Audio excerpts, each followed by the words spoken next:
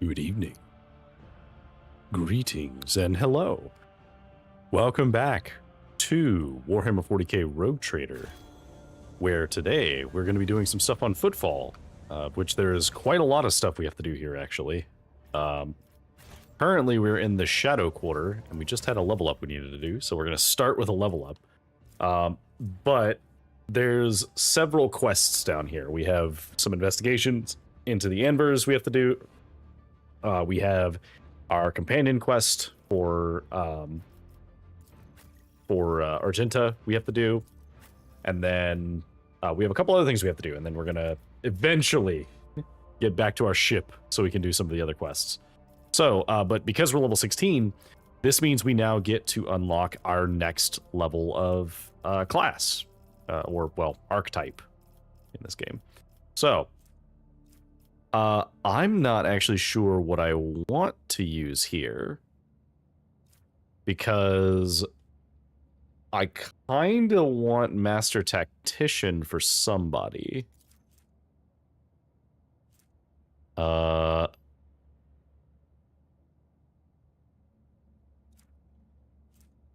some of these are pretty good.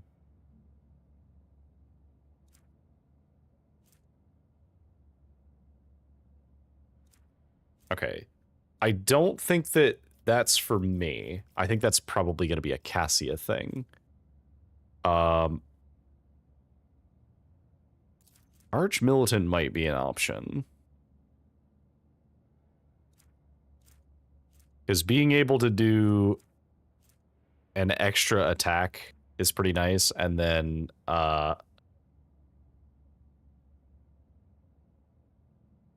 no, we're not going to be switching attacks all that often on this character, at least. Maybe Executioner? Carnival of Misery, you say? On hit, target suffers weapon damage, and if it is affected by any damage over time effects, immediately suffers 4 additional instances of those. Okay, so bleeding becomes really, really good. Oh, hi, Poketate. Welcome in. If the target of the next is suffering any damage over time effects, bonus strength bonus.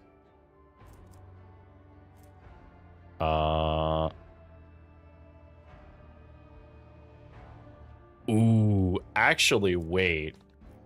Executioner might be the way to go, because that makes all of my melee attacks do bleed damage.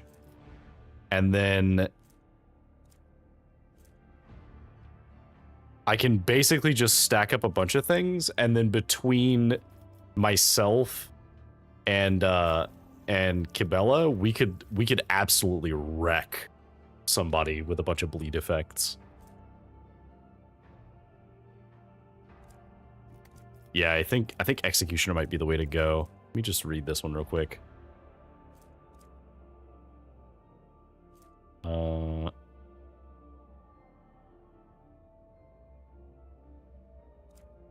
Season opening. Okay, so it might be useful for one of them to be this.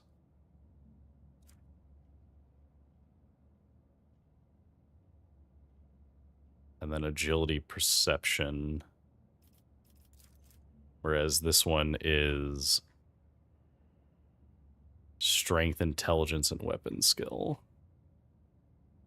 I think it actually might be better for me to be an executioner, and maybe for her to be an assassin. We'll do executioner and just see how this looks. So, Medicaid divided by 10. So we get a bonus to our Medicaid based on our Blade Dancer archetype.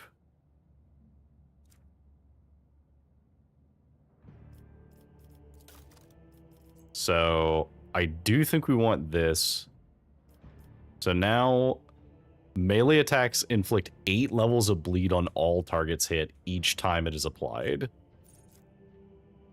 And when we do damage to time effects on a target already suffering from the effect, they have to make a resistance test with a penalty equal to my Medicaid divided by 10. And then if they fail, they suffer additional damage and all damage over time effects are increased. So, and then we get this, which is our, I guess this is our new, oh, this is just a new passive effect. So, so we use this, it costs 0 AP. Next successful attack, suffering damage over time. We instantly suffer, they suffer more damage.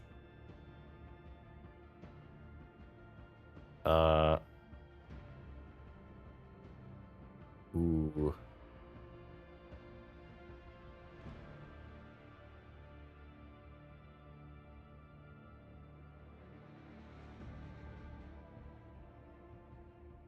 Can be affected by the same damage effects until the end of the round.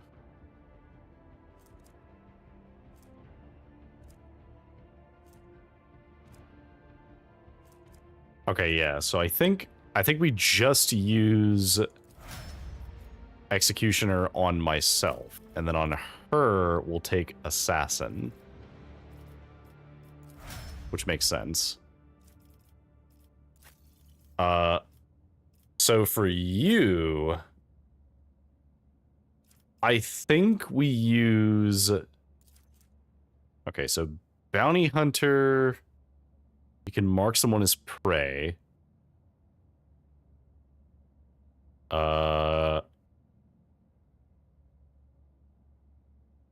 When you kill a marked target, you get bonuses.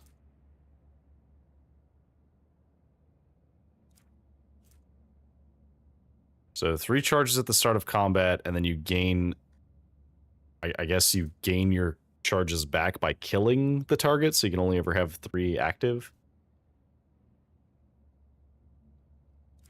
Wild Hunt, always hitting and always critting is pretty good. Militant,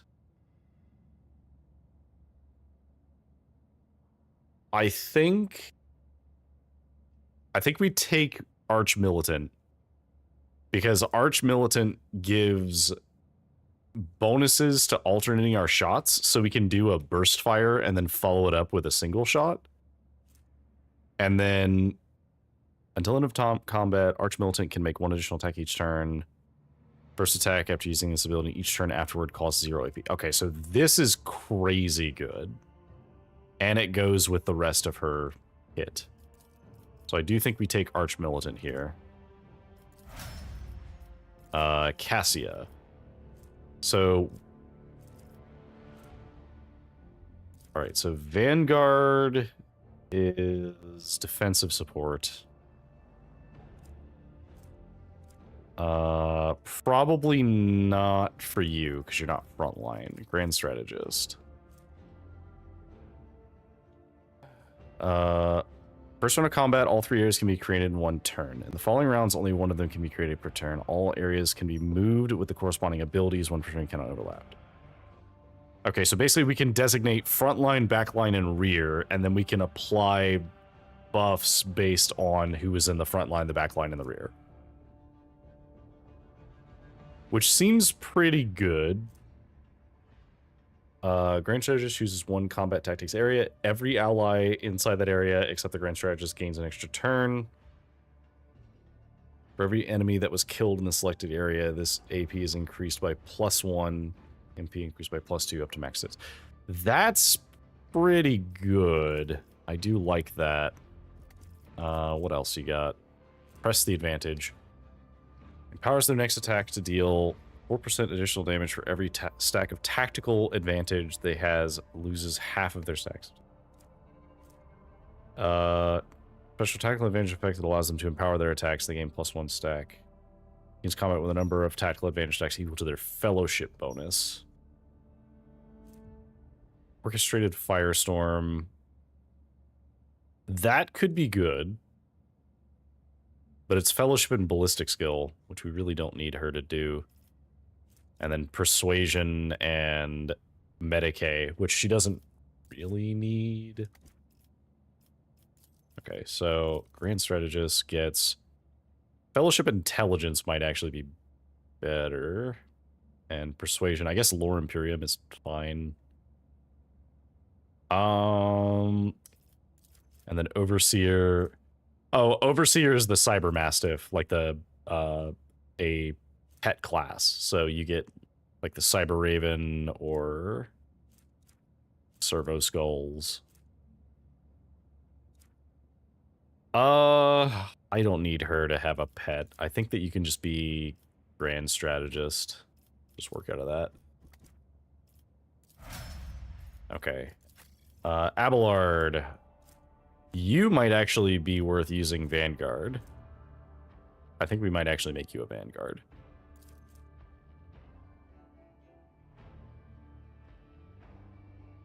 Yeah, I think Vanguard actually works for you. So, because it would either be Vanguard or it would be, I guess, Arch-Militant might work. But I think Vanguard is going to be better for how we're playing him. And you, I don't need another Grand Strategist. Do I want you to be an Overseer?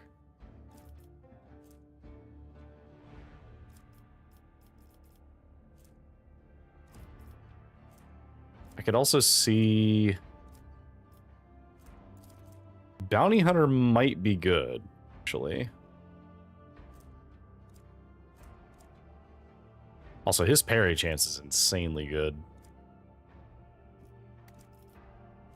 Maybe we... Do we have anybody who cares about parry?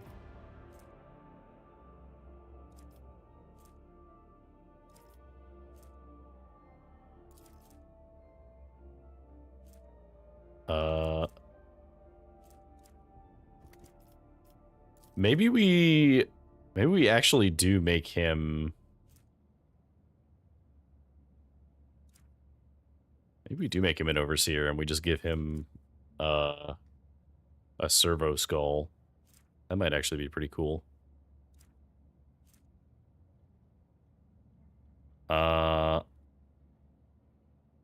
Okay, so targets that are under surveillance don't have cover. And then everything that's within 4-cell radius of the Servo Skull Swarm are immune to crits. Pretty good. Obstruct enemies' attacks in the direction of the Cyber Eagle that hit that enemy's allies automatically score crits. Okay, so basically we can guarantee crits. We can relay attacking psychic powers through the Cyber Raven, but that's only him that can do that, and he can't use those right now. And then Cyber Massive is just bonus damage, basically. So the question is, do we want the Overseer for the the Servo Skulls, or do we want like Bounty Hunter? I think Bounty Hunter might actually be worth it.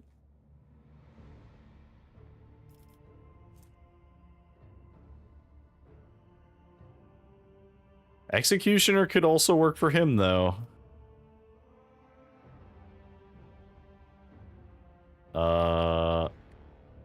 It might be worth it.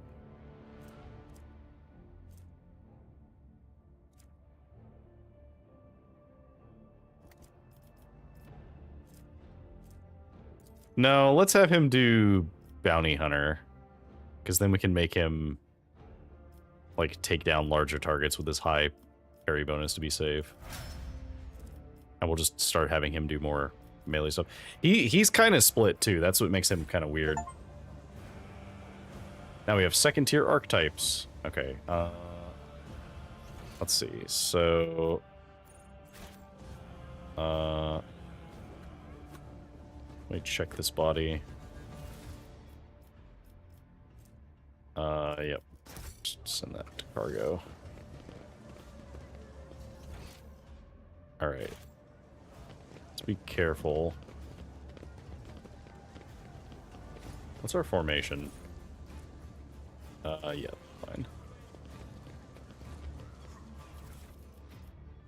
take the Melta. I won't tolerate weakness. Pascal, open the box. That stuff. Clear the rubble. An expected result. How are you doing today, Poketate? What's in the box? Cyber Mastiff buff and grenade buff. Okay. The dead know nothing, and neither do the ignorant. Okay. Where's this? Well-worn poster with a call to serve the Imperium. Serve the Emperor today. Tomorrow you may be dead.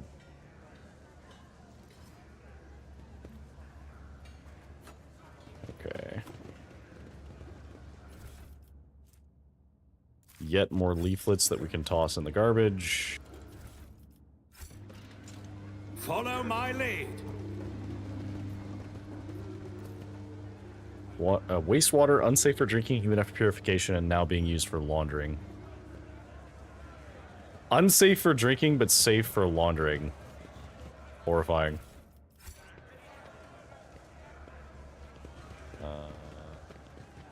What's over here?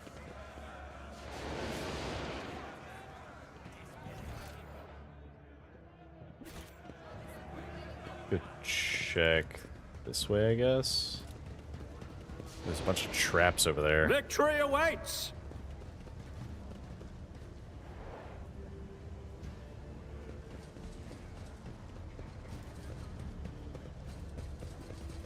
Anything actually over here? Oh. No, this just goes back to that other place.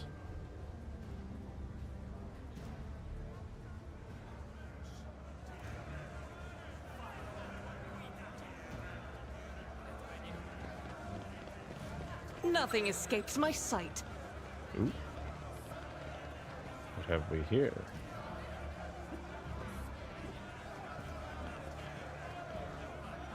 How can I...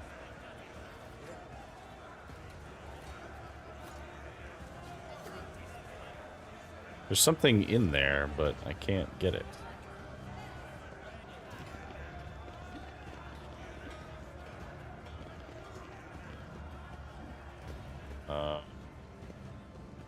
Something over here. Fortune smiles on us, an ill omen. To the cultist lair. We found it.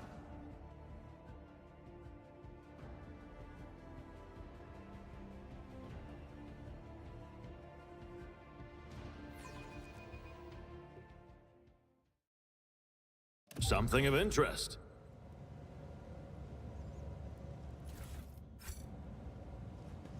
Okay. It's about time. Whew. Abelard. Okay, so... Blood is my life. Death is my duty.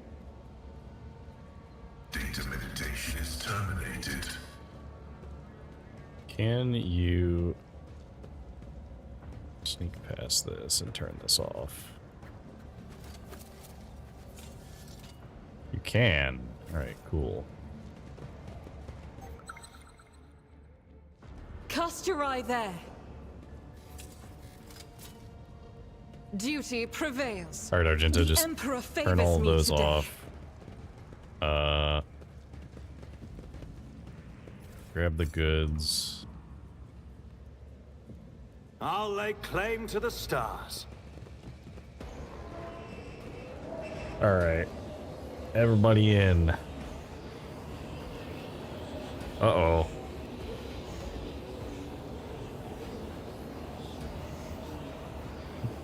This doesn't look good. Oh no. Horrifying. Thank you, Argenta. Immediately starts by shooting somebody. I'm kind of disappointed they didn't take damage from that. Alright. Cassia, I guess we'll just put you over here is fine. I will put myself here. Argenta, you can take cover. Pascal, you can go here. Abelard, I guess you can go here is fine. And then Hibula, you can go over here. Actually, I'll put you back here. That's probably fine. Alright, so Cassie gets to go first. So, designate the front line to be, like, here. The back line is here. And then the rear is back here. I'm not accustomed to being ordered around. Alright. And then we will buff myself. I am a navigator, not a servitor. And this would do a lot of damage, but not enough to be worth using right now. I'll use 1 point to shoot you. And then let's give you a turn. Actually, can I Zone of Fear? Oh, that would be so good. Yes! Alright. Good enough. Chaos guides me. Okay, he has AoE slaps.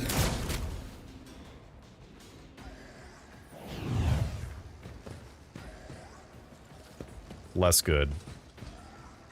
I will have to move my front line because I think we pushed them all out of the front line.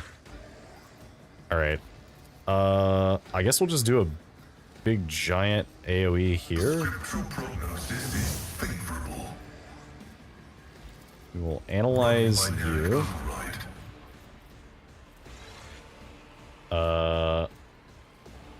And then let's mark you as prey. Approved. And then we'll just attack you.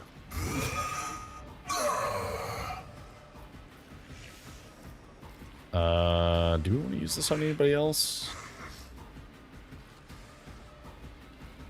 It's only whenever they get the kill, though. Kind of sucks.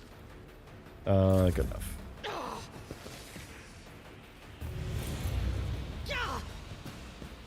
Are they just... I guess they're just buffing the horror. Ow. Crush the feeble. That did a lot of damage.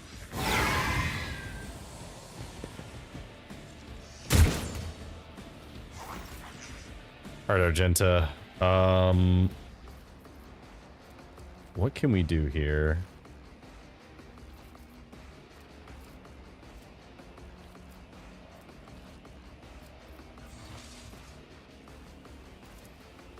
Okay, let's do this, and I'm gonna step to here.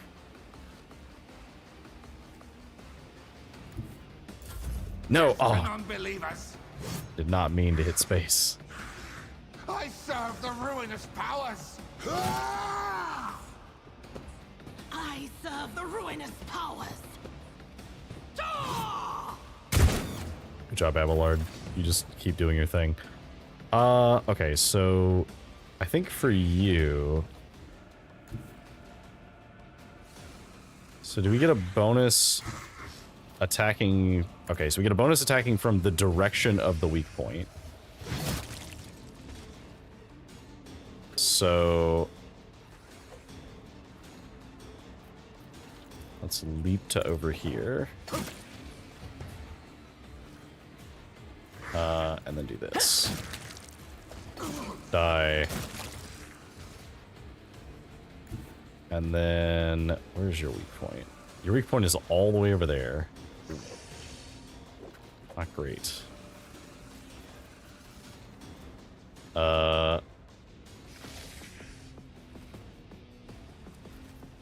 We can mark an additional opening. No. Let's just move here. And then this turn.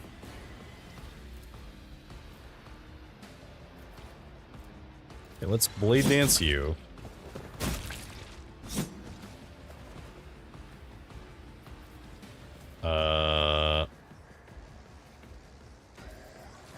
And then we can leap over to you. Already done. Which puts a ton of bleed on you. And then Suits my where it purpose. hurts. And we will do...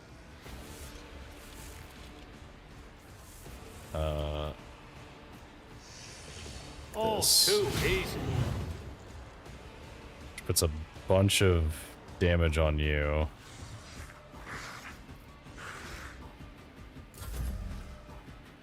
Alright, and then Abelard, I'll have you move to here and then just charge this guy.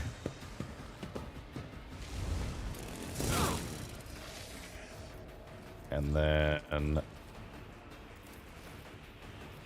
the sworn Victory enemy is you. imminent. Just cleave here. Target well struck. And then brace for impact. Alright, Cassia, so let's move the front line to Me? here. If you insist, Lord Captain. And then let's buff Argenta.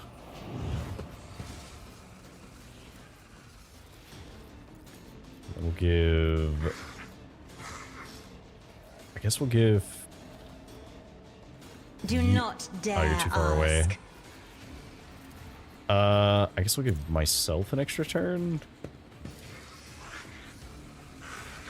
And with it, we will use it to do Blade Dance. Your fire Oh. trajectory is No, no. Are you kidding me? Oh, I'm so sorry, Pascal. That is actually awful. All right.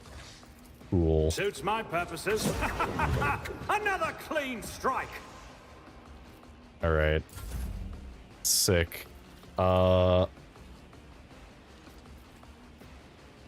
Shoot you, I guess. integrity failure detected. All right, Pascal, please survive. Oh, good, you survived. Okay, what do we do here?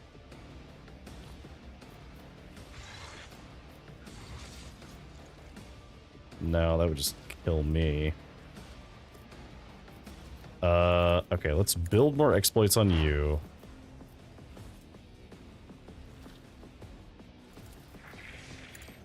Do everything we can to reduce the effectiveness of you. And then do some damage. And then we'll leave the exploits, I guess. Chaos guides me. Okay, you just went to ground.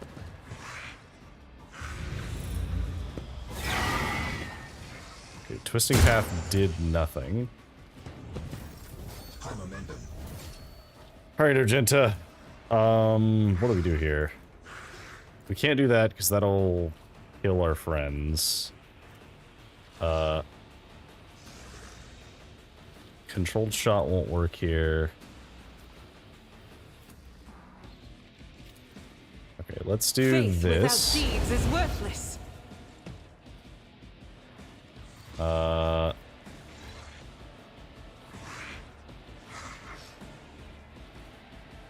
And then I we'll am do this. his will made manifest.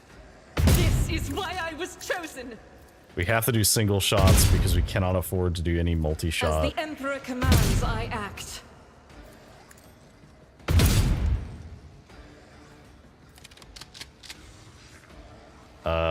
And then I guess, can we move to here and heal Pascal? Increased. All right, sick.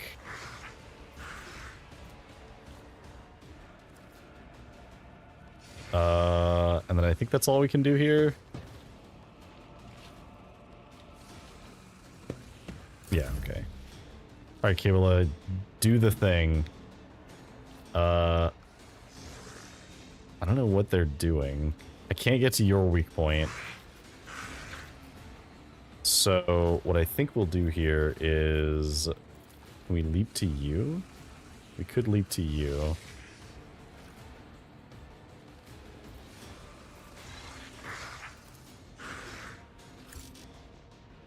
Okay, so let's get to here. Let's get here. And then we'll aim for an opening on you. Footprints of Scarlet.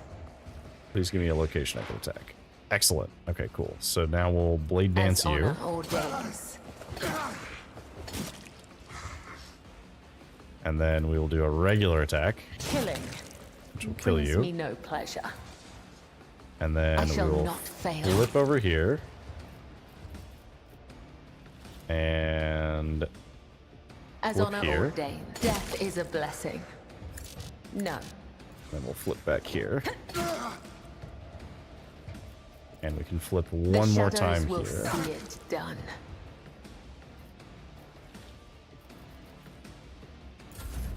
Okay, now I'm next, so... Well, now we can blade dance safely because there's no one nearby. Nothing I can't do.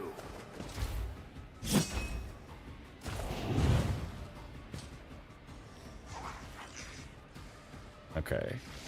And then we'll do this. And do this. Do a bunch of damage to you.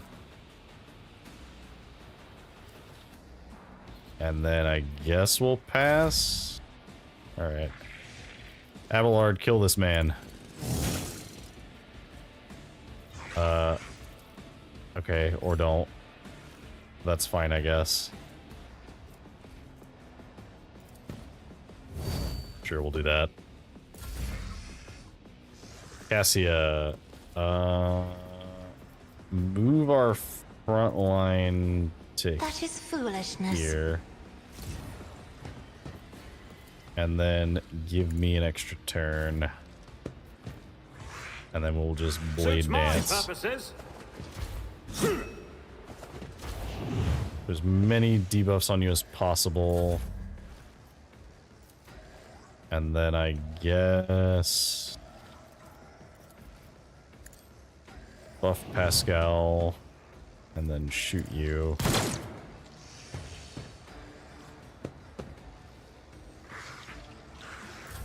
Nothing better to do. Okay. Ooh. Oh, brutal. Okay, but we're still okay. We just took a bunch of damage. Melting. Okay, any other... trauma? Cannot use psychic powers. Okay, well that's fine. Pascal... shoot this man. Actually, wait, can you... Okay, here's what we'll do. Do this. And then...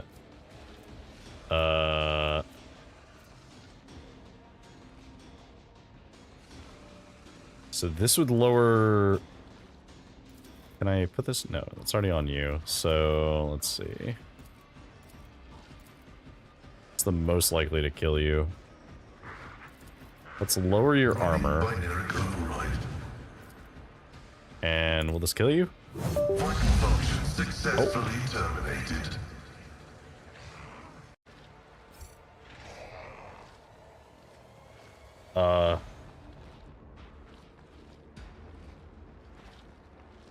I don't know what that did, but it turned my headset off. Did killing that demon just cause my headset to crash? Because if so, that's really funny. The Omnissiah knows all. Okay, let's mark both of you. And go from there. Okay. Argenta, you don't really have a good shot.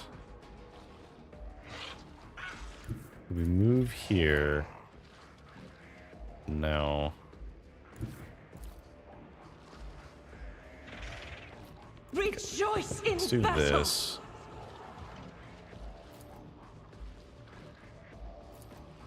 No, that'll hit me. I'll do it. You, my emperor. So do that.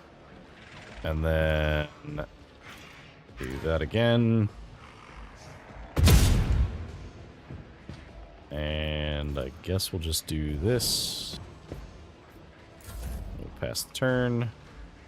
Gabella, you can just do As this the and probably kill this tenets guy. demand. Alright, that guy is hella dead.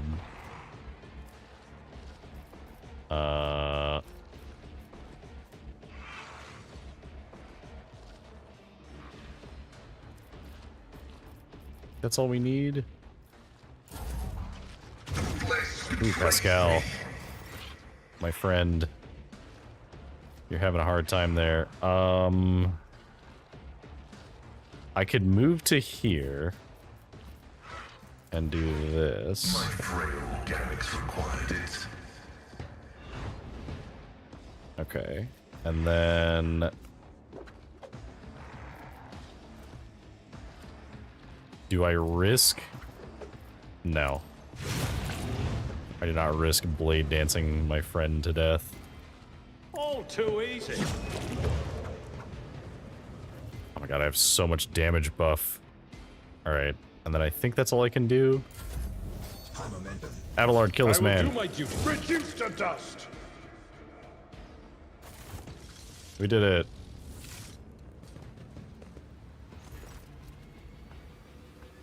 Argenta rushes to the last living cultist and silently, furiously punches him in the face.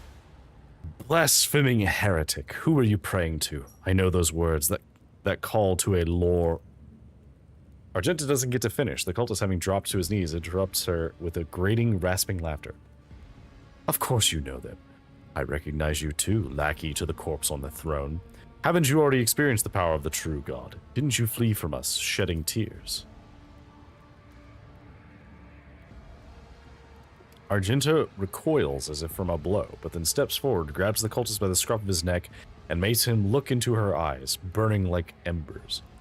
I am one of the Adeptus Sororitas, and I have never, not once in my life, fled from heretics and betrayers of humankind. Okay. Argenta, wait. The heretic must be interrogated. What do you want to know, servants of the Corpse Emperor? The names of my brethren, how many of us there are, where we are? I will tell you myself. We are myriad, and we are everywhere. Soon, very soon, you will hear our voices. And when you hear them at your back, so close you can feel our breath, then you will know the power of the true God. The undying Emperor is the one true God. You will soon learn this when you face his harsh judgment, as will all your accomplices.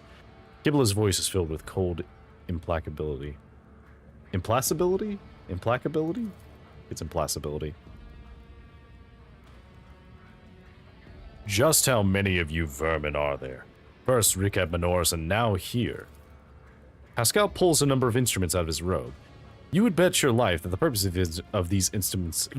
You would bet your life that the purpose of these items isn't to disassemble machines, he says casually. Should you encounter difficulties during the information extraction process, I would recommend precise targeting of ganglia. The cultist chuckles arrogantly but pales under Pascal's calm, probing gaze. Who or what is this true God you keep mentioning? You will know in time. The cultist gives you a wicked smile, painted with the fresh blood on his lips. How do you know Argenta? Have you seen her on Footfall before? Not on Footfall, the cultist laughs hoarsely. In another place, she flew right in, like a bird into a snare.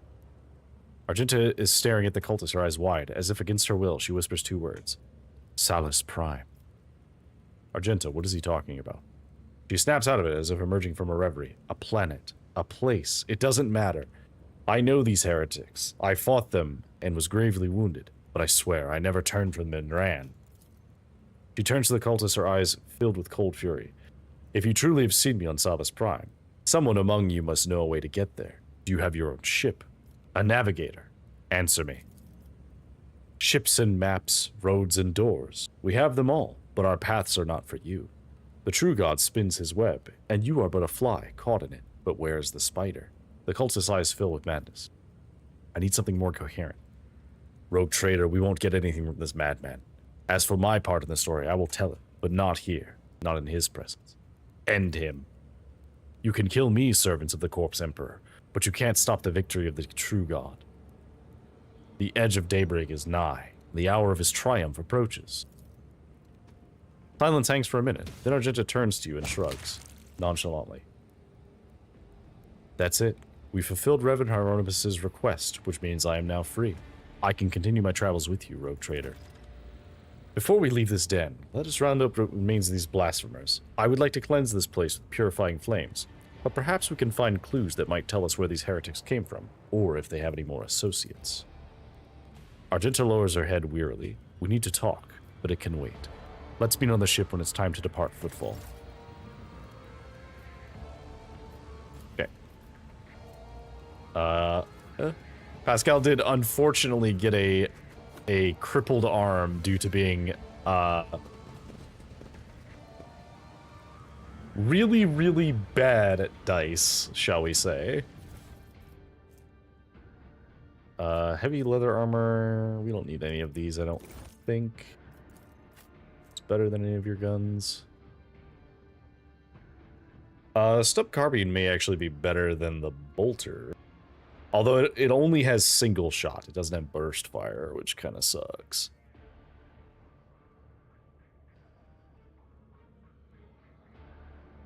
Yeah, that rate of fire is not that great. And I'd rather use the flamer.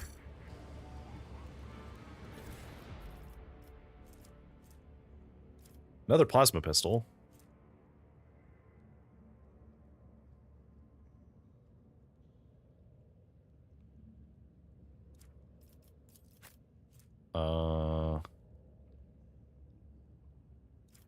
Okay, let's toss all this stuff into the garbage bin. Okay, nothing else in here. Let's check out the rest of this place. Alright, Pascal, open the box. Bow hammer. Okay. The melee shotgun. Sororitas boots. Interesting. Okay. Make sure you look at those. So, for you... Sororitas boots. You don't have any boots on right now. Roar gains momentum to 175 whenever they kill 5 enemies in a row in one turn. Interesting. Okay, that's really good then. Those on you immediately.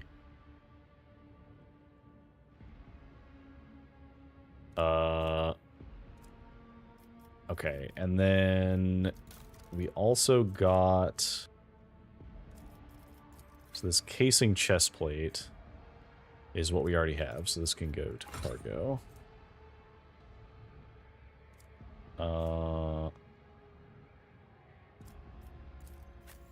Sin skin might be worth using.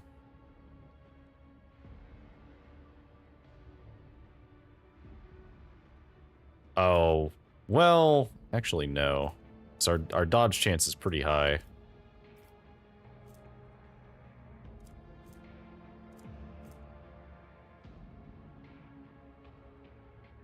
+2 deflection and 20% bonus armor against fire damage and immunity to burning.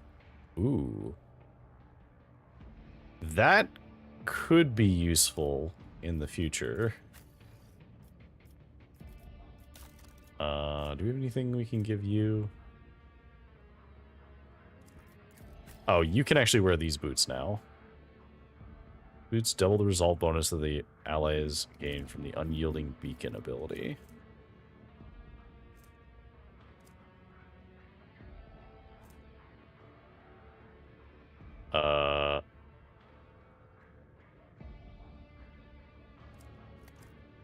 Okay, so this would give a bigger bonus to allies from him getting his buff.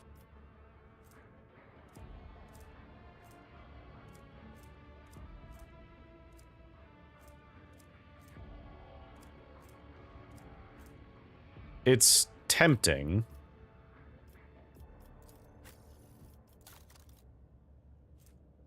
And then what we have your gun as?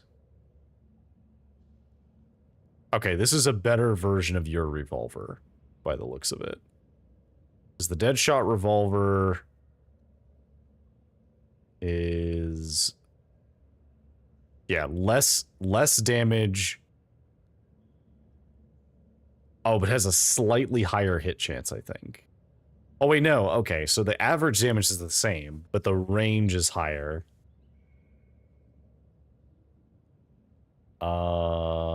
Okay. Then I don't think we need to change that. We can swap the shotgun for the shredder shotgun, though. Because I do think that's better. Thunderhammer.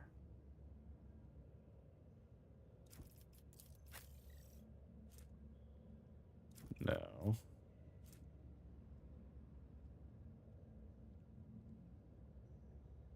This could be worth using. Oh, but he gets a huge boost from using his own axe. Okay. That's fine. Oh wait, no, faux hammer. Okay, this one is actually just better. Like, the damage is higher. It's not a pistol, it's a shotgun. Okay. Good enough. Anything else in here?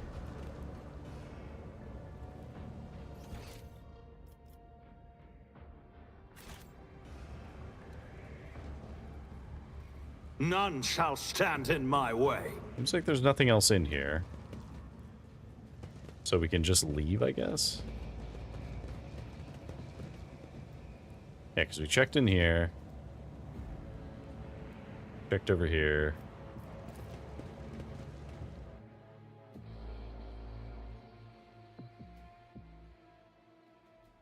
Alright.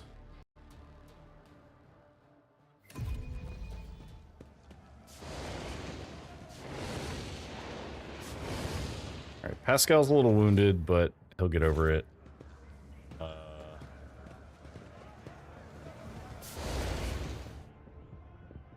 think we can go this way.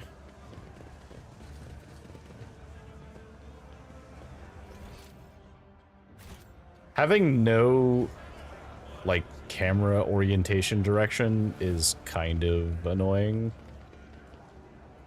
My house would be proud of A me. layer of rust, scratches, and ancient paint. The silhouettes of long erased letters are barely visible. Undoubtedly in the past, the filthy sign was adorned with the proud name of the bureaucratic heart of the entire Imperium, Adeptus Administratum.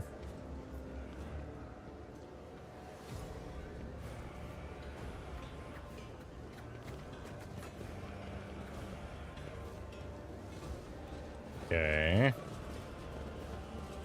Follow my lead.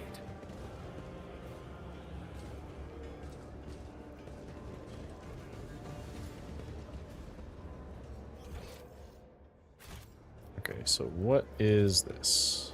Or use a compartment of the massive void ship adapted into living space. From inside the building, the clinking of glasses and numerous voices can be heard. Martyr's Endurance. What is this? Okay, this is a bar.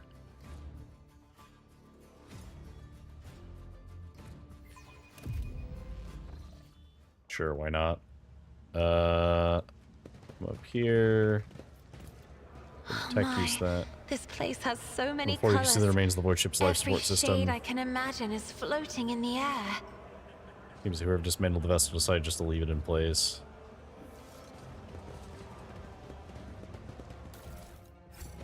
Take all that. Victory awaits. Stop. There. There's a thing over here. What is this? Says vat meal cakes. I see. The Vizier. Sector Would he plates be are lumps of proud? sawdust, toxic waste Am that I? is sometimes passed off as ordinary nutritious starch. I believe you get XP every time we do I this. better myself through my service. The upholstery of the dirty sofa moves slightly. A soft hissing can be distinctly heard from the depths of the furniture. Probably rats of some kind. Like Pascal. Menu system of the Adeptus Amazicus looks eerily similar to the design of the internal skin of the fuel compartment. Interesting. Open this, Pascal. Machine God grants me insight. We will talk to the bartender, but first I do want to go back here.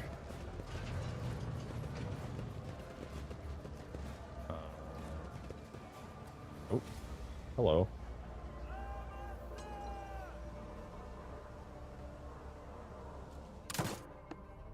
What the hell? Why the throne? That's him, isn't it? The poor sap who got his tongue cut out by the embers. Ooh.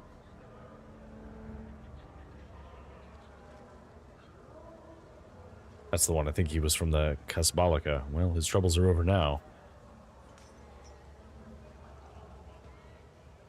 Ooh. Okay.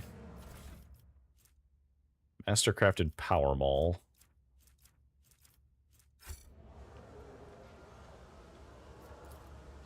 Is there anything else in here? A new challenge for me? Nope.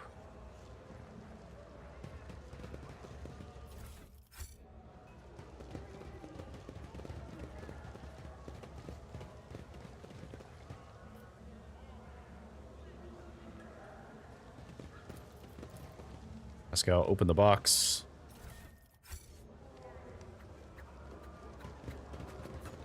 Riza, who are you? The woman looks to be in her 40s, and she is surveying you with interest. Her right eye appears almost black against her dusky skin, while her left eye emits a greenish light filtered through the smudged lens of a prosthesis. Her arms are tattooed all the way from the base of her shoulders to her knuckles. Looking for something specific you're buying or maybe selling? Don't be shy. Just ask old Riza. Just ask. Old Riza knows all kinds of folk. My boys will fetch you anything your heart desires. Grandpa Bachval says hello. Riza's face breaks into a broad smile. That old rascal, I thought he'd croaked in the mines a long time ago. But old man Bachval's still alive and kicking, you say? Me and him have been through a lot of interesting scrapes together. Oh, all the weird and wonderful things we've acquired. Bachval wouldn't send his regards along with just anyone. You must have done him a good turn. Because of that, old Riza's going to give you a special discount. You get a 5 profit factor discount on items from the Fellowship of the Void faction. Hell yeah. Oh, thanks, ass. I don't think the message ever actually got posted, but I just didn't. I didn't click on it because I was in the middle of combat. All right, what you got? So we get a huge discount from you. Serrated Greatsword. Pretty good. We can't quite afford all of this yet.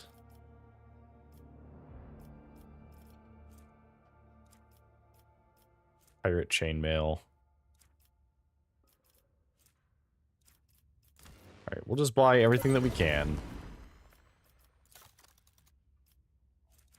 And then we'll sort by cost. So you guys really like this. What do you have that I might want?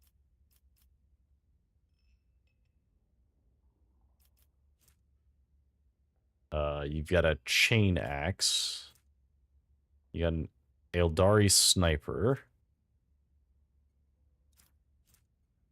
Bonus to commerce and persuasion. Good hammer. Increases the chance of triggering psychic phenomenon, but increases warp damage. Okay. Once per turn, you can use after the wearer uses Blood Oath or Oath of Vengeance. They gain +1 use of dash.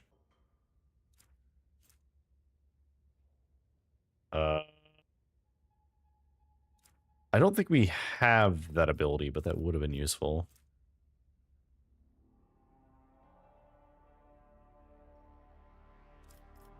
Awakened Nightmare, which is a very powerful force sword. Be nice. Wow. Awakened Nightmare is actually crazy good. Okay. Yeah, so we want to get high up with you eventually. We don't have anything we need, though. I still have business with you. Yep, that's fine. Okay, so we definitely want to buy stuff from I'll lay them claim to the stars. later.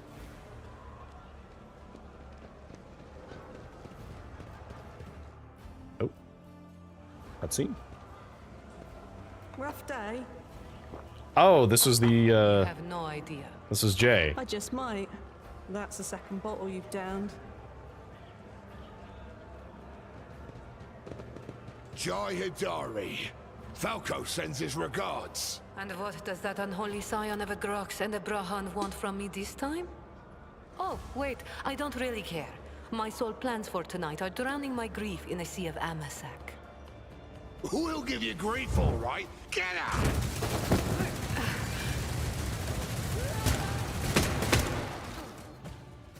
Don't think so, Ashmag.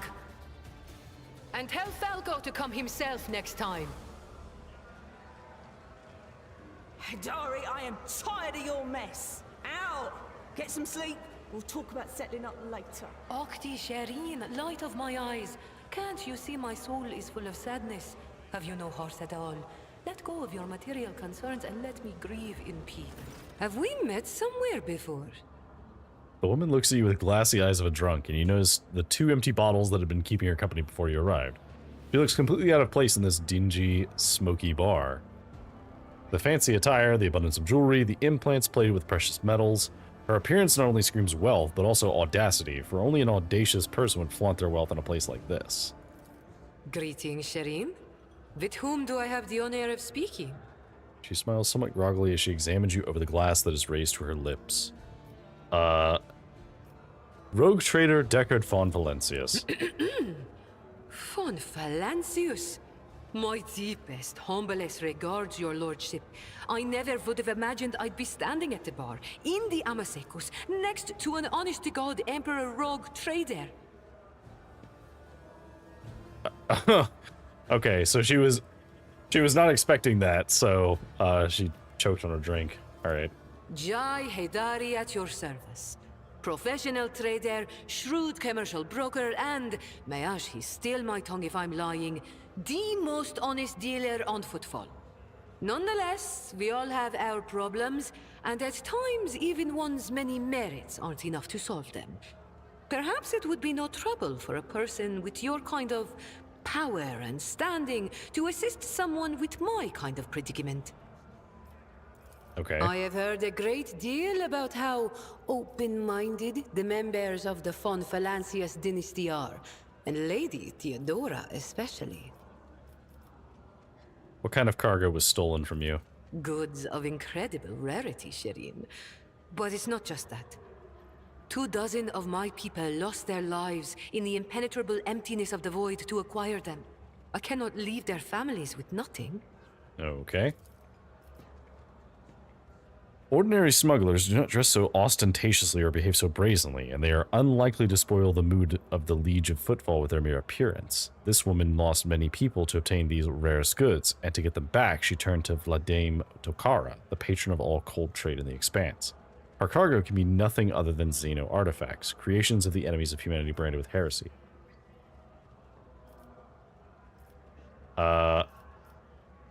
No, we're not going to accuse her or anything. I want to ask you a few questions before we decide. Ask as many as you wish, Shireen.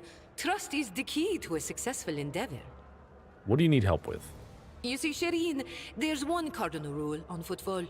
Anything goes as long as it doesn't get in the way of business. I'm someone who's been able to exploit that rule to the fullest. And in recent years, I've hit it so big, I've become a speck of sand in someone's green eye. They used to throw small wrenches into my dealings here and there. Well, now they've decided to really put their backs into it. Some rats stolen my cargo and dragged it off to the seediest part of the Shadow Quarters. A crummy place even for connoisseurs of Footfall's unique atmosphere. Okay. Also just noticed my microphone is, for some reason, a little bit more sensitive tonight, so it actually caught me, like, taking a sip of my drink. So I'll try and be mindful of that. When I asked the Liege for protection, we had a mutual misunderstanding. I believe Vladium, in a most lamentable fashion, has forgotten his duties as guardian of the downtrodden and wronged. So I'm in desperate need of a new one. And you, Shireen, fit the bill perfectly. All I need is for you to drop by one dark corner of Footfall Shadow Quarters and pound it into the thieves' heads that taking Heydari's property carries certain risks. I see. Jay appears to be a serious operator on Footfall. The Legion's refusal to help means the loss of a potential ally. So Jay is encroaching on his turf. If Vladim is not responsible for the disappearance of Jay's cargo, he will certainly benefit from it greatly.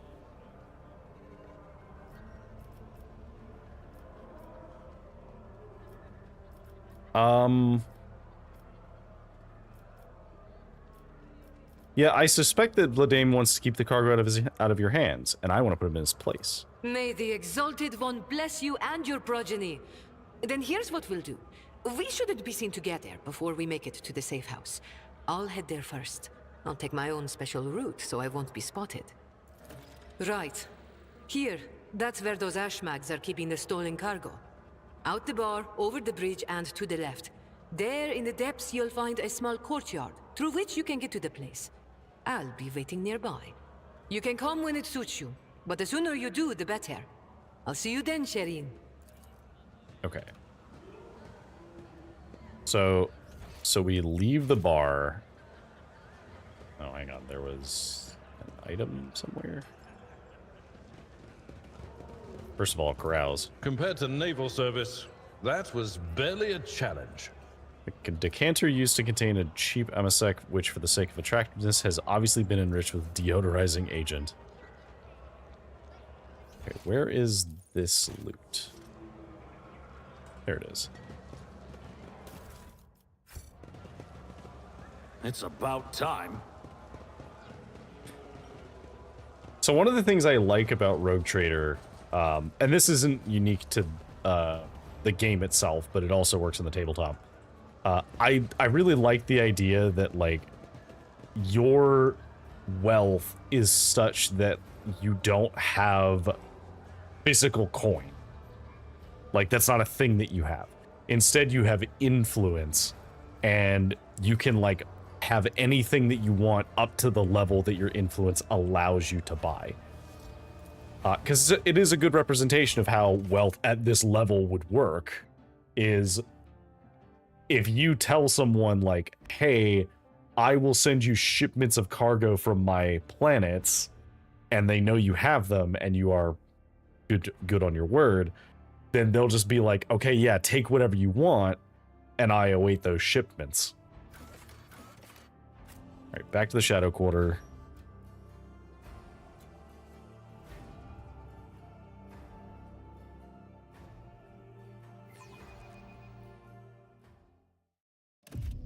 All right, so let's see.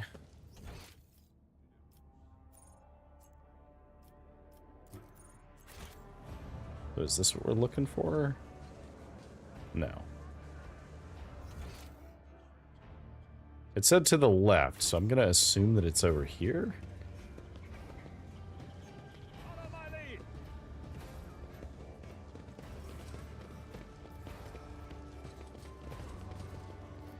Okay, into the warehouse.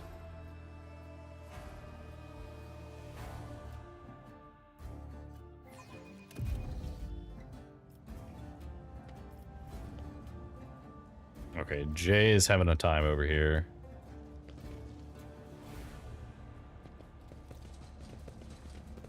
Follow me, please. Okay, so she has a big two-handed chainsword. Oh, did I actually want to use any of that stuff we just got? I don't think so. Maybe the greatsword?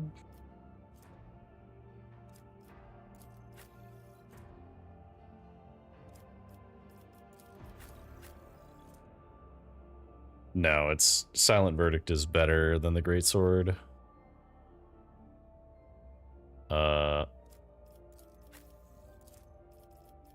let me see. Plus 10% parry for each stack. On a critical hit, the sword inflicts 1 stack of laceration. For each stack, all attacks of this sword against the same target deal plus 10% damage. Okay. Not really a reason to give you that. None shall stand in my Lord Captain, do you think this enterprise is wise? I wouldn't be surprised if this all turns out to be a trap. You're probably right, I Adelard. concur with Master Viserion. This place reminds me of the maintenance modules on Urak 5. All the colors are so grubby. I mean, that's fine. Okay, let's go this way.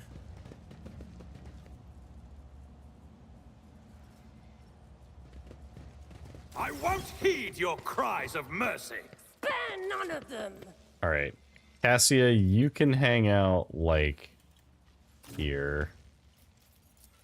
I will put myself...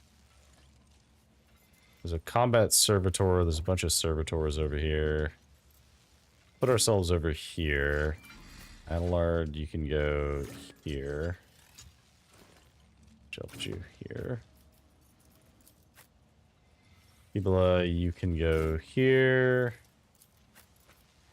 Pascal, I guess I'll put you... Not really a good place for you. And then Argenta... Just put you here. Alright. I think that'll work. Okay, so...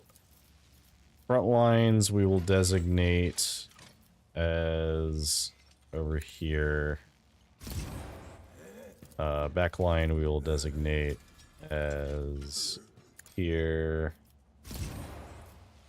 And then the rear we'll put as Isn't this a job for the serfs? right here. And then we will, I guess, voice of command you. Buff you. Do this. Okay. Maybe the flamer? This is why I was chosen! Brutal. Okay. And then end turn.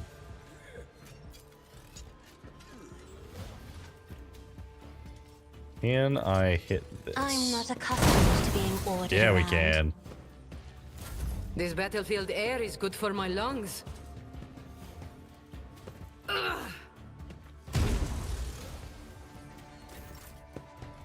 Alright. Cassie, you get to go again for some reason.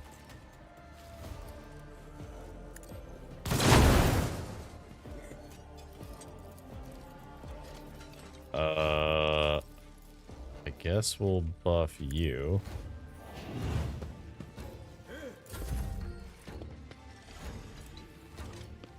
Time to slaughter someone! Hold on.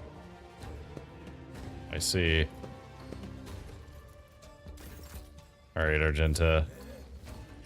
Let's do As the this. Emperor commands, I act.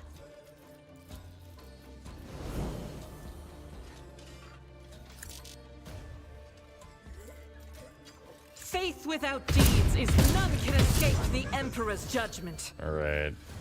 And then let's do this. For you, my Emperor!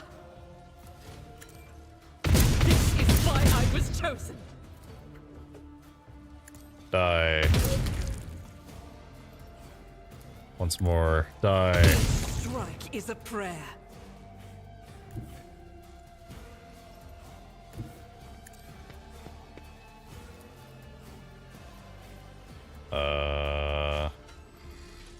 Doubt is for the weak. Okay. Then reload, and then we're done. Oh, there's even more coming from there.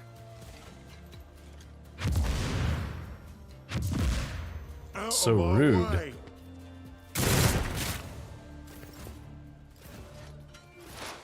Alright, well, that was unfortunate.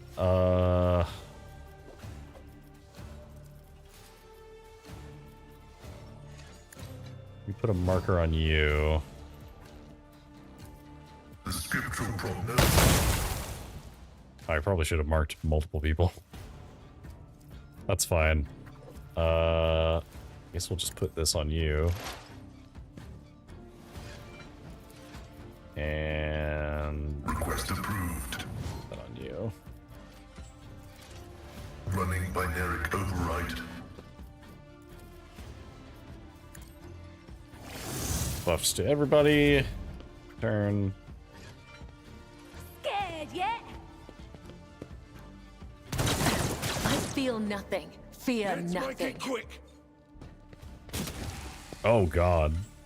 An offering of blood. I'll rip that guy. Alright, Abelard. We go this way. And then we charge. Let's charge you. Mark you a target. Oop. Shoot you.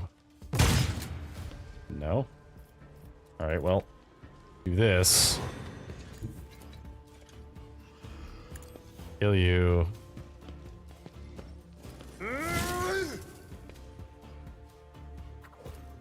Or not. At your back, and I took care of this one.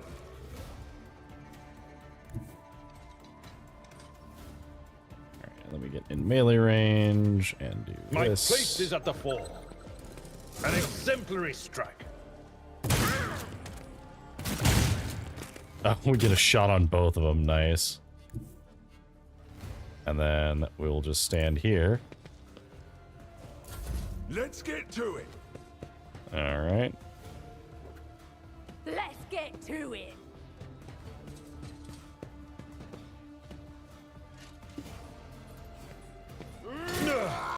My ears are ringing.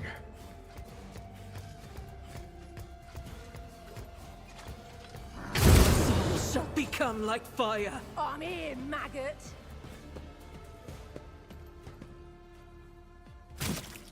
Okay. Instant death poison. Pretty good. Let's do... Actually, let's buff... Yeah, let's If buff... only that were possible. Oh, you're not allowed to act. Darn. What do we do here?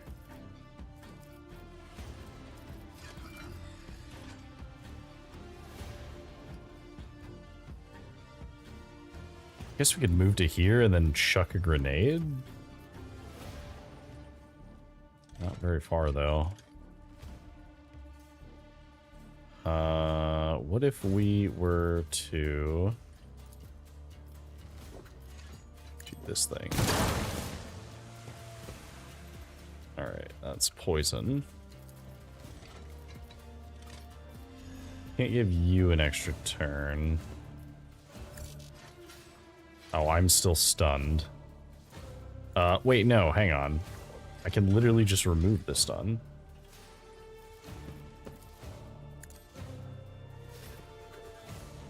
Alright. As the Emperor commands, I act. Alright, get rid of your cover. I'll do it. And then remove that.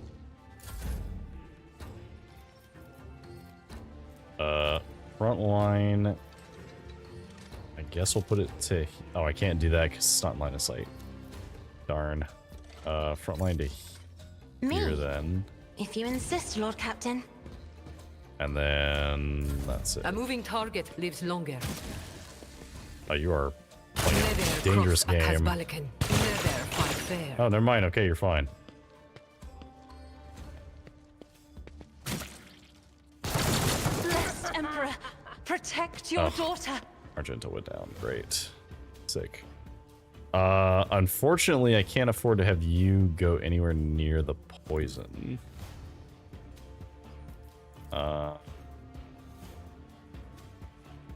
No, I think I just pull you back. In silence. And then I can go to here. Because I can at least shoot one of you guys. Let's shoot... Actually, wait. Can I just shoot you?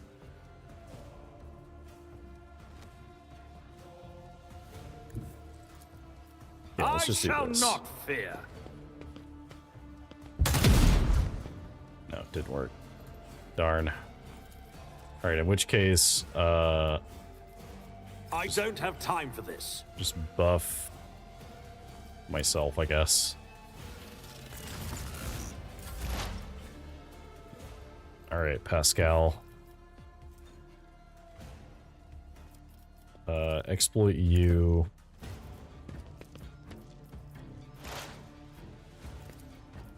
Ignore, cover, and then...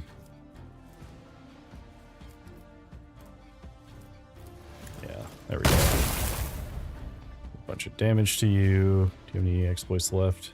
You do not. Okay, can we... My vow is to serve. Okay. Unfortunately, there's not an angle where we can kill both of you.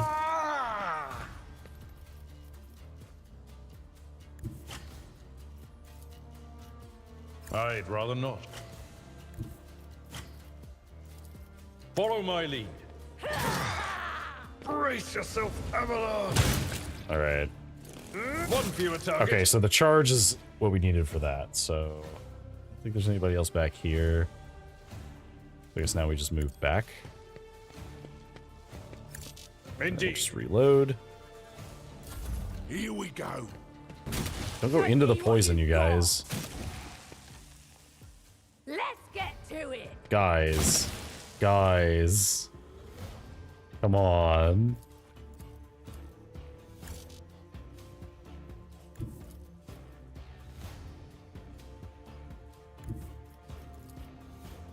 Battlefields are Let's do always this. drowned in scarlet. Alright, and then we'll give you I an extra am a turn. navigator, not a servitor. Okay.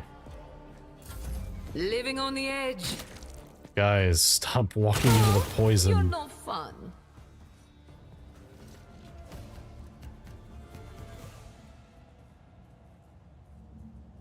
Okay, I guess they didn't count as dying. Shut up and get moving, Core. We need to open the passage into the tunnels and let our guys in. Jay, on your signal.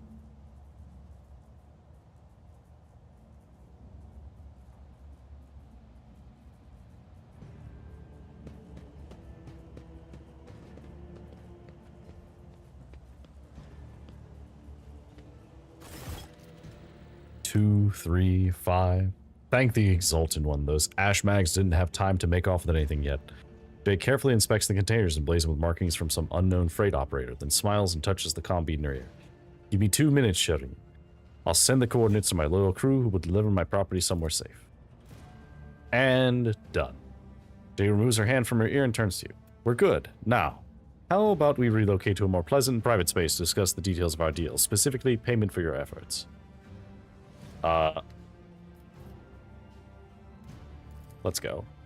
Jay opens her mouth to reply when you hear the sound of many footsteps behind you. The dame's agent. Stop right there, the name of the liege. The gaunt, pale-skinned man in grimy clerical robes glances at you and immediately falls to his knees obsequiously. Your Excellency! Please forgive my vehemence, most noble Deckard. I never expected to encounter such eminent persons in this corner of Footfall. I am Vladimir Tokara's personal agent. The man hesitates, choosing his words carefully. I came here to remove from criminal circulation a shipment, the distribution of which is banned in the lands of Footfall. Horrendous xeno-heresy that has been fraudulently delivered to a bastion of the Holy Imperium. Felix J. I do not for a moment, most noble Deckard. I do not doubt for a moment, most noble Deckard, that your presence here is merely a misunderstanding brought about by another's manipulations. Commerce test succeeded. It is too great a coincidence that the Liege's representative should arrive in the Shadow Quarters just after Jay has recovered her rightful spoils. It seems that the guards reported the problems with the shipment over the Vox, and not just to anyone, but to the Liege's personal agent. Ladame Takara knew about the shipment from the start, and planned to take it for himself and get rid of Jay if he could. Behold the grubby, underhanded struggle between cold traders. And had it not been for your impromptu deal struck in the bar, Ladame might have succeeded.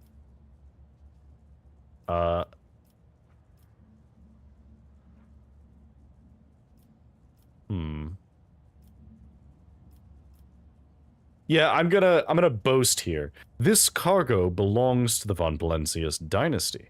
Is Lord Takara trying to encroach upon the property of a rogue trader? No, your lordship. I beg you to forgive this wretched serf. A terrible misunderstanding. 1,000 apologies. I won't disturb you further.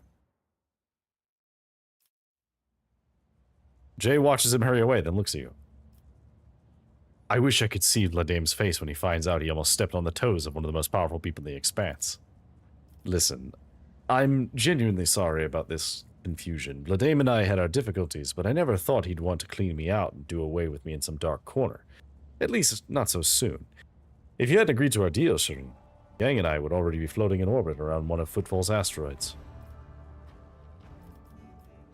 Oh, we could execute her immediately. No, we're not going to do that. It would actually be useful to have somebody who knows, like, the back alley deals. Let's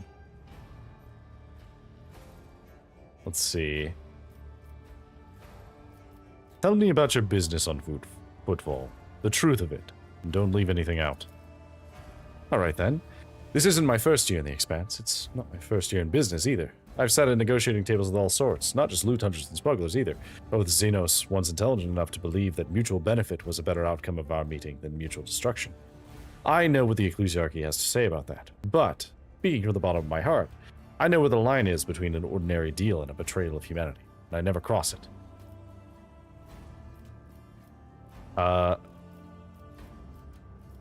Lines have a tendency to blur, usually unbeknownst to the person walking closest to them. Your words are full of heresy, and you are simply repulsive. No, a principled rogue who can think on her feet and is not afraid of inhumans. I like you more and more, Jay Hadari. There are no chance encounters when you are loved by the Exalted One. I like you more and more too, Sherry.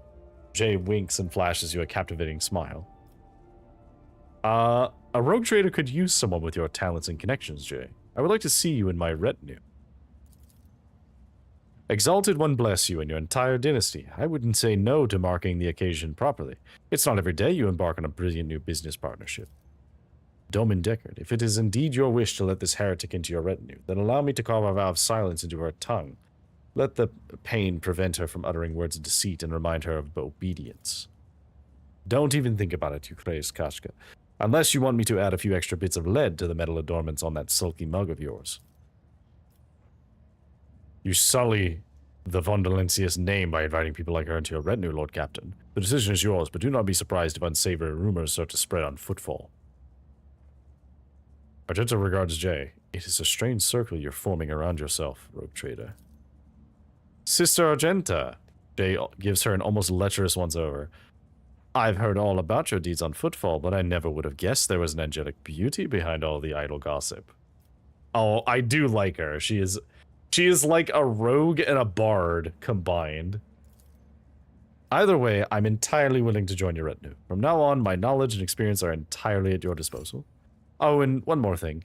If you're interested in a rather lucrative offer, one that can give the von Valencius protector a leg up, I'd say now isn't the best time to be thinking about such things, but once we get back to your ship, perhaps you could spare me a minute, Sherry.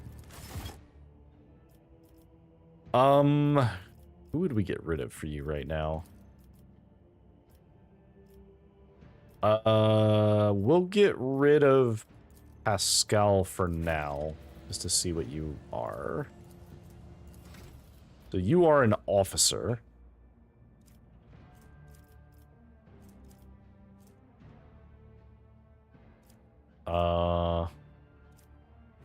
To be honest, I might replace Adelard with you. Because you're an officer that gets access to Vanguard. Your toughness isn't that great, but we could fix that. You have a high fellowship, you have a high ballistic.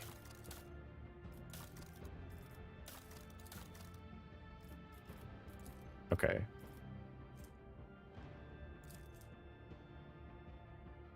Master Tactician might be the correct play here.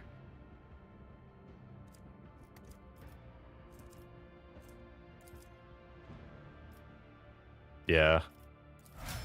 Because she has a very high fellowship. And then I don't have any gear for you. Oh, we have an ad starting soon, so I will step away for this ad. We'll stand up and stretch my legs a little bit, so I will be back momentarily.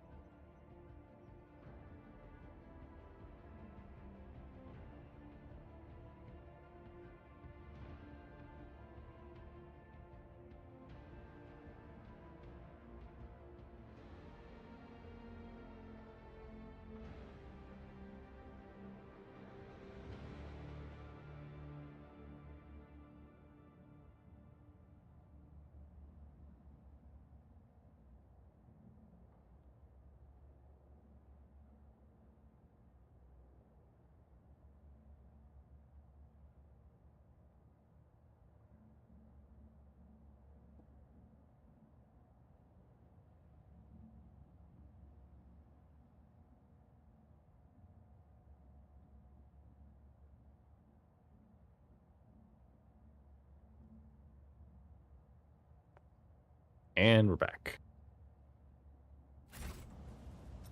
Okay, so she seems pretty good. She kind of fulfills a similar role that Cassia does, though. Which means we're probably gonna not end up using her that much.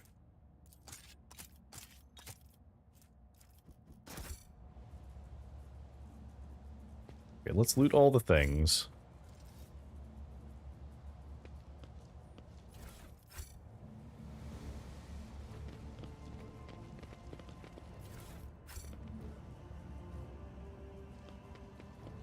What's this?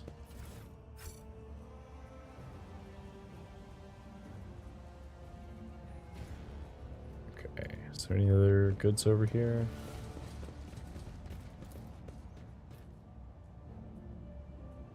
No. Okay. Alright, so then we can just leave. We need to investigate. Oh, What wait. torments you? Before we leave.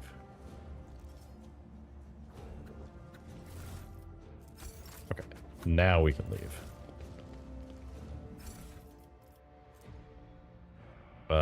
Movement points increased by +3 is interesting. The rest can just go in the garbage.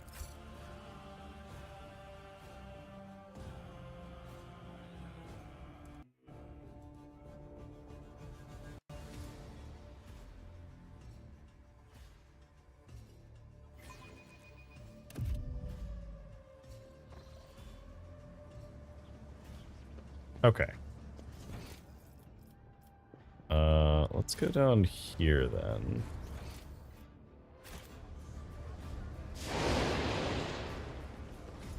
A new challenge for me. How do we get over here?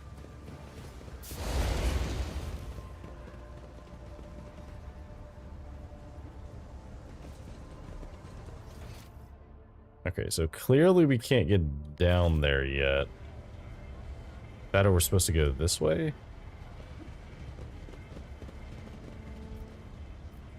Okay, yeah, it's definitely... That's a back door and an area that we can't get to yet. Anything else we can do here? Alright, what else do we have down here?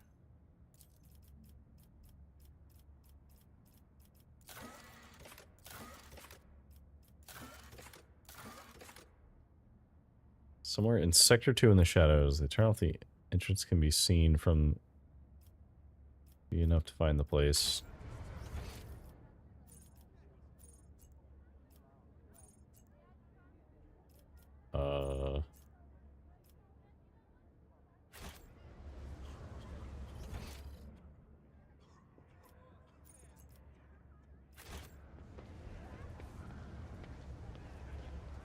Can we talk to you?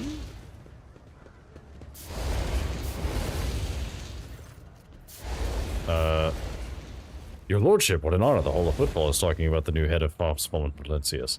Foreman of Footfall, Utility Crew 3 at your service. What are you doing?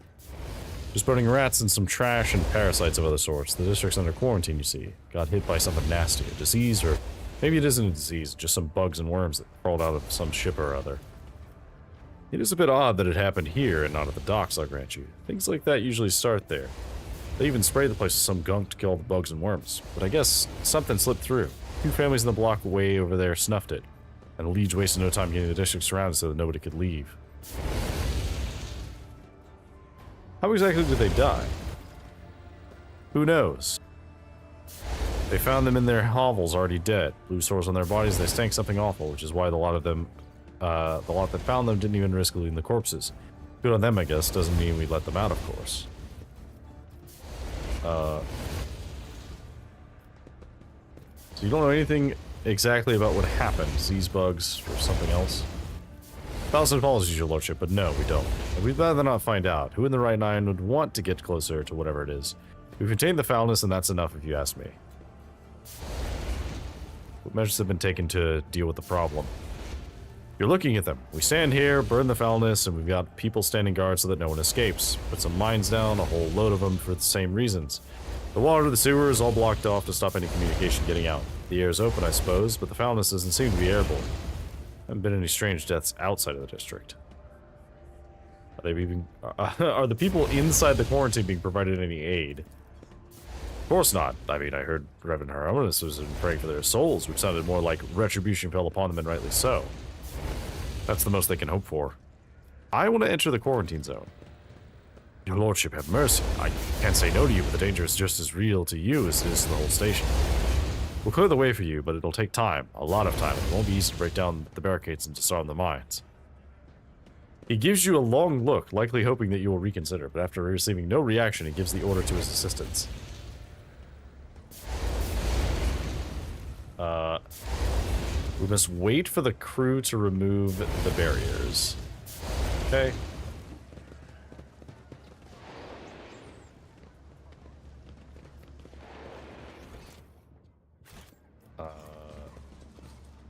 So this warehouse is where we just fought, right? Just to make sure. Yes, this is where we just were.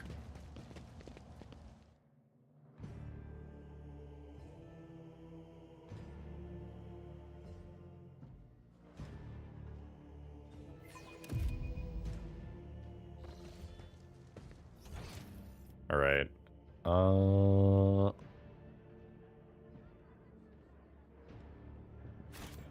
Guess let's go this way.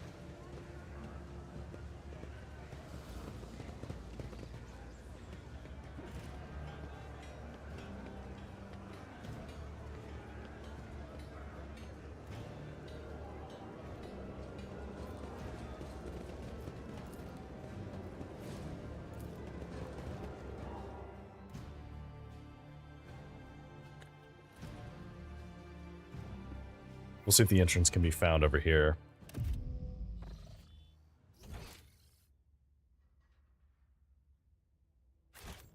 It doesn't look like it, but we'll check just to be sure.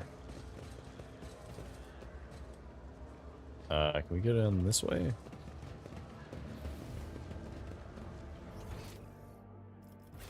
No.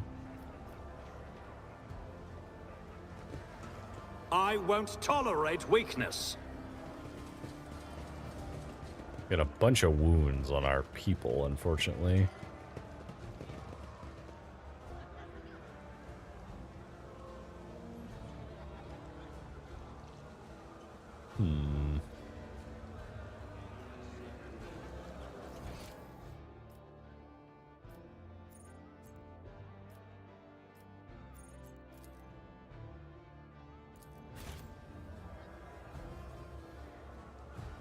Okay.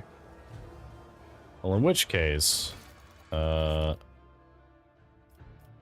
deal with that in a bit.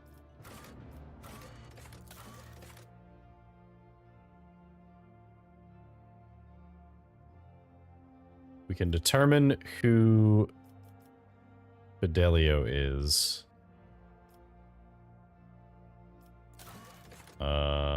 Somewhere in Sector 2.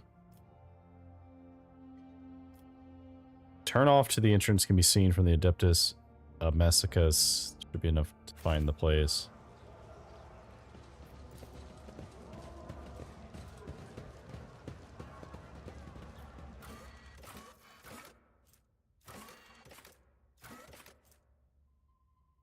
Okay. Keep checking out Rot. Try and find this place. All right. One moment.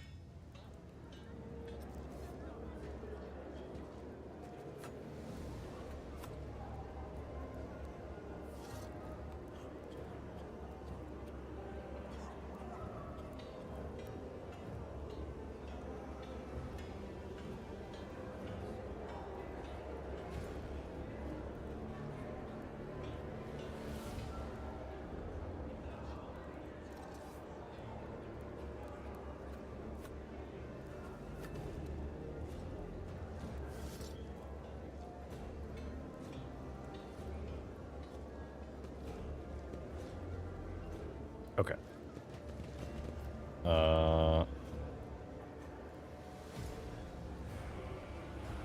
Is it over here?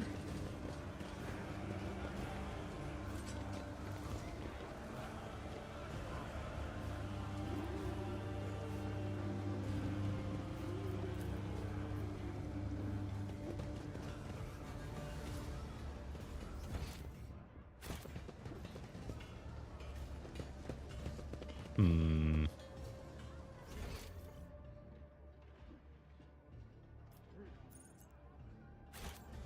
Yeah, because there's all this space down here, but I can't get to here because it's in quarantine. Maybe this area down here?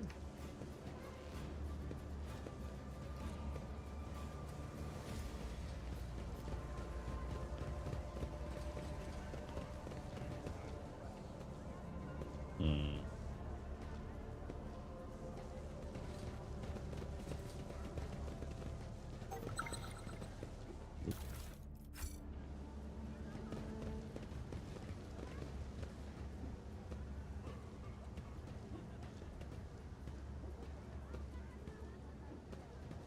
Nothing down there.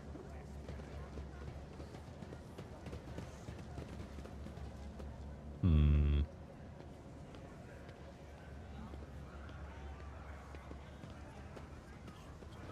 To the stars.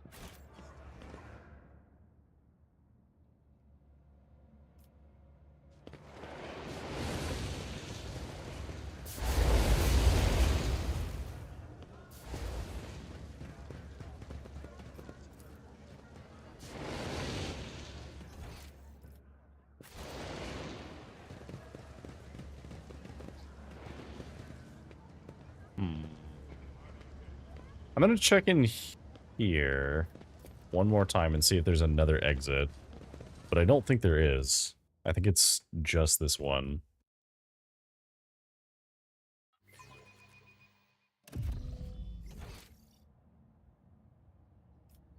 Yeah, that's what I thought. Okay, Follow my lead. that's fine. Okay, maybe we'll have to revisit that whenever we have that area opened again. Because until that's open, we may not be able to do anything about it.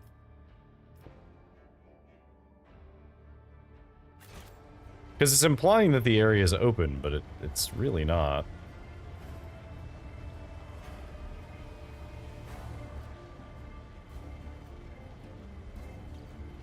Oh, I like the touch that this is just the map of the area.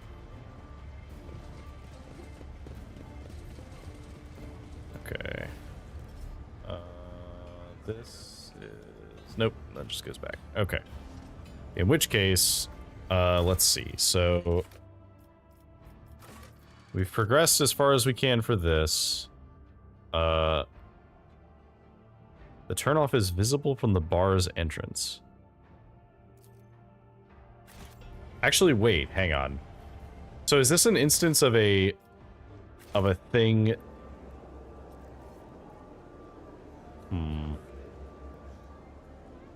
I wonder if this is an instance of a thing that we're only supposed to find if we look closely for it.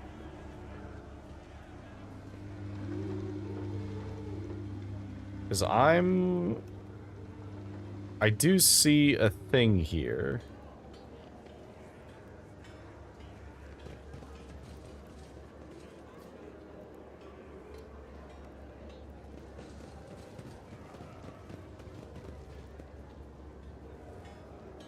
No. They say you can see it from here. The only thing I can think of is this thing down here. We can't get back there, can we? Okay, this is Sector 1. Does that mean this is Sector 2? Sector 1... We're looking for the marker that says Sector 2. Sector 2. Is it literally the Dark Hideout? and I just didn't go into it. Victory awaits. I think it is. Okay, I just mistook this because I thought this was the cultists' hideout. Yep, this is totally it. All right, I was just blind. Let's go up here.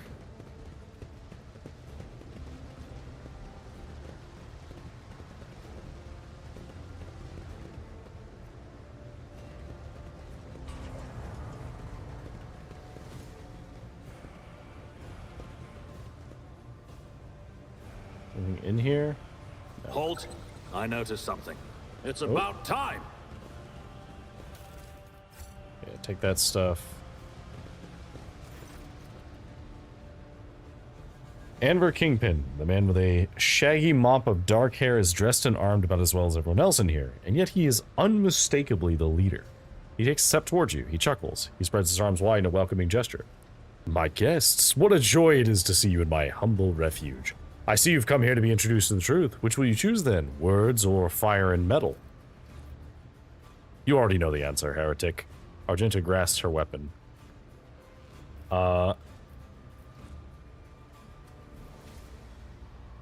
No, you know what? Abelard, would you kindly inform this banded vermin that we've come to execute him? Abelard glowers menacingly and says in his best officer voice, by the order of the head of the Von Valencius dynasty, a fully recognized rogue trader with all the attendant rights and privileges, including authority on Footfall, you riffraff are hereby sentenced to death. May the Emperor have mercy on your souls, for we will show none. The old man cringes. Bloated old masters of the universe who don't realize that their time has passed. You think you can scare me? I do, actually. Do you even know what our name means, outsider? Footfall calls us the Anvers. They do not stop to look, listen, and learn. The high man pauses, then half closes his eyes and proclaims in crude but clear High Gothic, Auxilio non veniet. Help will not come. The maw has closed. The Coronis Expanse is on its own now. A new era has come, and we are its sovereigns. Okay. Go on.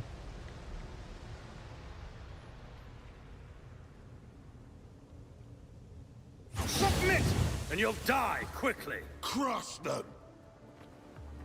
Okay. Oh, this is all poison. Ooh, okay. That complicates things. Alright, I want to get you guys into combat as fast as possible.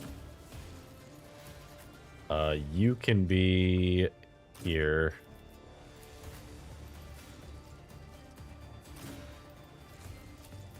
Abelard. And then I guess we'll put you... You really don't have that much health. Abelard, I'm gonna put you over here. No, I can't. You're not on enough range. I guess I'll have myself go this way.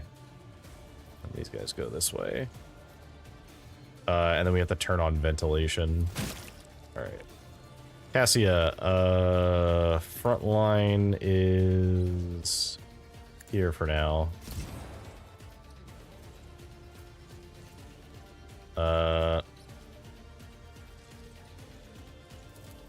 Let's see, I'll put the rear right here.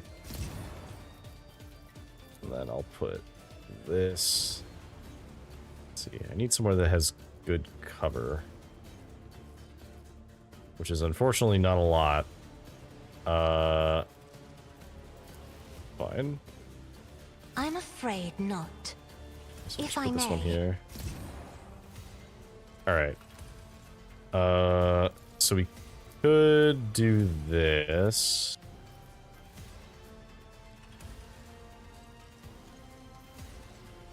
I think we do this and just hit as many people as we can.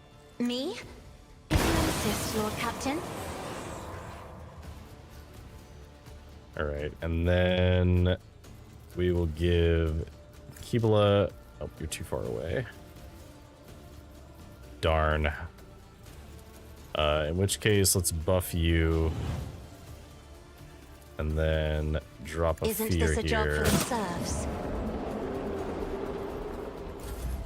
Pass turn.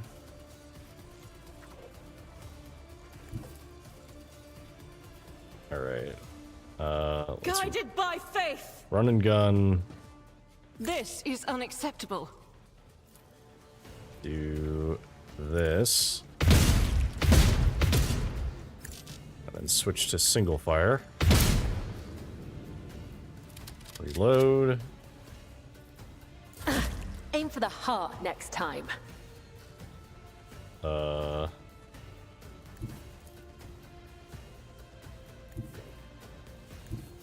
let's kill I bring you. Mercy and retribution. And then can we get up to you? Trust me. I'll try. Okay, we can. Sick.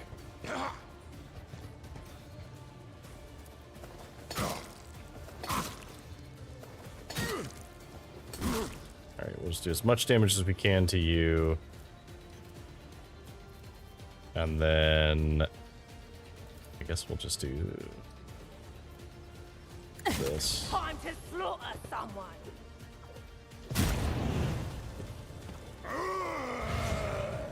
Frenzy is fine because we get a huge parry bonus.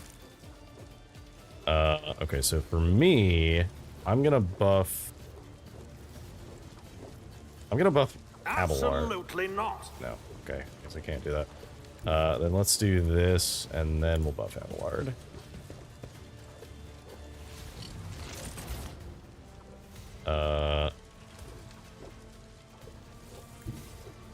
Forge ahead. Go here. Actually, go here. And then Blade Dance. Kill you. And then I guess we just flip over to here. And kill you. Nothing on you didn't stand a chance. Alright. Then we will end the turn. Jay, I guess we'll have you come over here. Oh no, here's what we do. Let's get into sight range of you. I know what I'm doing, usually. Alright. So let's move into safety. I am your blade and shield. And then we will do I shall this. not fail. Then we will do this. And now As honor ordains. Caught by do the as much word. damage as we can. My blade whispers your name. Okay, we'll just kill you. Come, the other side awaits. Alright. And then Jay, I guess the next thing that we have you do is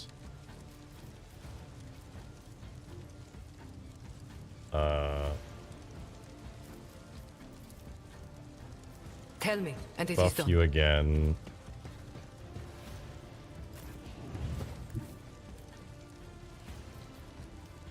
I will leave footprints of scarlet. Okay. And I believe it's gonna cost an action point, so can we use 2 action points to give you enough to turn this off?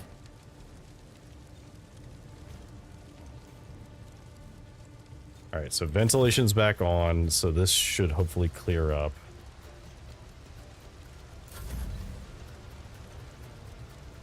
Alright, yeah, so we're good now. Let's just do this. Okay. Not really hit that well. It's fine. Let's get to it.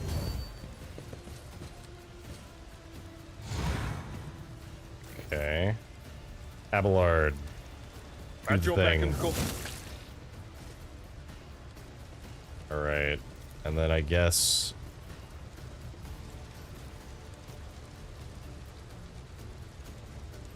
charge this way. And that's all you can do. Hold on. Ill-advised.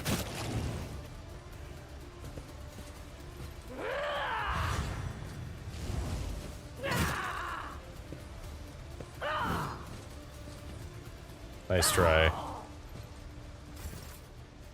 Alright, Cassia. Shoot this person. I am a navigator, not a servitor. Let's buff you. Give you an extra turn. We'll use that extra turn to kill you. And then we'll buff Abelard.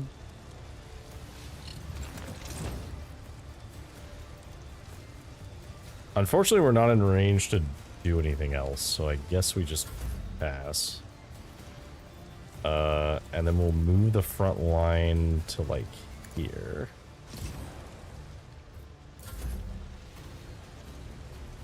Could we just run to here and just unload into this guy? God Emperor, move through me! Be the fire in my heart! Is what I would say. It's fine. Just move here. As the Emperor commands, I act. Bang. Oh my god, are you serious? Faith without deeds.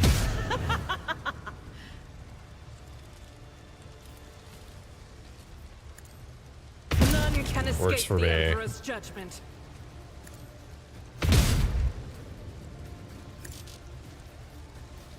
I'll do it. Furious Recital. And sure, we'll reload, why not?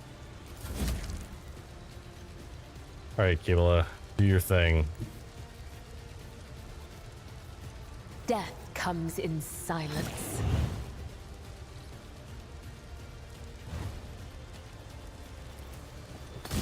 Die.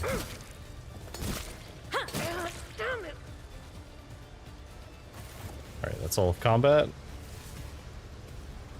Cool.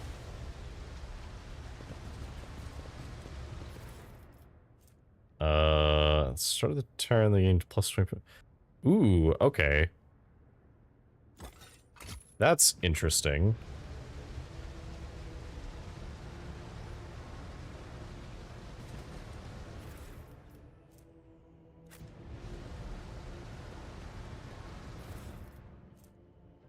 Anver Chainsword is pretty good. Eye Patch gives a bonus to coercion, but a penalty to awareness. Definitely take the kit. I'll take the Chainsword, but I don't know who I'm going to give that to. And then that we definitely don't need. Any other stuff over here? I guess there's no reason not to just explore this area.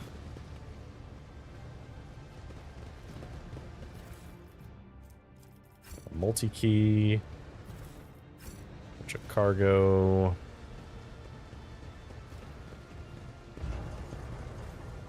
This is just another door. And that's everything, because we found the other room already.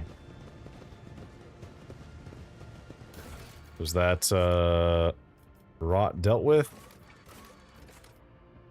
Yep. Okay, None cool. shall We dealt with stand Amber. in my way. And then all of this can just go into my cargo.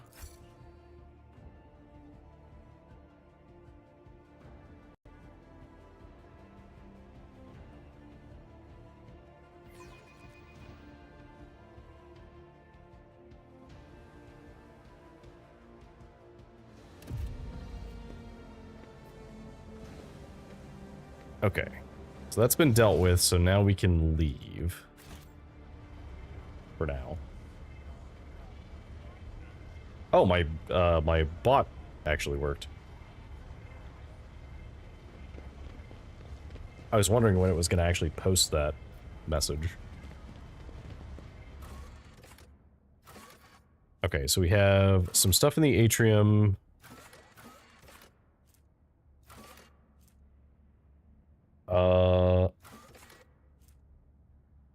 Let's go back to the atrium.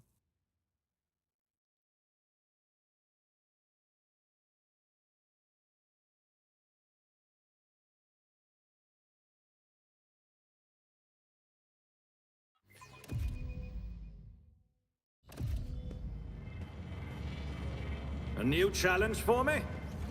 Okay, so we can go talk to Hieronymus.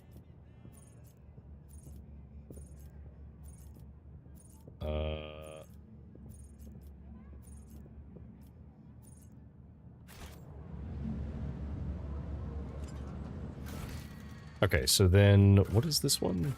Underworld. So they want Fidelio. We have no idea who Fidelio is.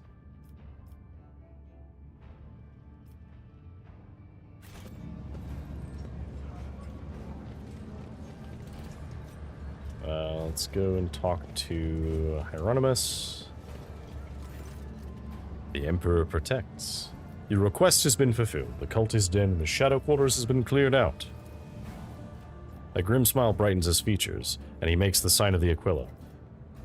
I hope that their suffering was commensurate with their deeds. We gained 200 reputation with them. Okay.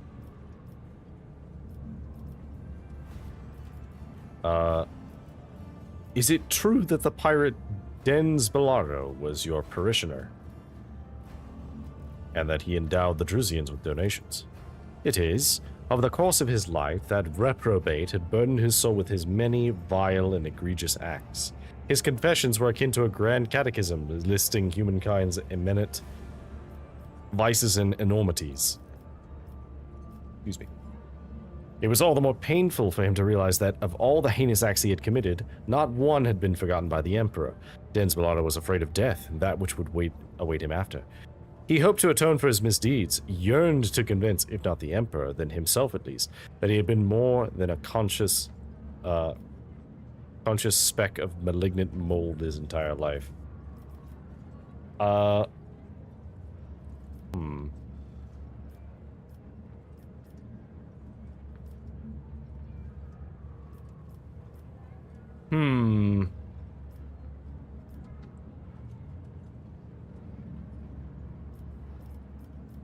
A sentimental old man trying to buy absolution from his tumultuous youth. How pathetic. So it is. We are as contemptible in our faults as we are pathetic in our desire to run from the realization of our own base nature.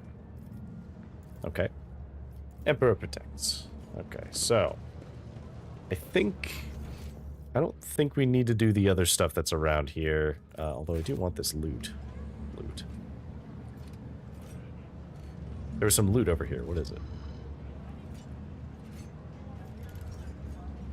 It is a box.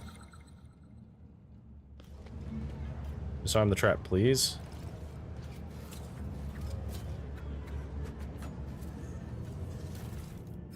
Okay. And then I believe there was another one over here. Other corner. This box. Okay.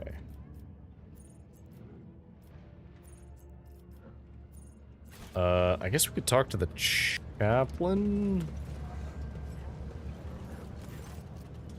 Up close, Chaplain leaves an even stronger impression. A tall, burly man whose face and hands bear numerous scars.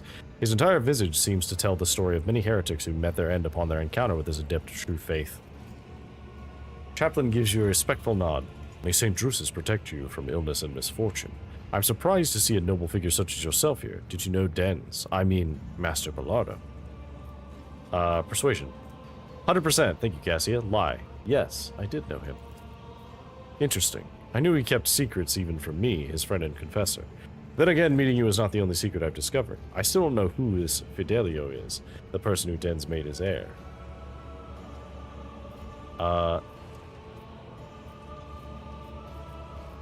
So Bellardo left all his worldly possessions to a certain Fidelio. Who is this mysterious person? I have the faintest idea, and I think that no one present knows either. Or 24 hired killers would have already begun a manhunt for this Fidelio, wherever they may be hiding. This is, after all, a significant inheritance, and the other claimants are not exactly pleased at being left out of the will. Chaplain's eyes narrow a little. I can see that you're intrigued. I must say I am too. Ever since I heard of my friend's death, I couldn't stop thinking about the mystery of his will. You have the Fon Valencius name and title. Perhaps you can pull more out of the guests here than I could. Here's the only clue I've got. Dens mentioned the name Fidelio to me only once. It was a long time ago. He was very drunk. He latched on a robe and said, I hope that these are exact words. I owe Fidelio, if not for the repentance. How strange. Aren't you Master Bellardo's confessor, Chaplain?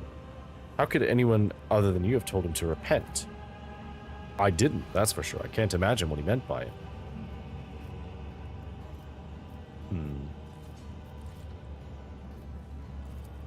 Thank you. Okay.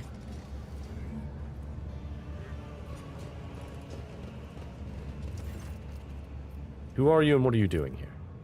Hiding. She hesitates for a moment. I thought I was going to cry and I didn't want anyone to see. My name is Adelia Bellardo. It's my grandpa in there in the box. Argenta's face softens. She reaches out and gently strokes Adelia's head.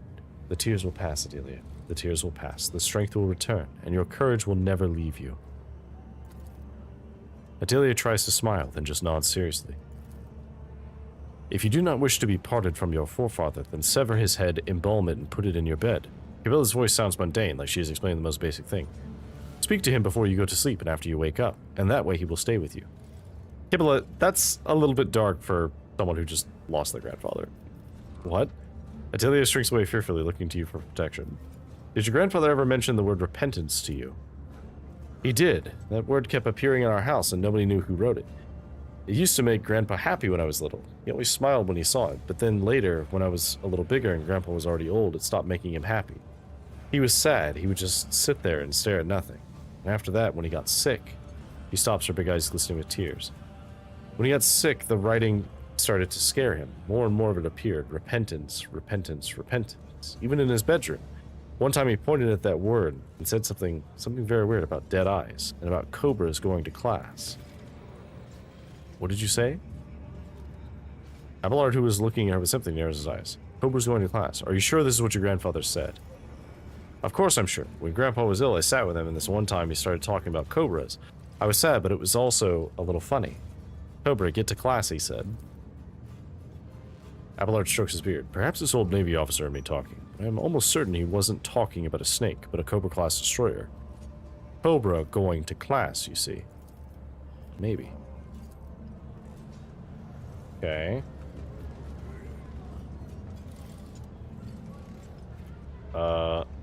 Let's talk to the clerk. Follow my lead! No.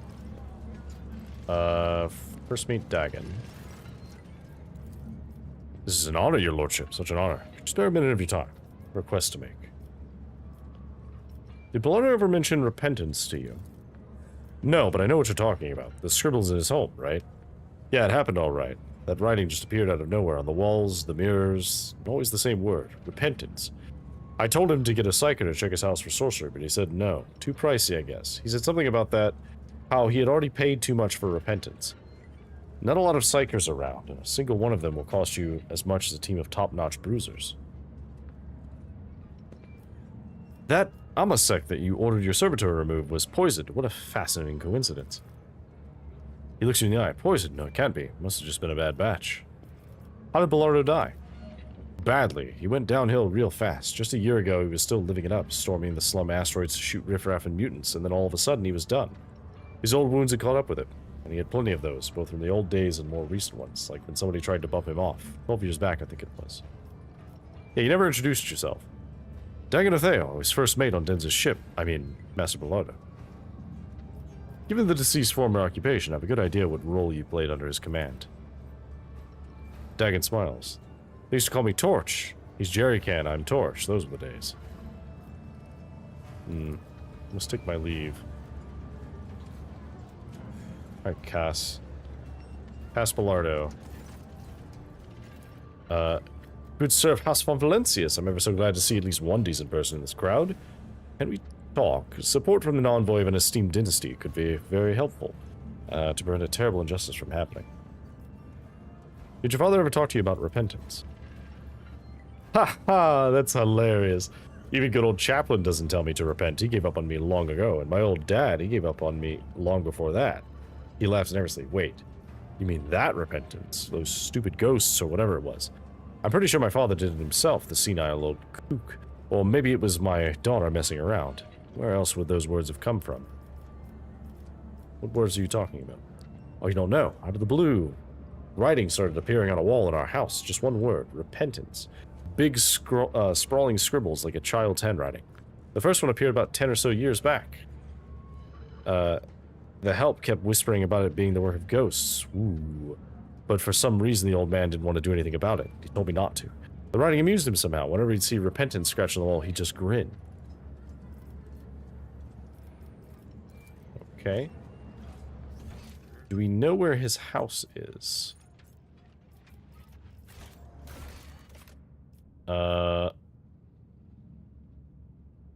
He raved about dead eyes watching him. Oh, could it possibly be Hieronymus?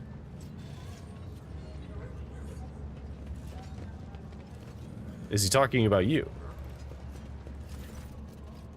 Tell me about yourself. Neither my past nor my present hold any secrets, but take heed when gazing into my heart, for many dark thoughts lurk within. What is troubling your heart? Bad omens. Dark times have come. Ships from the Imperium barely appear in the Coronis Expanse anymore. In Footfall's shadow quarters, taint thrives, and the people here are corrupt enough to succumb to it gladly. Rumors around the Expanse say that the accursed Xenos have grown bold and are rearing their heads.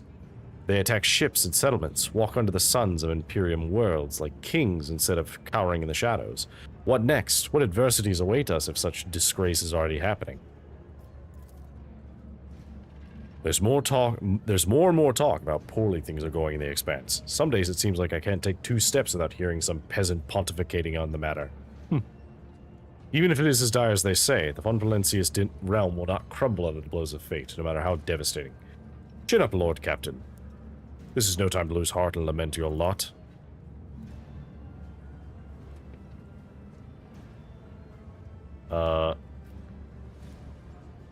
Not only is your hope false, it is also dangerous. Among his servants, there have been people of greater integrity who sullied themselves in their attempts to rise above the rest. Who were you in the past? A wretched fiend. Blinded by my ambitions, I served in my home planet's Adeptus Administratum division. I was shrewd and sly as a bureaucrat, and soared to great heights, to the very chair of prefect. In 30 years, I turned my home from a withered fringe colony into a prosperous world. Our wealth grew as we bloomed. But the bloom was a veneer for rot. Opulence had depraved us. Luxury had seduced us with its sordid promises. The planet's denizens no longer wished to pray or work. They only sought entertainment and dangerous philosophies. 1,000 vile heresies and 1,000,000 appalling vices bred on my world like mold on a Nutri-Bar. In those days, I saw with my own eyes the shameless ugliness of the soul. I repented of my hubris, left the position of prefect, and became a traveling missionary. I've been one ever since. As for my world, 20 years later, the Holy Inquisition confined it to purifying flames. The Emperor is merciful for allowing you a chance at redemption. Who said I had redeemed myself? I doomed an entire planet to degeneracy. You think a decade or 2 of wandering with a mission in his eyes is enough to atone for that? No, I am a poor excuse for a shepherd in his eyes. Your words about the past are drowned in murky hues of sickly green, and your talk of the present falls in gray flakes of ash upon the shoulders of your listeners. Sorrow truly weighs heavily on you, Reverend Hieronymus. And that is why the fire in your words is devoid of golden radiance.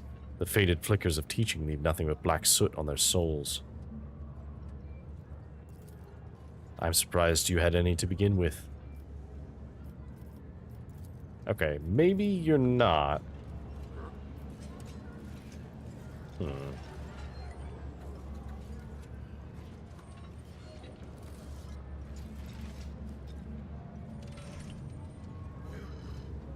Let's see.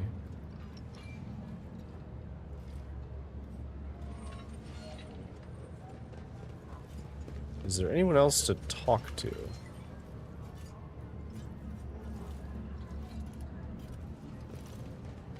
Let's talk to the chaplain and see if there's anything else.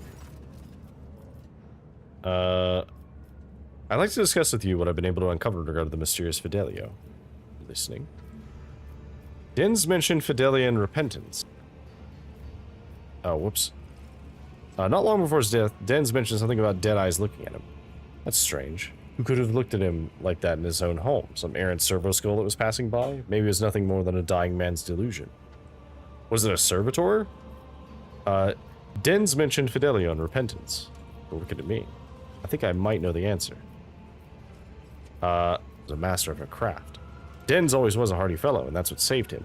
That and his trusty implants, but the medics pretty much had to put him back together from scratch.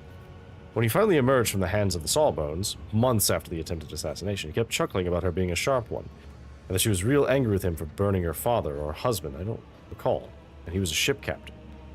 I vaguely remember that conversation, but I'm almost certain that the ship was called the Repentance, and that Dens even knew the names of the captain and the proud would-be Avenger. The woman's name was Leona or something like that, and her last name, I wouldn't be surprised if it sounded something similar to Fidelio.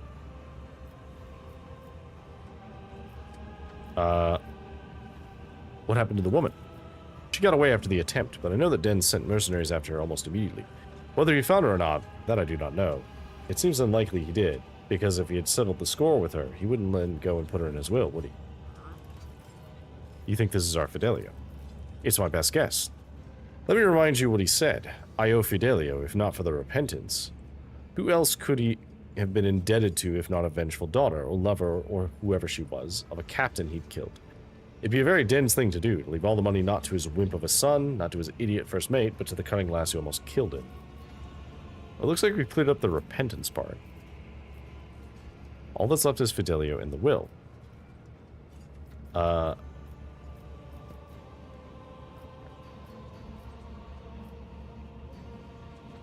have serious reason to suspect that someone here wanted to kill Fidelio. Of course they did, and they still do. And they will keep trying. The inheritance is no trifle after all. The claimants are not exactly the placid types. Maybe Fidelio will make themselves known once Dens' will is made public. Maybe they will, but I would like to know for certain. If they don't make an appearance, we might never find out who Dens wanted to bequeath his fortune to. Return if you find out more.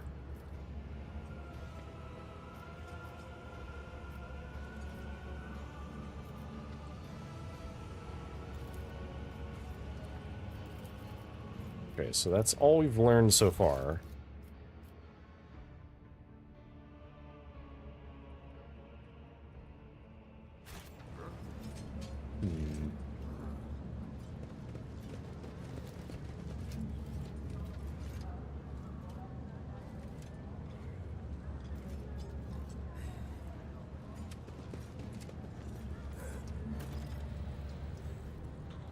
Among the words of parting praise for the deceased, a French entry stands out.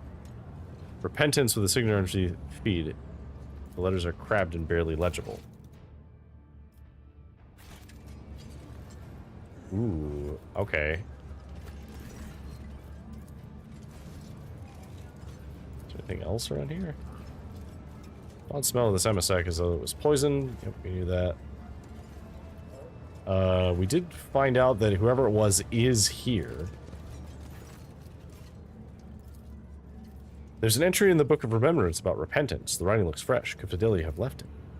That's odd. I've been watching the guests, and I know everyone here. If you're not Fidelio, then no one here is Fidelio, well, unless they were able to get in undetected. The area around the book is open.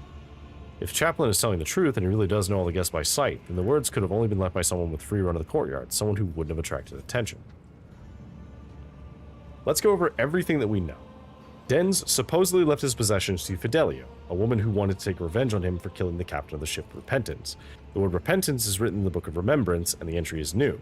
Does this mean our Fidelio is somewhere close by? We also know something about dead eyes and the fact that the courtyard is completely open. I don't think an unknown person could have gotten in here and left those words in the book. Well, Lord Valencius, it's all in your hands. I'm no sleuth and don't know what to do with all these clues. If you have some thoughts about Fidelio's whereabouts, find her. If not, come back to me. We still need to send Dens on his way to deal with the matter of his estate.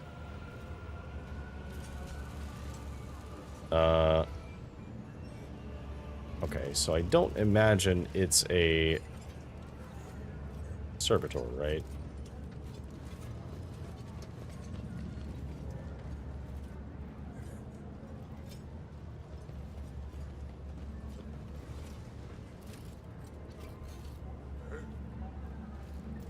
I think it's a Delia somehow. Someone left some strange words in the Book of Remembrance, as if they were Fidelio. It wasn't your doing by chance. That would have been a funny prank. Her eyes light up a little. But I don't play pranks. It was someone else. Maybe Fidelio did it very quietly. Maybe it was someone who's not on the list, but also somebody you know what would expect. Okay.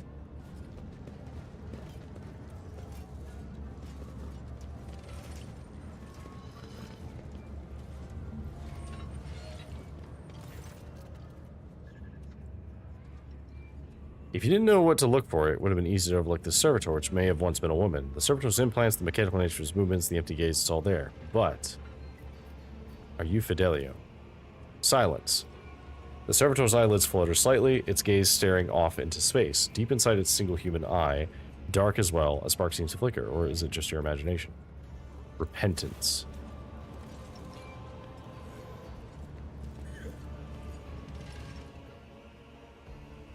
That single word causes the servitor's body to twist in a violent spasm.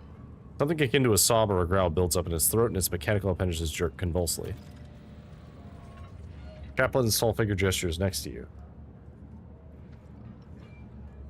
So this is our heir, right? He pauses, mulling it over, then gestures for the administratum clerk, who gave the opening speech to approach. The inventory of Denz's possessions. What does it say about this servitor? Let's see here.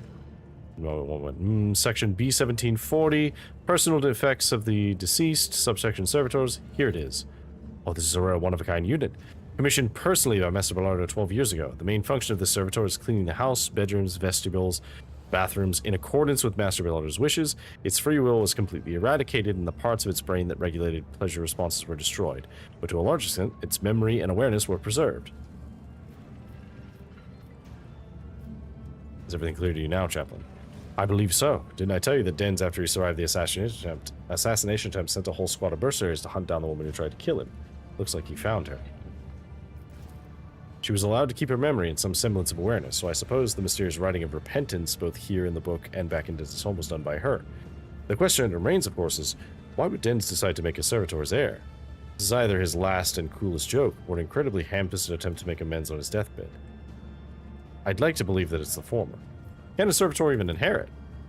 This matter requires further investigation. We'll have to go over the codices, bylaws, statutes, regulations for the last 400 years or so. Clerk pales a little, but we'll find the answer sooner or later. Or we could ask Lord Valencius to settle the matter in the name of his dynasty. This is Footfall, after all. If a rogue trader says that a servitor can inherit, then that's how it's going to be.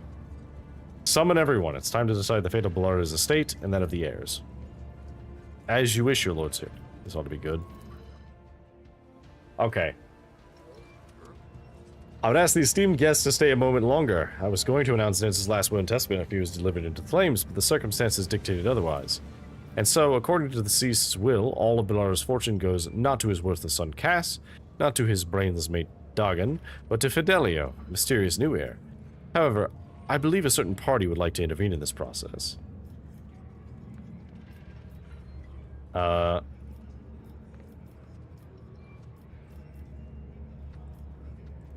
So, we could give it to the servitor, and I do think that would be funny, because, you know, it's a good way of fucking with all the pirates. But I almost want to give it to the granddaughter, because she's the one who actually, like, you know, he actually cared about.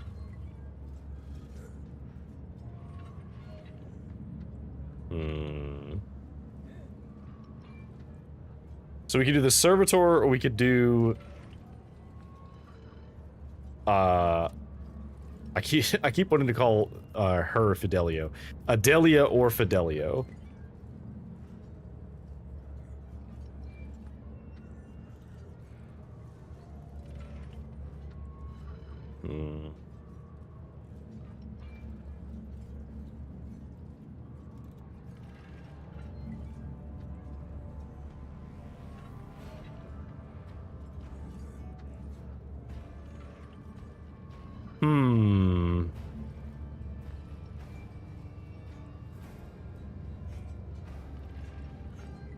I think...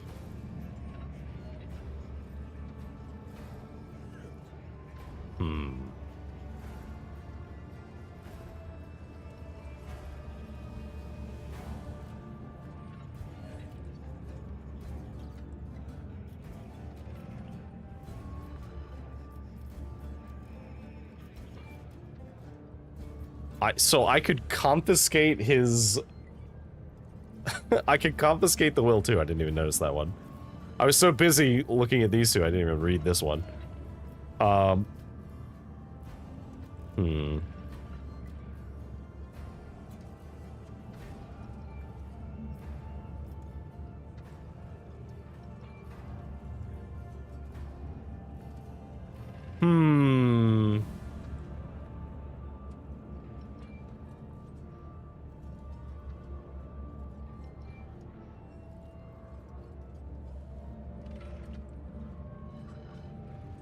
Okay.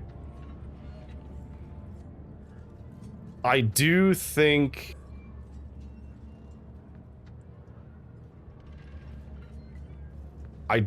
that we should give it to Adelia. Because the thing is, it would be a funny joke, but like, Adelia could actually use the money. And the servitor can't use it for anything, because the servitor has no sense of free will or anything.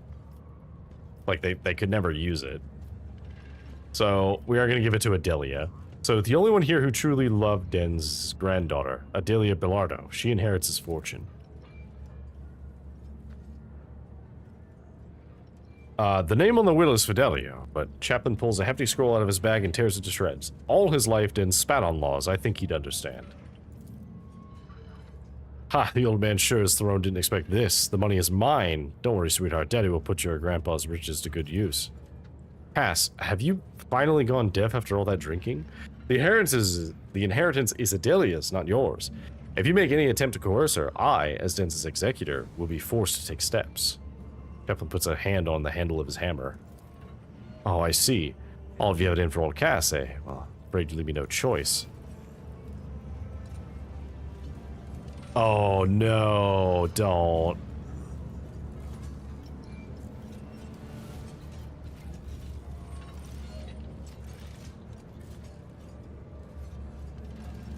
Listen up, all of you. Either the inheritance goes to me or I blow this one's brains out. I'm going to count to 3. 1, 2. Someone please shoot him. Come on, someone shoot him. Repentance. Oh!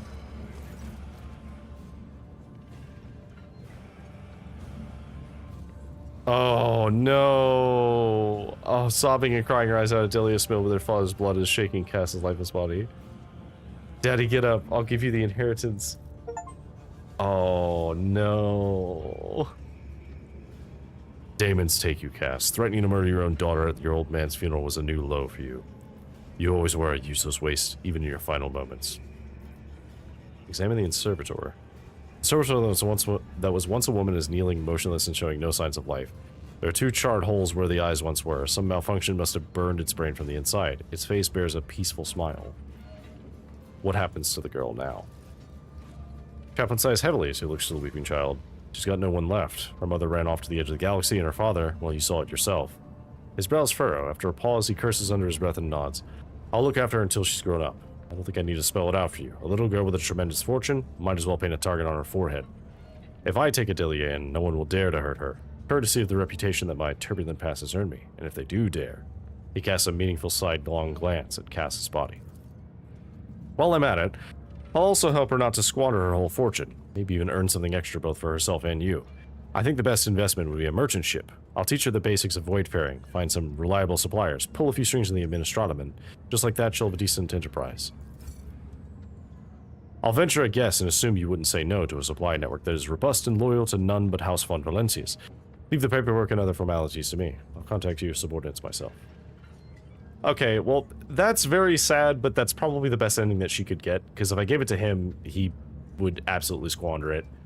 The servitor can't do anything with it, and then the other guy, I don't actually know what would happen with him, but that takes care of the inheritance. What do we do next? Chaplain looks at the coffin. I'd like to say goodbye to my old friend. I imagine the crematorium has got its furnaces up and running already, but I feel it would be kind of sad to just shove Dens in there like that. He was known as Jerry Can Dens, and he loved having his enemies drenched in promethium and burned. I think it'd be a nice gesture to send him on his way in the same fashion. Thankfully, it's easy enough to procure a Jerry Can of promethium on Footfall. Abelard nods in approval. Fitting. Chaplain gives you a sidelong glance. Want to stay and watch? Sure. Well, let's get started then, I guess.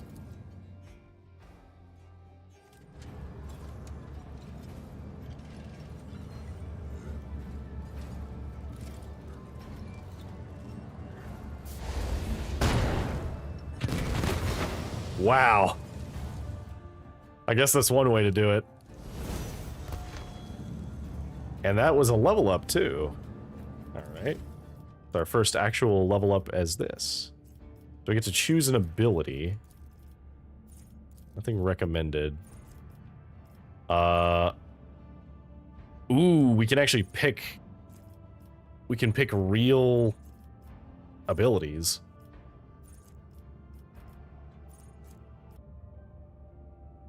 One creature within a 10-cell radius. Okay, so we don't have access to these yet because we don't have the proper Psyker level yet. The heal effect is interesting. 2 times the psi rating plus the willpower bonus. That is very tempting. Alternatively, immediately inflicts bleeding on an ally of their choice. Ally gains a bonus dodge. Okay, Gift of Torment. What's this for each combat suffers? So bleeding gives bonus armor, burning gives bonus dodge, toxic gives bonus deflection. Executioner's next range attack or psychic staff ability inflicts damage over time. All enemies that have damage over time effects suffer an extra instance of damage. Oh, it also puts an additional debuff on them based on what it is. Places 30% of their wounds with temporary wounds. While the execution has temporary wounds, all of their melee attacks and damage over time effects deal an additional 30% damage. Oh, 30% of max wounds damage. Next melee attack forces all enemies hit to run away from the executioner in a straight line for up to 3 cells. During this movement, the targets do not provoke attacks of opportunity and leave a bloody trail. Movement through these bloodstained cells costs you 0 MP. That's pretty good.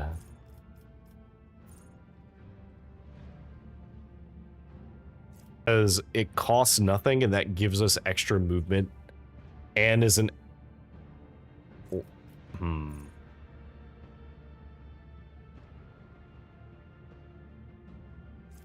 That's very tempting. I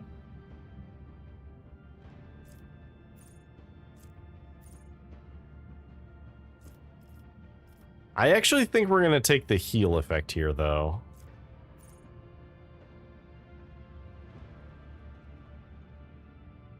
Ooh, wait, this is until end. It gains an extra turn with twice the number of the normal MP. Okay, so this gives us a buff, but then we take a bunch of damage. Billion of combat, the target recovers 3 wounds at the beginning of each of their turns. And then warp speed until the end of combat. Target ally increases MP by +5, agility by +9, and AP by +1. I'm gonna take the heal effect, I think.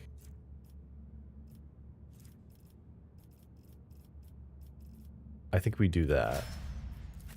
Alright.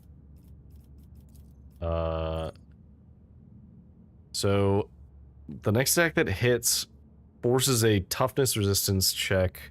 If they fail, they take impact damage. Oh no, so impact damage knocks them prone. Piercing and rending damage gives bleed to them. And they're slowed until end of combat. Energy and all other damage inflicts blinded on the target until the end of combat. Plus 9 MP, and if we have any stacks of versatility, we get more stacks of versatility.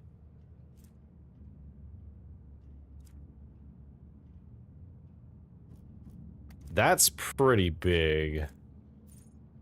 Next attack this turn costs 0 and will not count towards the limit. Cost of this ability is reduced by -1 AP for every 4 stacks of versatility. Ooh. And then we get versatility from using different attacks.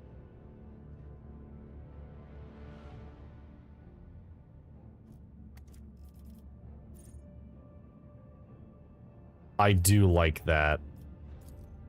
I think we take that.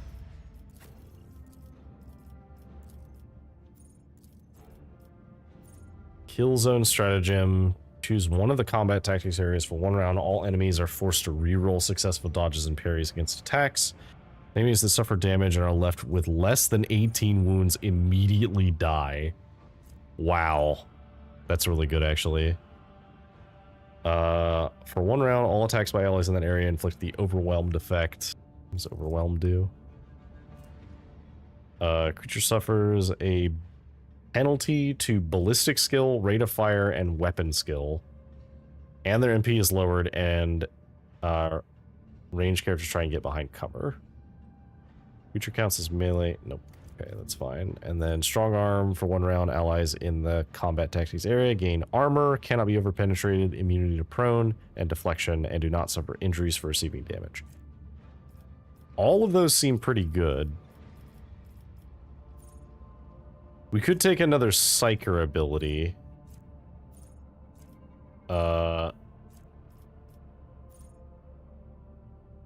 Held in My Gaze is pretty good.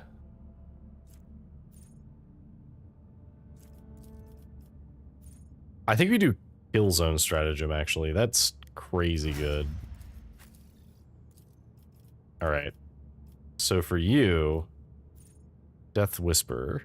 The assassin makes an attack that does not count towards the limit of attacks per turn, and does not block the assassin's movement, but deals only 25% of the assassin's usual damage.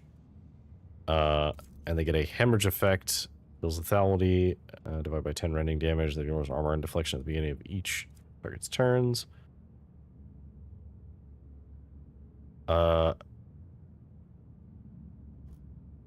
Okay, so that's pretty good. For 1 round, the assassin becomes the lowest priority target for enemy attacks and gains the elusive effect, which lasts until the attack. So, bonus to dodge and dodge reduction. Attacks deal bonus damage. Partial cover gives 50% cover efficiency. So, minus 12% armor and minus 2 deflection until the end of the turn. If there's only 1 enemy adjacent, then they get an additional minus 12. If there are no enemies adjacent. Oh, no. So if there's 1 person near her, then she gets dodge. If there's no one near her, then she gets dodge reduction. I am going to take Death Whisper. Alright, Vanguard. At the start of the next turn, Vanguard gains damage deflection against ranged attacks equal to the number of stacks of unyielding beacon. Gains parry. When they parry an attack, they immediately make an attack of opportunity.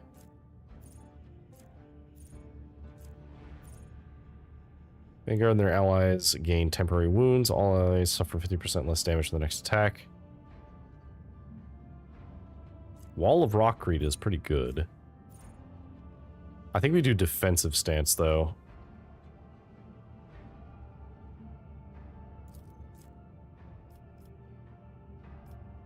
Oh, and then we get a common talent. Do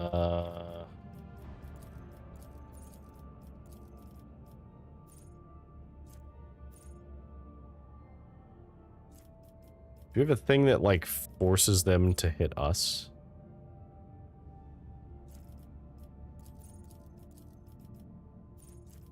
Not really.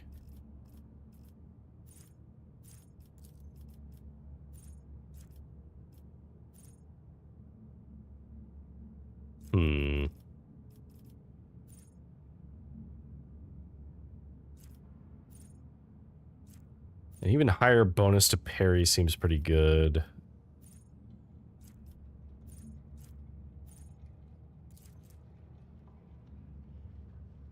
I almost want to just take power armor proficiency, but I also know we're going to be able to take it again later. And we don't have any power armor right now.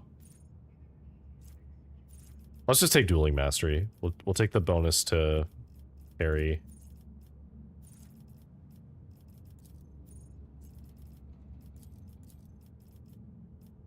Yeah. Let's do that. Alright, and then you... I don't actually really care what you get. Let's see. Target ally of the Master Tactician gets +1 resolve every 5 stacks of mastery. Until the beginning of the next turn, gain stacks equal to 27% of all momentum the target gains. We can inspire someone to do bonus damage. We can give somebody temporary wounds. Let's do inspire. If we ever use this character. Okay, did he drop anything? Out of curiosity? Nothing I want. Okay. And then let's get out of here.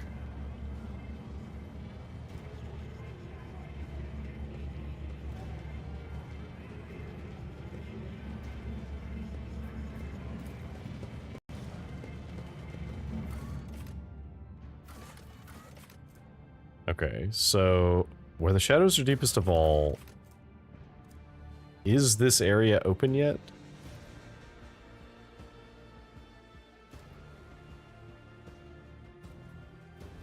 I don't imagine it is, because I don't think any time has actually passed. But we'll look just to be safe.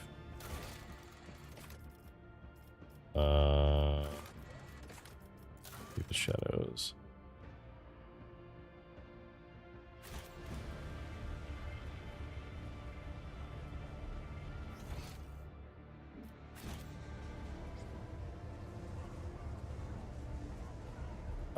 No, it is not down yet. Okay. So we will just have to come back later. Alright, so let's go back to the dock.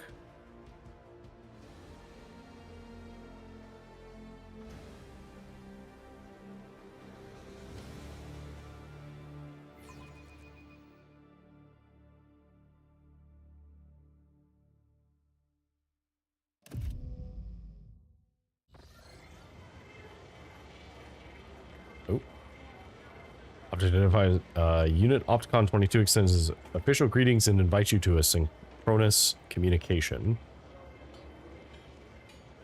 Convergence point dock Alpha Row, topic of communication, discharge of contract Logisticar Theta. Okay. It's about time.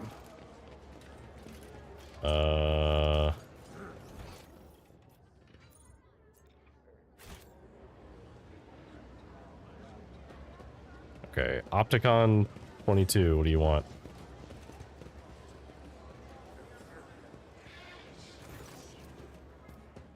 I received an invitation to a meeting.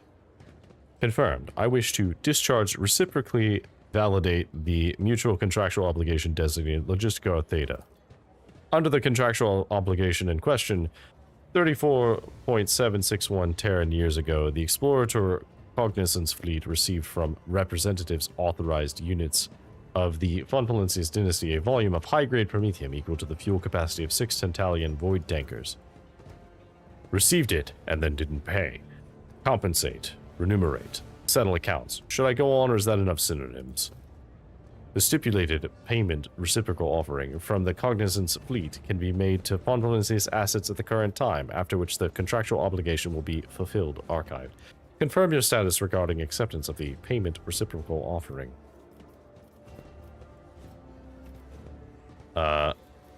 What payment can I expect? Universal Mobile Orbital Deployment Extracticums. Astra Arator processing complexes in the quantity stipulated in the contractual obligation. Each unit has undergone a cycle of maintenance liturgies and has been assessed for the conformance with a sacred standard template construct. I confirm that I am willing to accept the payment. Ooh. You're saying my dynasty has had extensive business dealings with you. This statement is true. The Cognizance fleet included 1,292 contractual obligations with the von Valancius dynasty, as represented, led, administered by the counterparty identified as Theodora von Valancius. The most substantial was Pact 8 Yule, in accordance with which Archmagos Cubus Delphim, data usher of the sevenfold hallowed workshop of the sacred world of Euphrates II, or Euphrates II, was transferred to the planet Kiava Gamma to perform the duties of minister as its fabricator censor. The services of such a highly enlightened, enhanced, authorized servant were recompensed via the offering of paid for with a 7-year contract granting the fleet's exploration vessels maintenance privileges as the Kiava Gamma facility. This guy is really interesting, very difficult to follow, because it's a lot of, like, multiple words, synonyms for the same stuff over and over again.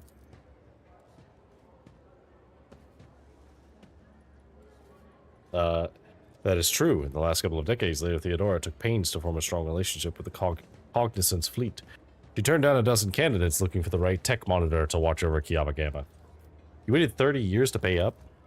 Execution of payment reciprocal offering is in accordance with the specifications of the contractual obligation. Allocation of assets from the holdings of the Cognizant fleet was initiated when the tankers reached the main squadron, 14.905 Terran years after the initial transaction. The asset allocation process concluded 2.663 Terran years later. Transportation of assets to the Furabunda system took 16.82862 Terran years.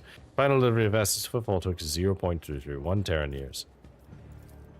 Clever. If you'd been purchasing fuel for a squadron at the other end of the Imperium, you may have never had to pay at all, and we would have turned to dust before you made it there and back. I confirm I'm willing to accept the payment. The request is accepted. The sacred machines will be loaded into the hold of your vessel. The contractual obligation, Logistico Theta, is concluded. The Cognizance fleet thanks House von Valancius for its cooperation. Let me check out some trade stuff.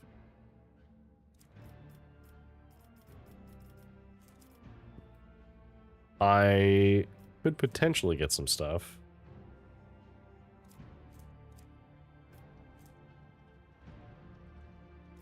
Tell you what, let's raise our standing with you.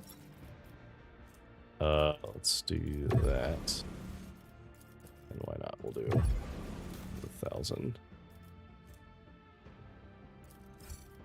Oh, it has to be 8. Ooh. Do I have enough to get that high?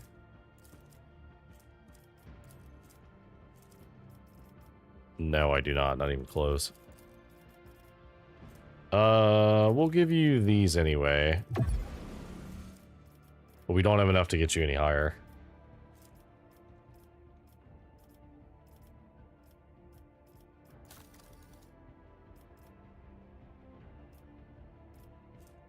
We can get just a little higher. Because that would put us at 5,000. 5,200, 5,400, 5,600, and then literally any miscellaneous thing. There we go. Alright. Give me all of those. Okay. So, let's see. I would like to... So this would go over either the Rosary or the Designator. No, let's give her this, because she doesn't have one yet.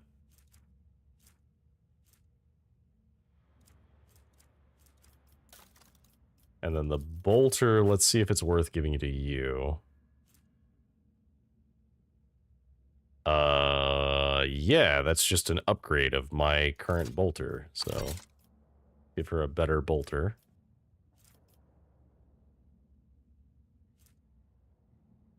And that'll do.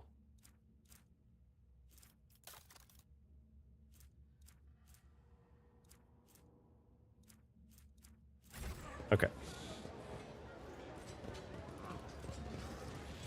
Oh. Heinrichs. Familiar figure turns to you. Heinrichs von Kellux, interrogator of the Ordo Xenos, bows his head respectfully. Lord Captain. Honored interrogator, what a surprise. Did you perchance leave something in your cabin? Not at all, First Officer Warsarian. I'm not in the habit of leaving a trail. I thank you for your concern. Greetings, interrogator. To what do I owe the pleasure of this latest visit? Only to our mutual duty to humanity. It is that duty that demands that I disturb your peace once more. I was able to contact my mentor and report the tragic events. The order of Lord Inquisitor Xavier Calcazar, whose duty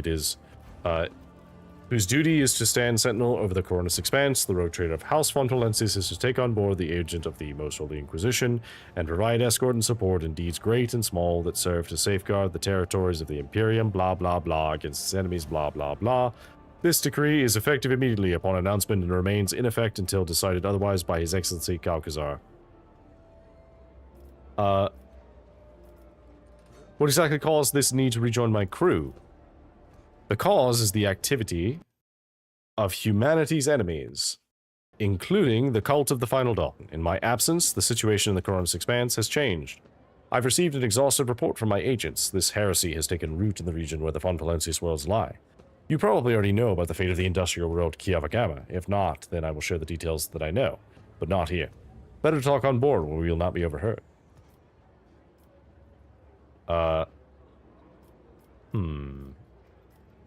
Let's be formal about it. I, rogue trader Deckard von Valencius, welcome the agent of the Golden Throne aboard my ship and take on the responsibility of assisting him in the fight against the evil that threatens humanity. Heinrich gives a reserved nod, an answer befitting a righteous servant of the Emperor. If duty has brought you aboard the rogue trader's ship once more, then such is the Emperor's will. Welcome back, interrogator. Thank you, sister. It is an honor to be traveling with one of the Blessed Adeptus Sororitas.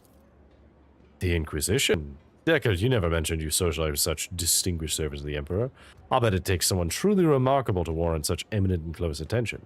Jade lets out a laugh. Heinrich Lesnar and tilts his head slightly. Mistress Hedari, ever since my first visit to Footfall, I've been hearing about your colleagues and personal talents, but I'm afraid your full name escapes me. Would you kindly refresh my memory? Laughter gets stuck in Jay's throat. She pales slightly, but still forces an apologetic smile. I don't mind, Shireen. Let my full name remain naught but a stray sound to you, plain and uninteresting. Master von Calyx. Cassia's voice is brimming with genuine joy, which she immediately hides behind a facade of highborn primness. Since you are with us once more, I do hope you will find time to finish our conversation about the literary works of Crunhalla the Blessed. I will make every effort, Lady Orselio.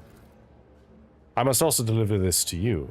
Heinrich pulls out a sealed letter. The Lord Inquisitor specified that the contents of this envelope are for your eyes only. I would ask you to read it as soon as you have the time. That is everything for the time being. Are you headed to the ship, or do you still have business on Footfall? Whatever the case, I can wait for you on board or accompany you as part of your retinue. No, you can wait on the ship. I do not need you here. What is this about? Yavagama? Yavagama are looking at you, some with apprehensive frowns, some with unconcealed gratitude.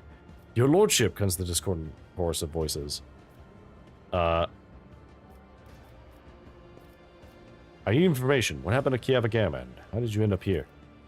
We told you everything back in the square. Things are rough on Kiavagama.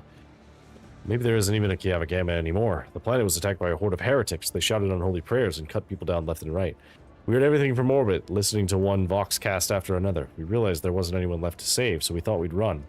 But then it was like our crew went mad somehow. The captain smashed his own head against a cogitator, and so did half of the officers. Everyone who survived did their best to steer the ship into the warp, and here we are. Only 3 ships made it out alive, ours being one of them. We don't know what happened to the other 2. They never made it to Footfall. Maybe they disappeared in the warp, or maybe something else happened to them.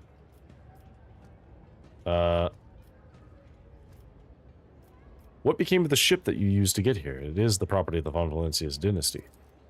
Apologies, we couldn't save it. The ship was damaged during the escape. We're lucky it got us all the way to Footfall. It's at the far docks, but there isn't much use for it anymore. It doesn't look like it's going to fly anywhere, and the local recollegos have already removed some of the valuable parts. You can send your people to take apart whatever is left, scavenge some components. Hey, we actually got some objects for that. The map of the Expanse was revealed to me before the Sea of Souls roiled and tangled the paths. How did you, desperate ones, reach Footfall all the way from the Chronox system without a navigator? Frightened by Cassie's appearance, the refugee covers his face with his hands, trembling violently. Please forgive my worthless words. We were feeling our way in the dark, you could say. All we had is some old maps. We prayed to the God Emperor one day and night while our helmsman plotted the course. A miracle it must have been, your lordship. Okay, so we got some Mechanicus creations. Nope, we're not going to punish them. It's fine. They're just freaking out. I won't tolerate weakness. Solomorn. Hey, buddy. Thank you for responding to my request, Rogue Trader. I am here on the orders of Marshal Strax to ask for your help. We are in pursuit of a tithe thief. We must board the thief's ship, execute the heretic for his crimes, and return the sacred tribute to the protection of the Adeptus Arbites.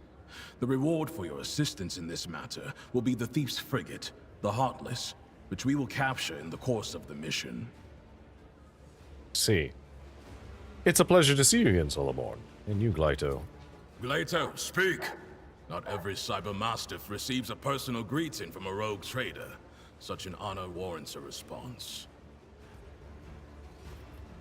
Why approach me and not Winterscale? Rick and Minoris was his world. I did, and I was rebuffed. As rogue trader Winterscale rightly pointed out, from the moment of the tithe's collection, responsibility for it transfers to the Adeptus Arbites. He also noted that the loss of a world is not an inconsiderable detriment to his protectorate, and he has no intention of expending resources to recover something that no longer belongs to him. Okay.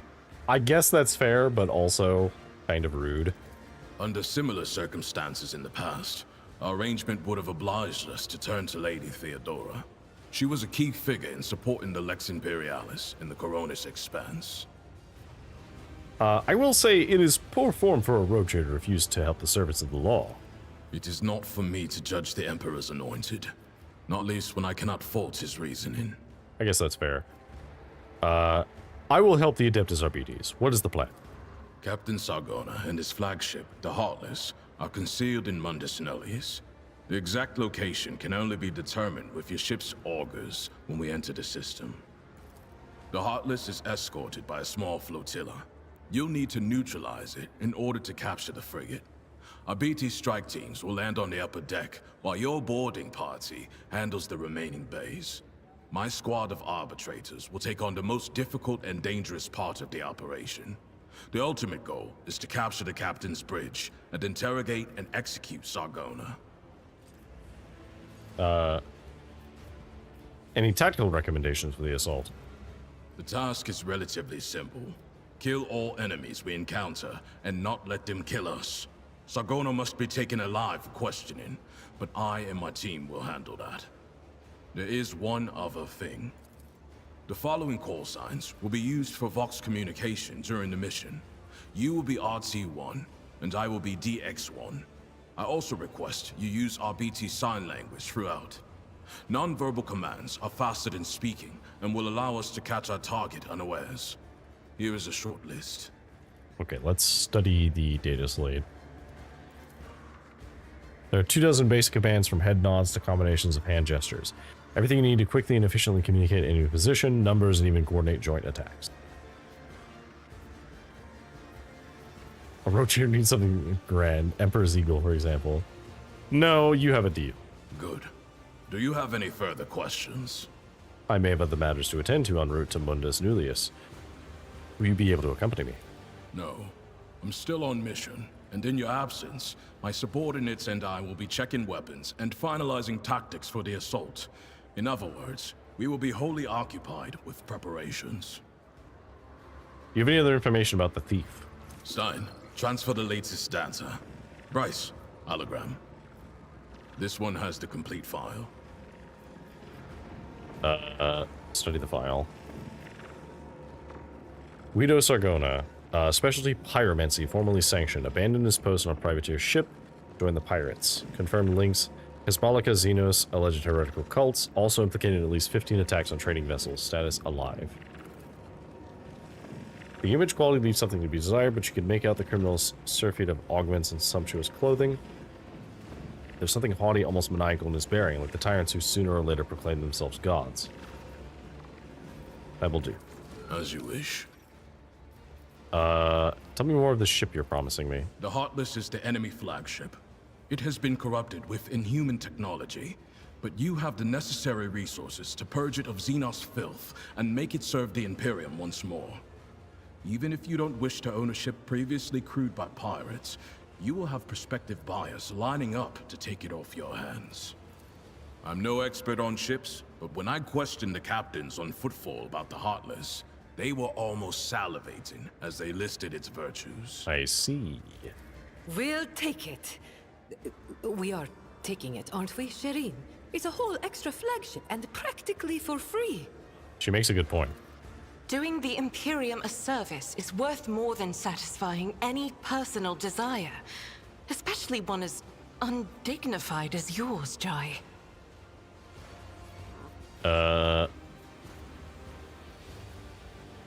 Counteroffer. I get the ship and an arbitrator joins my retinue as well. I do not have the power to choose my assignments, Rogue Trader. However, if the mission is successful, the Marshal is unlikely to refuse to deploy me as your escort.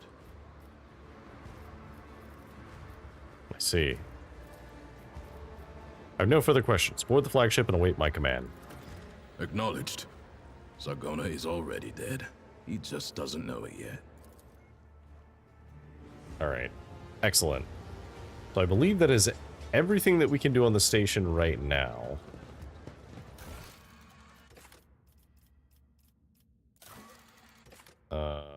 Supply Footfall with provisions. So we'd have to do that.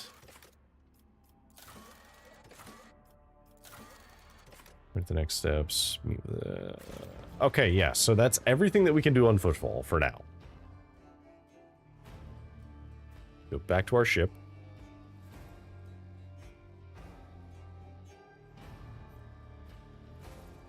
Which will also consequently get rid of all of those wounds.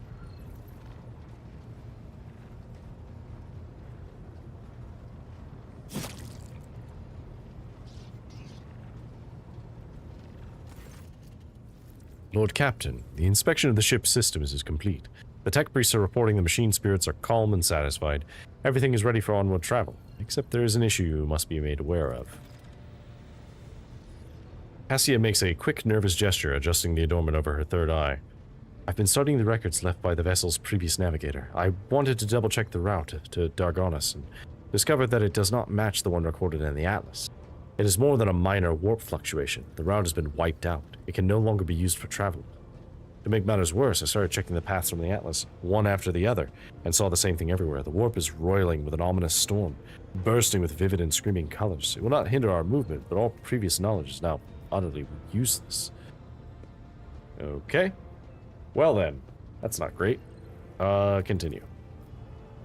Argenta angrily chops the air with the side of her palm.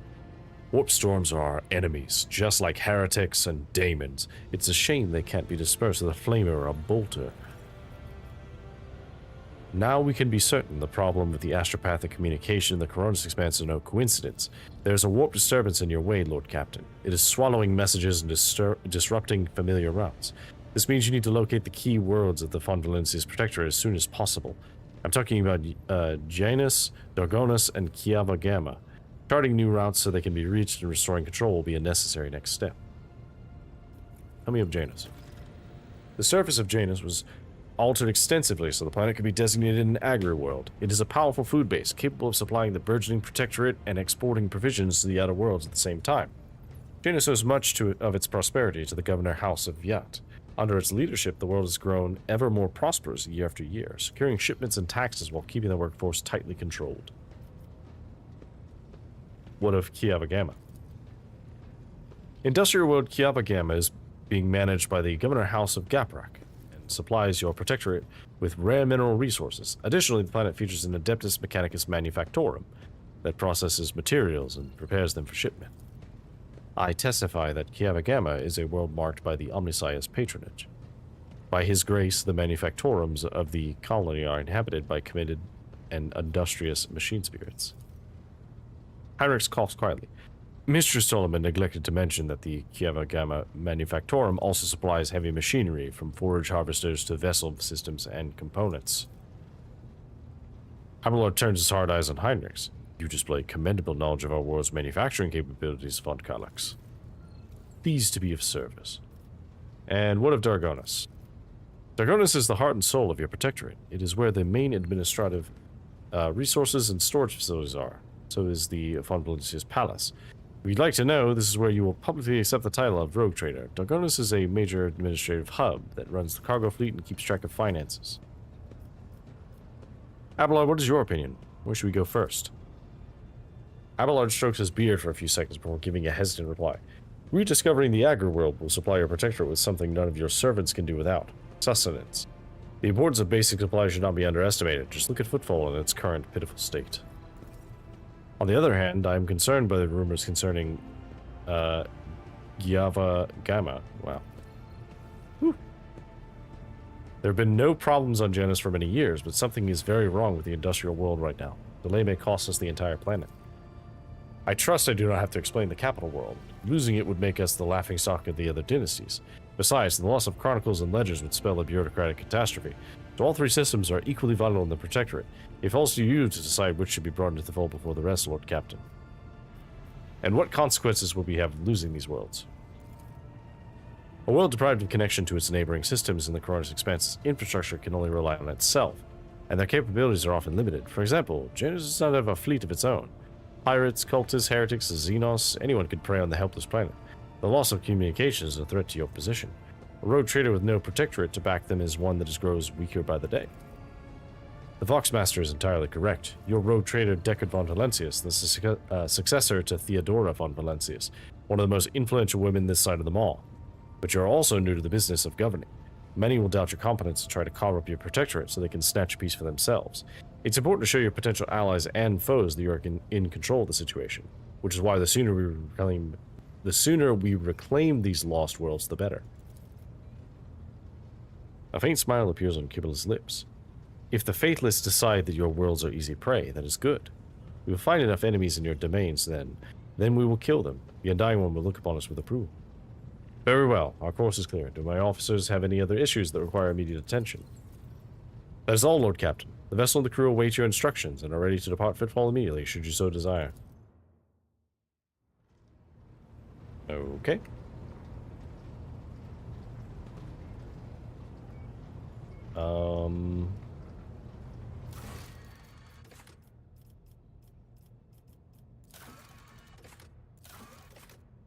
Okay, so we can't do these things. Become the flagship's blood. So let's start this one. The freight line.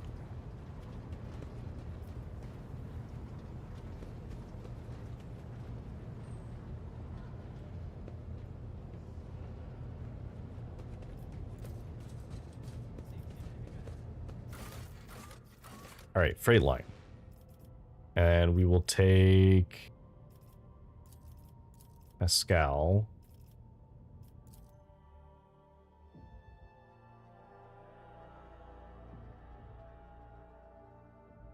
All right, Pascal. Let's do your level up as well.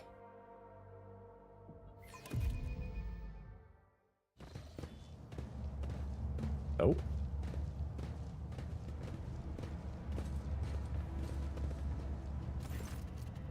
A sturdily built man with an augmented jaw stands at attention. The dark circles in his eyes speak to many sleepless nights, but his voice is loud and spirited.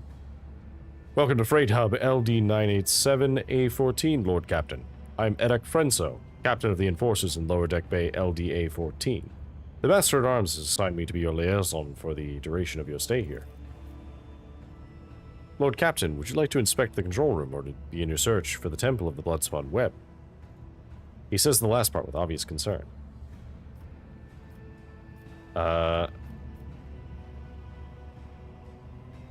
It seems you were prepared for my visit. How did you and Sarbak know I was coming now? The Master-at-Arms ordered us to be on standby after the Bloodspun Web openly invited you to visit their temple. We've been awaiting your arrival every day since then, Lord Captain. Do you know how I can reach the temple? I'm sorry, Lord Captain. I do not. No one knows. The cultists are too adept at hiding and keeping their secrets. And it worries me that you might have to walk around the entire compartment looking for the temple. Why are you worried? Is there a problem with the compartment? The lower decks are not suitable for someone of your status. It's not just the grime of the crowds of brutish laborers. I suspect that the entrance to the Temple of Death is hidden in some dark corner where you might encounter criminals or contagious outcasts. With the kind of riffraff that dwells there, you might even be attacked. Such ghastly places you describe. We're not headed there, are we, Lord Captain? To put it bluntly, though the Bay performs its functions well, even its more civilized sections are sorely lacking in discipline. I was only assigned recently, so I haven't had time to straighten everything up.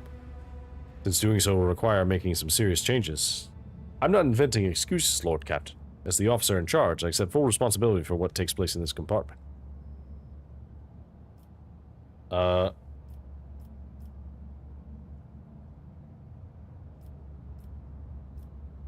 I hereby offer you my assistance, Captain. I shall conduct an inspection and then share my thoughts on how to change this place for the better. But Prenso stops himself mid-protest, assumes a more compliant tone. In that case, I urge you to remain vigilant. The freight trains move at great speeds, and the inhabitants of the residential areas are despicable rabble. One must never drop one's guard around them. The Emperor preserve you from stumbling into the pestilence pit. That's where the madmen and lepers live. Tell me of the station.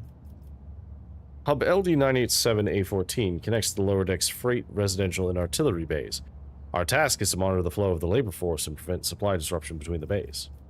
Who maintains the hub? Traffic controllers. They're technomats trained by priests of the machine cult to keep the sacred cogitators in working order and prevent train collisions. The consequences of an accident like that would be easy to manage, especially if one of the trains were carrying macro-cannon ordnance. Also employed here are an enforcer squad, a team of Inferni, the clerks who keep cargo records, and a Medicaid officer. Fine chap whose medicine of choice is a bullet, may the God Emperor forgive him. Not every void ship can boast its own railway. That's true. Usually higher class ships are the ones that get trains, but it's far from the greatest thing a road trader's warrant can see done. The credit here goes to Lord Theodore's predecessor, on whose orders the Adeptus Mechanicus assisted in birthing this miracle of sacred engineering from the womb of the deceased flagship. What is the situation on the lower decks? Most of the locals unload trains and sort provisions. We give maintenance jobs to the more capable ones. The rest are reserve workforce. Whenever a crew are lost on a deck, we find replacements from among those rats, and if extra hands are needed elsewhere, there are always more than enough volunteers eager to work for rations. They even queue for jobs. The rabble cause you no problems, I hope. Surely you're joking, Lord Captain. The rabble are base in nature, and mutiny is always on their minds. They steal whatever they can get their hands on, and lately they've moved from rations to tinned food to weapons. We confiscate these regularly, of course, and keep the serfs meek and terrified. That's the only way we can protect from the mindless herd from themselves. Another thing the bastards do on a regular basis is build their shacks in front of service tunnel entrances. That has delayed the arrival of Infernus brigades during several emergencies and caused air and power problems in adjacent bays. We burn those saboteurs along with their shacks, but they just keep pressing on regardless. I've learned enough. Always at your service, Lord Captain. The cult of the Bloodstone Web has a presence here, does it not? That is correct. The enforcers do not bar them from carrying out their sacred duties. As irregular as it is to have armed crew members set up a secret hideout forbidden to the enforcers, and that they can go around dispensing bloody justice. What do you know of them? Not much, but I'm always trying to learn more, given that they like to pay visits to my compartment. Prenso scratches his head, thinking.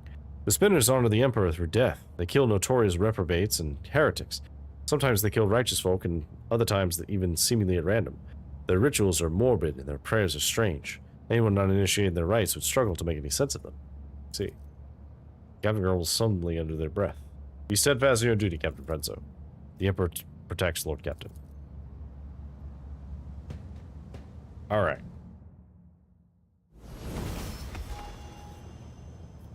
Ready for data input. Alright, Pascal.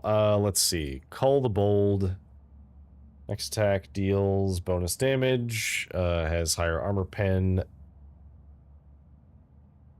And if it's below 20% of the target's dodge is also reduced by difficulty tier. Additional damage to the bounty hunter's attack is increased by +10. If the target of the attack is marked as prey, its armor and dodge are also reduced against the attacks of the bounty hunter's allies. I see. Claim the bounty. Makes a single free attack. The attack always hits, but does not end the movement, but only deals 32%. After each third enemy killed by Claim the bounty hunter recovers +1 charge of Hunt down the prey. If Claim the bounty kills a marked target, the bounty hunter receives +2 AP. Ooh. I think Claim the bounty is what we want. Because then we can put bounties on like very weak enemies and get a bunch of bounties really fast.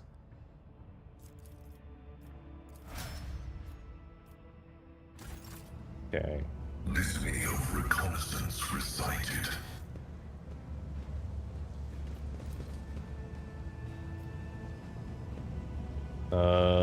Let's see.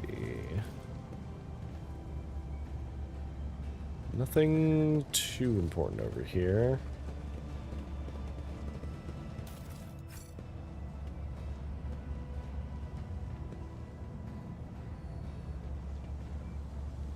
Okay, well, there's blood on the ground, so I'm going to assume that's the correct way.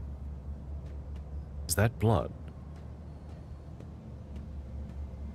It can't be. We scrubbed the deck 3 times right before the rogue trader came. Boy, take me, the captain will have our heads.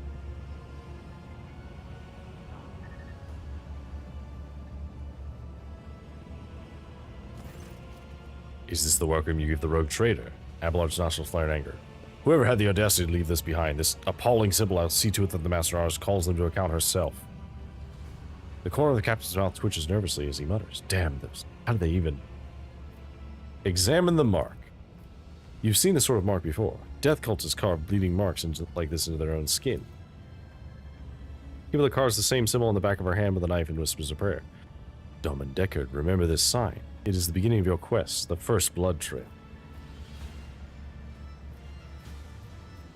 You know what this mark is. It resembles one of the symbols associated with the blood-spawned web. What was it called again? The Song of Trailing Blood, I think. It's a prayer familiar to many in this compartment. We've heard spinners say it when they, well, perform their signature acts of service to the Emperor. The soundless shadow sank into the dark, slashed feet crescendo, a fatal dance. Blade song in tempo, each edge an echo. Twin odes to death throes. Now on her sacred blood, as she once trod the backs of foes, tread countless souls, but none who know. What is the Song of Trailing Blood? From what I can tell, it's something like a prayer with several verses that tell about the life of one of the cult's saints, Ariana, the matriarch spider as they call her. So I'm invited to follow a trail of blood, it seems. I accept the spinner's invitation. I hope you find what you're looking for and return to the upper deck safely, Lord Captain.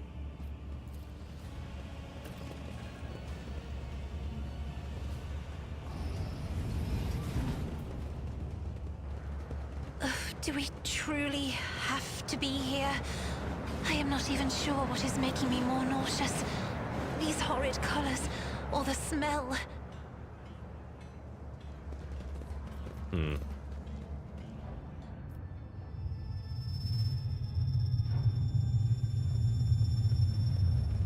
Oh, triggering my tinnitus there.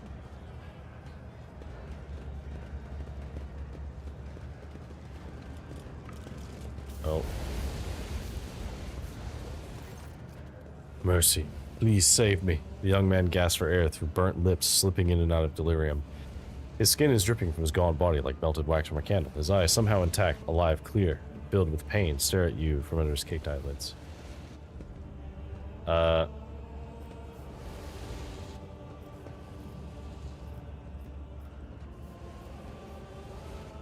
So we could go for further iconoclasts and get someone to help this.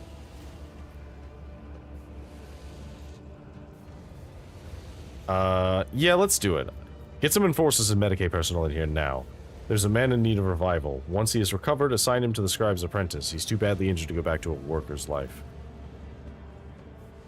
A blissful smile twists the man's lips and a tear forms at the corner of his ruined eye socket.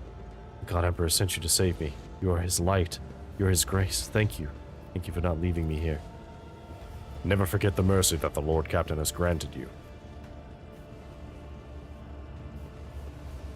When the Undying One is ready to accept a soul, it must be sent forth, and so will it be freed from the torment of the flesh. You have chosen to prolong this one's suffering. Your intentions perplex me. Do you know anything about the mark next to you? He tries to turn his head, his blackened skin crunching as it opens into scarlet cracks. A spinner came. He painted the symbol. Then he gave me water and whispered a strange verse. He told me to memorize it and recite it later, so that help would come. And here you are. Then I should. To soot-smirched soul, her mercy she did grant. Last breath expressed, knife met heart. Removed from chest, passed on to death. Her duty blessed, a balm for those who suffer anguish and distress. A longing brought to rest, of mortal bonds the soul divest. Who are you and what happened? I'm Vale, a cleaner. I was in my house asleep. Enforcers came, set fire to it. I didn't make it out in time. Help is on the way. Just hold on a little longer. Of course, thank you.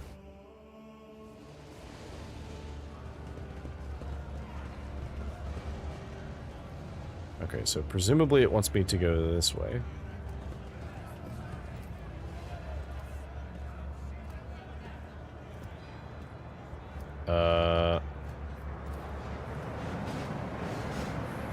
Time one loader barely fit for the person's point.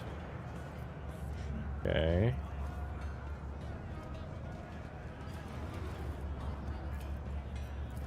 Pascal, open this. This explorator is blessed with None shall stand in my way. The Infernus Master salutes you cheerfully with his glow stick. Lord Captain, what an unexpected encounter. What brings you to this compartment? The famous cuisine and magnificent vistas, no doubt. I seek the Bloodspun Web's temple. You know where they are hiding? I don't have the foggiest idea. Probably for the best. My hands full as it is. What are you doing here? I'm here to patch up Savage, locomotive number 3, under the tech priest supervision. That old grump is my personal favorite on the entire freight line. Every couple of years, Savage gets mad. His boiler catches fire and starts spitting steam at the repairman. Guess who they call to take care of him in these situations? The Inferni, of course. After all, I've done all the most dangerous work. That's when the Iron Brains come in. But that's alright. I love Savage. When he's in a good mood, the feeling he gets standing at his levers and speeding down the freight line is indescribable. I envy those tech priest drivers who get to operate him every day. The roar of the boiler, the wheels thumping like mad, and all that furious power pulsing in your hands, responding to the slightest movement. How about I introduce you? I suppose I can't turn it off like that.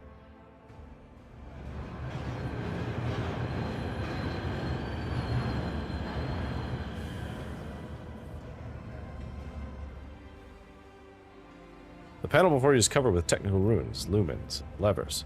The platform shakes with the boiler's mighty vibration as the iron beast beneath your feet growls and snorts ferociously. Heinrich squints contentedly and whispers the litany of ignition before turning to you. The machine is angry and refuses to obey. Right now, the Savage is powered only by the auxiliary maneuvering engine. We'll need to start the main rotor if we want to take a trip down the freight line. Initiating the train blessing algorithm. Let not corrosive wear separate the wheel sets. Let the traction drive receive the touch of the motive force granted by the invisible hand of the Omnissiah. Let his grace strengthen the joints and support that lift of the body above the decay of mortal tracks. Hear me, driver, and praise the machine god thrice, for it is only by his will that the miracle of sacred locomotion is accomplished. The blessing has been successfully executed.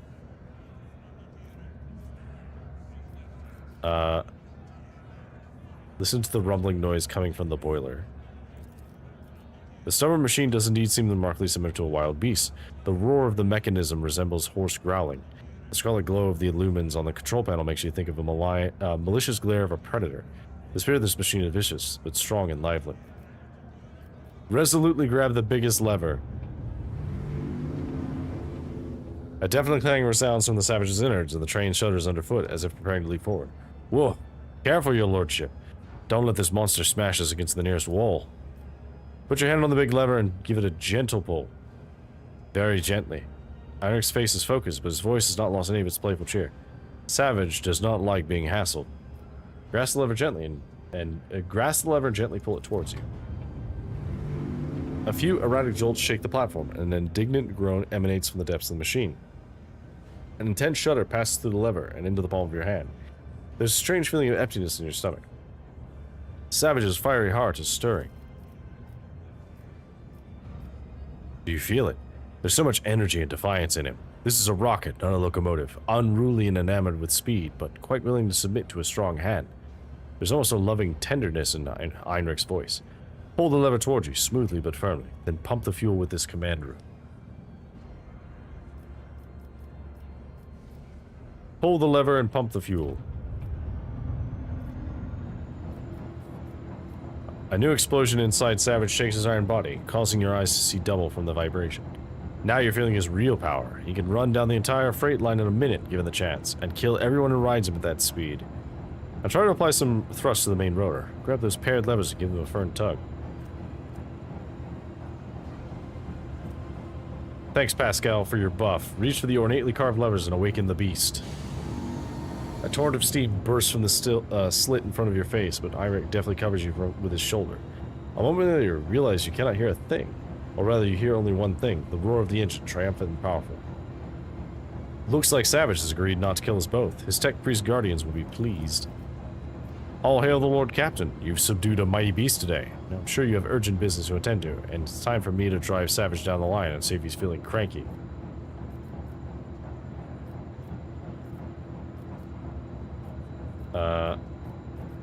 That was most intriguing, Heinrich. I'm pleased. Could I have wished for anything more, your lordship? Have a good trip. Everything's gonna be alright. Savage will never fry me. Right, Savage?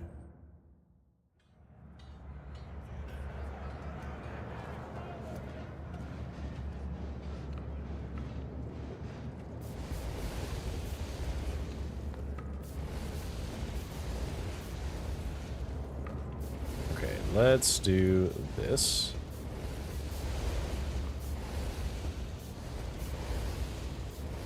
Experience? Nothing matters more. Ooh, stack of ration cards.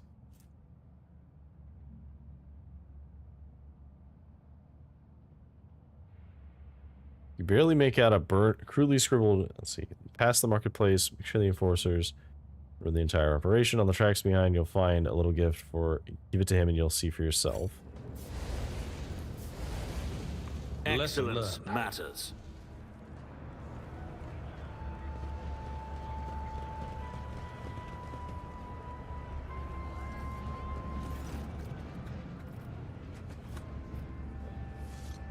A group of beggars are rattling their alms mugs and ostentatiously displaying their hunger-sunken bellies and various disfigurements. A toothless man falls to his knees before you. Your lordship, spare a throne for those who can't even get the worst jobs. Toss a stack of ration cards. Let your bellies be full tonight. Praise be the Lord Captain. The poor descend on the alms like a pack of gutter rats, each one scurrying off to their own corner with what they grabbed.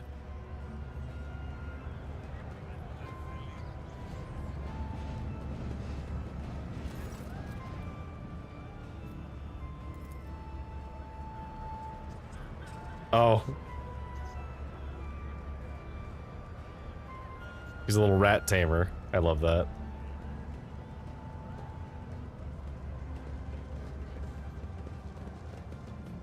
Victory awaits. Okay. What's this? I did it? Judging by the merchant's round, well-fed face, the rusty junk laid out on the counter is merely a smokescreen for the more valuable and likely illegal goods that are now hidden from idle glances. Okay.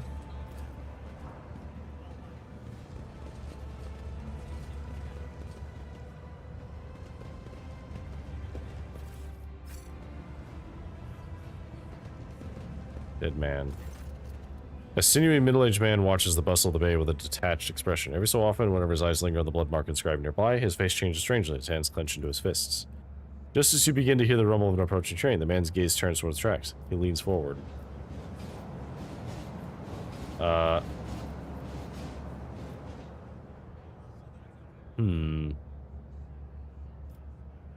do you think you're doing?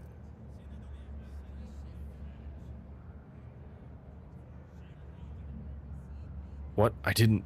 The man starts and almost falls over. but manages to keep his balance. In the dim lumen light, you notice old scars scattered all across his body. The scars seem vaguely familiar. Pascal's Vox synthesizer springs to life with an indignant binaric trill. I'm registering this unit's intention to use the train tracks for purposes other than those intended by their design. I categorically demand that the unit's self-disposal be carried out using methods that do not violate the Catechism of Maintenance and Operation. Let's look at his scars. The scars all vary in length, width, depth, and shape. However, you notice a pattern in the way the scars are aligned, as well as a series of faded symbols on the man's rough skin. Death cultists bear similar marks on their bodies, but spinners are constantly renewing their wound, while this man looks long since healed. Oh. Hello. Welcome in. Thank you for the raid. Oh, hello again, Falcon Paladin.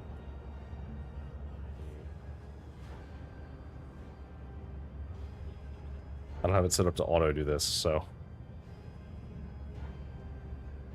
Ah, you were also playing Rogue Trader. I see.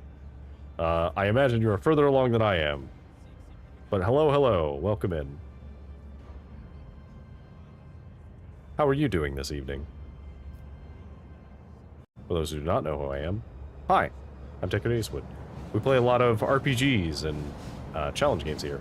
Mostly we've been playing some older RPGs or CRPGs recently, but I do plan to play a couple of other ones that are coming out this year, namely Beast of Reincarnation and Fable when those come out. But we're kind of tiding until then. So great. That's awesome. I'm glad to hear it.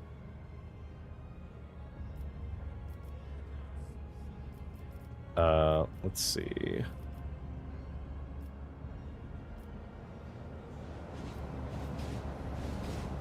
Your eyes always return to that blood symbol. What do you know about it? It's a symbol of the blood-spun web. I come here every watch, but it hasn't been here before now. I guess today must be a special day. He smiles strangely. The man's faded eyes go wide as he notices Cabela. His voice quivers. You have you come to take me to the other side? Cabela briefly studies the man's face, then turns away. I do not know you. Death's gaze is not upon you. The man lets out a dull groan and turns to the symbol again. But then, why is it here? You know the symbols of the bloodspun web, and you bear similar scars. Are you a spinner? I was, but I failed to complete my final assignment, so I was exiled from the cult. The Vizier told me to kill the one who would be at a certain junction of the utility tunnels at a certain hour. I went to the appointed spot, and then I waited. An hour. 2. 5. The junction was still empty. Nobody came. After hours of waiting, I finally realized. The person at the junction had been me the whole time. It was my turn to go to the Undying One, but I was afraid. I couldn't do my duty, so I ran. You were ordered to die. For what reason? But some would choose to leave the righteous path. These earned penance in due time. Her whips sing vengeance on renegade menace. Her blades pass sentence. For cowards seek to hide their hearts, but death makes no pretendence. It takes what it is due in essence. He stops and adds hoarsely. The third verse of the Song of Trailing Blood. The Vizier recited it to me before sending me on my final assignment. I didn't realize at the time that it was my judgment. There were plenty of reasons. I sowed death. I offered him the souls of the most pleasing men and women I could find because it kindled my passions. I killed well-off crewmen who didn't deserve their wealth, and I took their thrones. I killed enforcers who looked into my eyes without fear because I wanted to be feared. I reveled in bloodshed. I betrayed the tenants. I realized it, but I couldn't help it because I enjoyed it.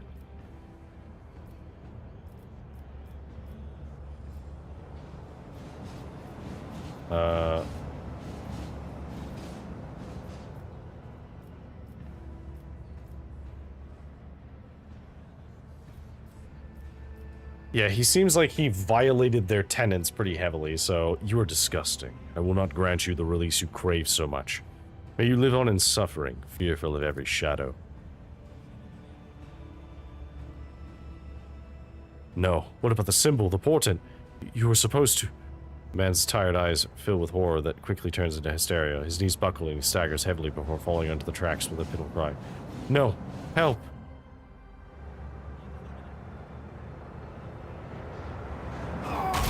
Oh, rip that guy.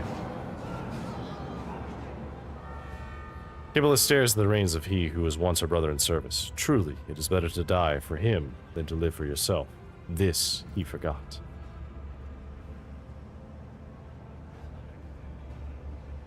I see.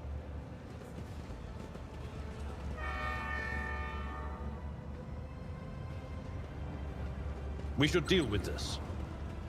We will. I promise.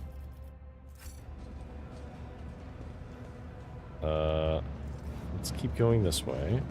Oh. That's the rogue trader.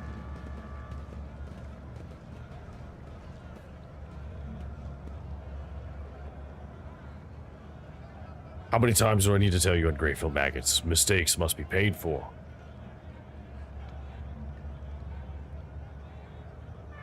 Have mercy in the throne's name, I beg you. The battered worker throws himself at your feet and touches the toe of your boot with his dirty palms. Your gracious lordship, hand of the god emperor, save your unworthy servant. Get lost. The force's heavy baton pummels the man's back and shoulders several times. His bones crack audibly. The sound of breaking bones, the man's cries, and the enforcer's hateful laughter remind you of what you went through yourself. Too vividly. Too painfully. Echo of Torment, minus 10 penalty permanently. Wow.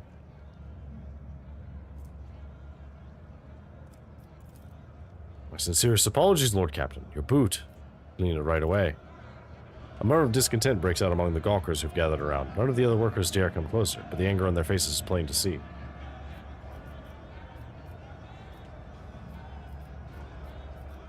I intend to hear this man out. Your lordship, I work hard, never even take breaks to rest, and all I earn is 7 ration cards with 15 mouths to feed back home. The enforcers shake me down every shift, just like they do every other honest hard worker who... Enough whining. You and your pals lifted a box of Nutribars a few watches ago, and 2 canisters of water before that. I didn't beat the life out of you because I took pity on you, and this is the thanks I get? You quarantined the hub for 20 watches and refused to give out rations if we didn't have cards. Cards we had no way to earn. And today you earned 15 cards in a single shift because you did the work of 3 people, right? Or did you take your pals to a dark corner somewhere, do them in and take their share? I didn't do them in. It was an act. The worker stops himself, cowers and whimpers. They got their heads bashed in by crates. The dead don't need rations. Let's see.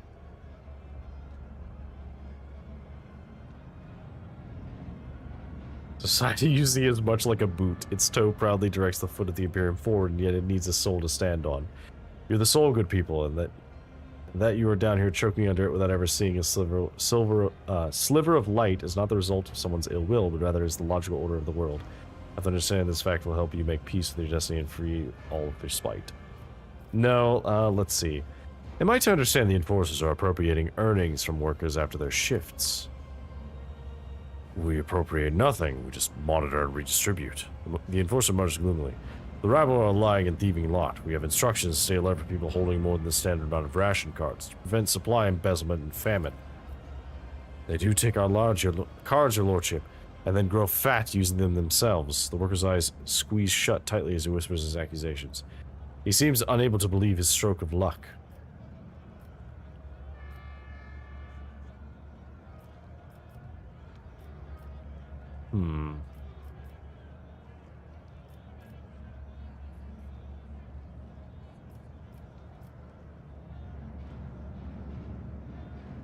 Ooh. We could banish the enforcer. I do think the enforcer is kind of abusing his power here. But the thing is, if we go easy on them, there's way more of these guys than there are enforcers, and we do need them. So while I don't necessarily agree with it, I will use this option. I hope that understanding this fact will help you make peace with your destiny and free you of all spite. Alas, the ungrateful rabble is incapable of fathoming the sheer grandeur of your views on social structures. Blinking their ignorant eyes dully, the serfs continue to stare at you without proper respect. Low, insistent dissent begins to rise in the crowd, only to die back down as soon as the enforcers brandish their batons. The murmurs immediately turn into pleas for mercy. Oh, I didn't have enough awareness. The clamor rises, becoming too persistent, deafening, suffocating. Then a baton lands a crunching blow some in the crowd, and everyone quiets down. The enforcer hisses the worker vindictively. Oh, yes, 12. This time we're going to break 13 of your fingers and ribs, and as a lesson your slimy accomplices. Oh. Oh, I don't like that. Welp. I guess I should have been harsher on the enforcers. Move the container.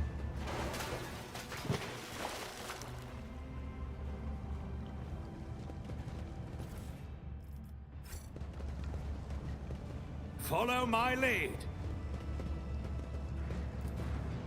What's back here? Operation successful.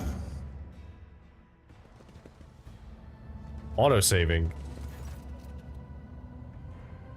Several people are eagerly rummaging through a rack filled with weapons from the Enforcer's arsenal. A big man with a pockmarked face is the first to react to your presence. He attracts the other's attention with a piercing whistle and barks out. Who are you? There's not supposed to be anyone here. Ah, it doesn't matter. Identify yourself. Take a closer look at the suspicious individuals. Makeshift armor peeks out from beneath their ragged clothes, and their battered weapons display a patchwork of crude repairs. The group stares longingly at the rack with the good plasteel gleams, restlessly clutching their humble weapons. You notice that the little finger on every person's right hand has been cut off. It's hardly a coincidence. Abelard, do me a favor and help these wretches realize the full extent of their unenviable position. Before you stands Lord Captain Deckard von Valencius, master of this vessel and everything on it, including those goods you're pawing at with your unwashed hands and your miserable lives as well. Some of the, like, combinations of words they use really mess with my head when I'm trying to say them. Because it's like, I expect it to be like a certain cadence, and it's not. The people turn to stare at you in disbelief and exchange heated whispers. The excitement is interrupted by the leader's roar. What are you gawping at? Hurry up and bend your backs, this is right and proper. Your lordship, you must excuse these blockheads. I was taken aback myself. It's not every day you see the rogue trader in the flesh. And as for this, Van cast a grim glance at the rack. I won't insult you by denying it. You've caught us red-handed. Tell me why I shouldn't execute you on the spot. You could execute us, but who would take our place? Shame the scum who rob and kill their heart's content. Bastards who accept their mutants into their gangs and prey to the archenemy. They've always been outlaws on this ship. You're better off with outlaws like us, who don't go too far and keep the heretics down. Who are you? The Hard Nines, a gang, a brotherhood from Transport Bay 9. Don't think we're parasites, we do our bit for the prosperity of the ship. We're sort of assistants to the Enforcers, self-appointed. We make sure that order is maintained in compartments where the Enforcers are too lazy or greedy for bribes. We put a stop to robbery and free thinking. Well, we accept a small contribution as a show of thanks.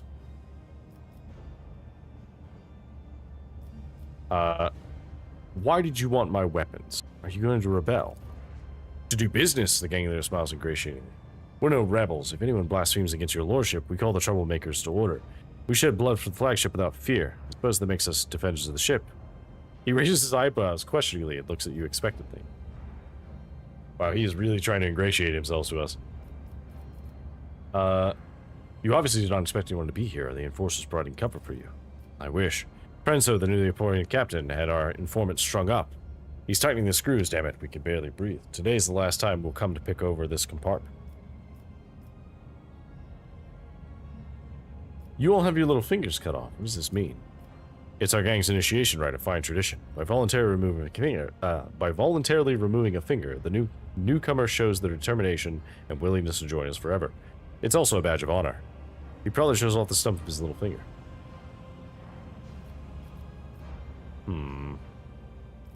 No, I think that I would rather have the Enforcers deal with this. Criminals on my ship have a single fate. Death.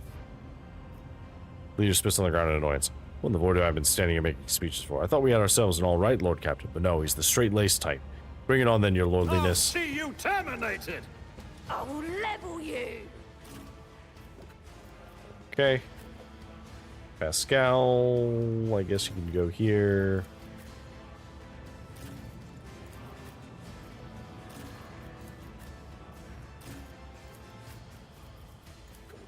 And then me, go there.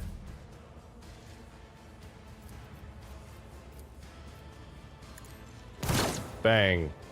Oh, we missed. If I may. Alright, let's designate our areas.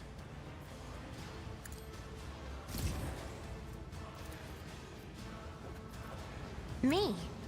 If you insist, Lord Captain. Let's buff. Actually, can we?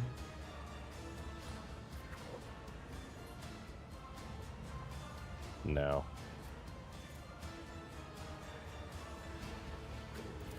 Let's just kill zone this guy. Alright, Argenta. Do your job.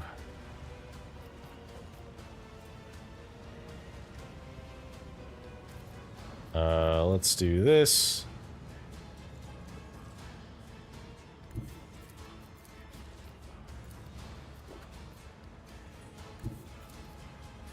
Doubt is for the weak. Bang. As the Emperor commands. Oh, you guys have a lot of armor.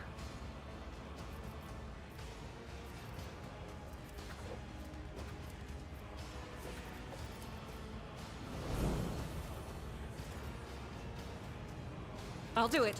Guess we'll just reload. Scared yet? I will not die in dishonor. This will leave a scar. Okay.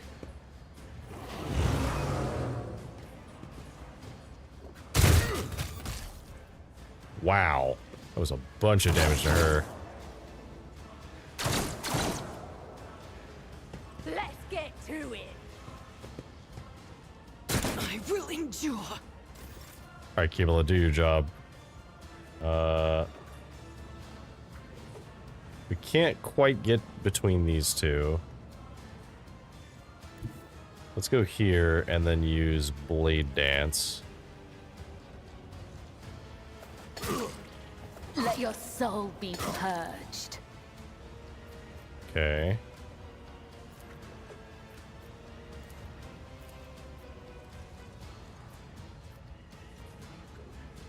So let's flip Trust to here. me. And then I guess just do this. The shadows. Okay.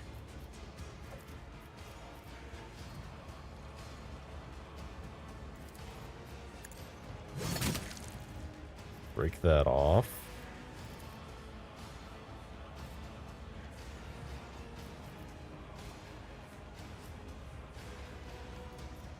I think that that's enough for now.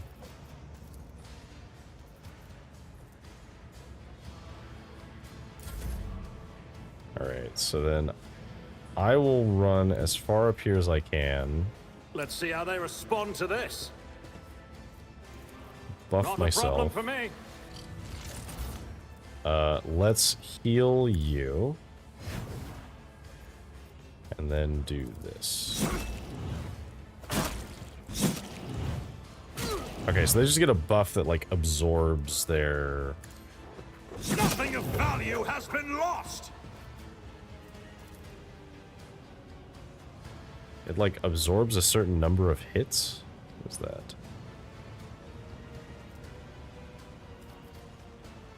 Nothing to lose. Deals plus 100% damage and gains temporary wounds equal to 50% of its max wounds. Scrap plating. Each stack allows them to ignore one instance of incoming damage. Okay.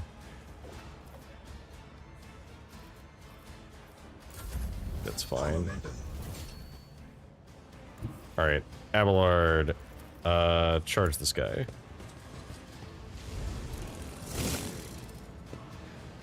Bang.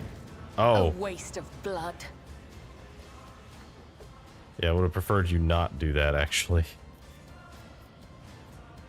Let's do this. Victory is imminent. Please do not shoot her again. At your beck and call. Reduced to dust!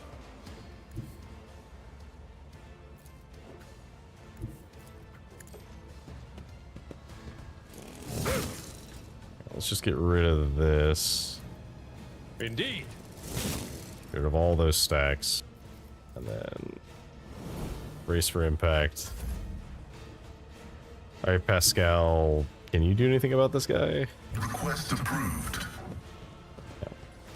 Who gets taught you to fight like this?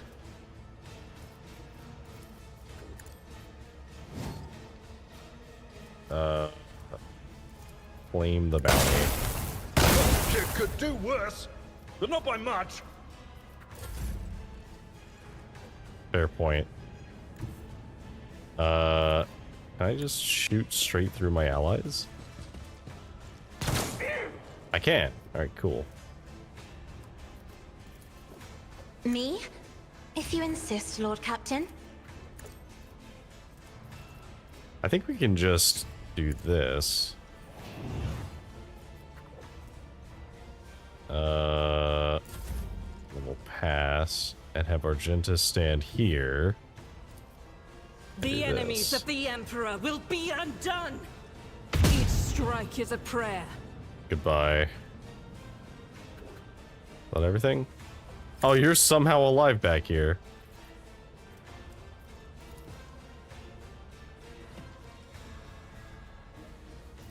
As the Emperor commands you, my Emperor! I will not! I'm here, maggot. Blessed Emperor, Damn it. protect your daughter.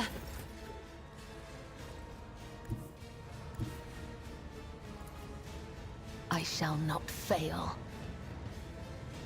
My blade whispers your fine. name. Blade dance. Caught by the web. I guess let's flip around to the front. And then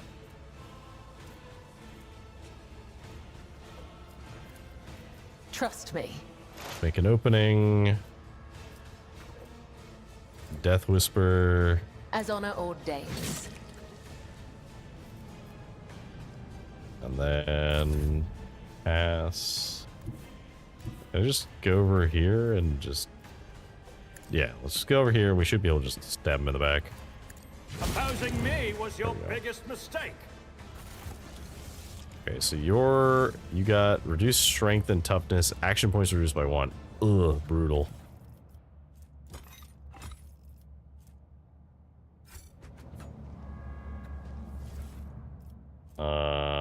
The Ripper. Honestly, not very good. Pascal, open this box, please. Machine God grants me insight. Okay.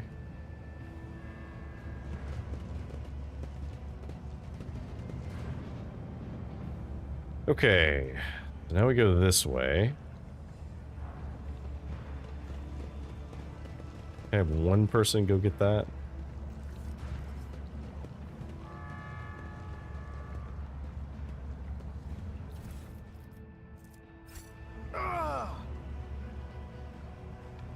A new challenge for Oh, that's the first person who's actually commented on the fact that I took something away from them.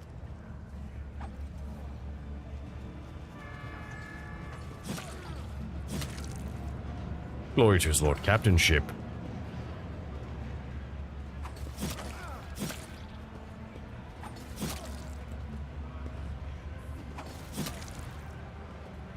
What is going on here?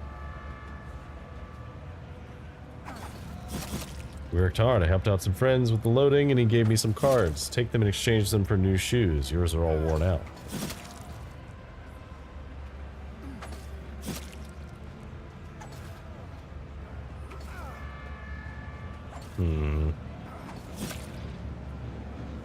Well, thank you. I've already made your bed for you, so once you've eaten, go and rest. The little ones and I will head out to the marketplace and leave you in peace.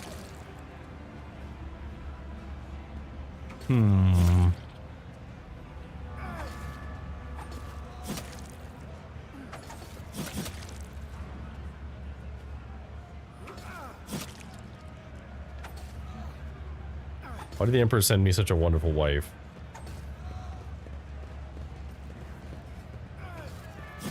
Ugh.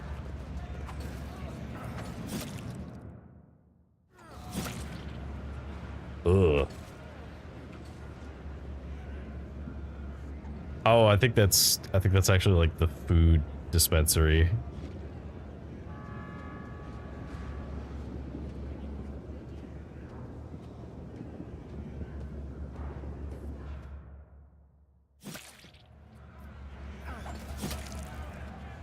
Oh, okay, it just watches it again. No, we already saw it. Go around. Great weakness. Okay. Get across this.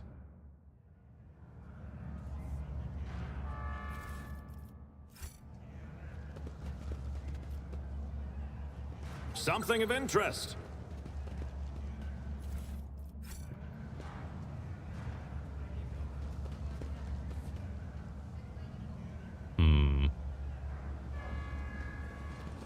Alright. This area is like extremely cramped.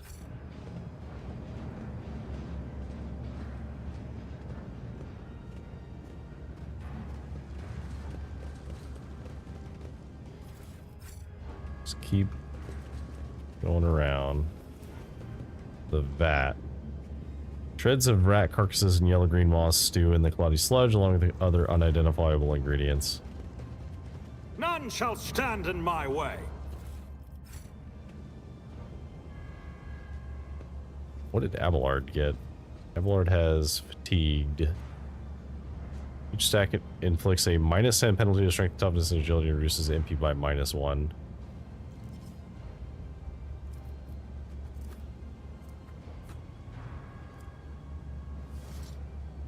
Okay.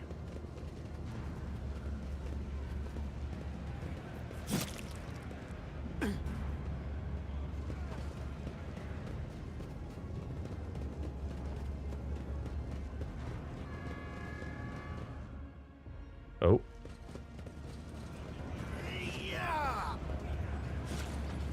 Okay, so we're over here now.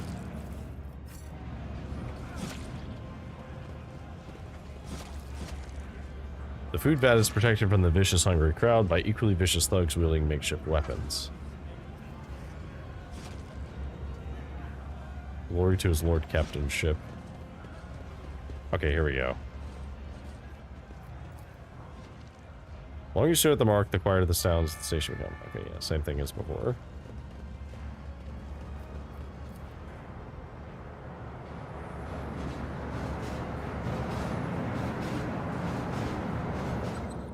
Oop.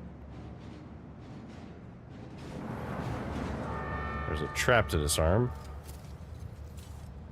Never doubt me. Which gives us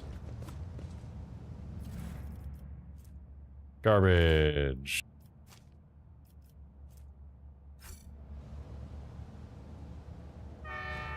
Wait, what was that note?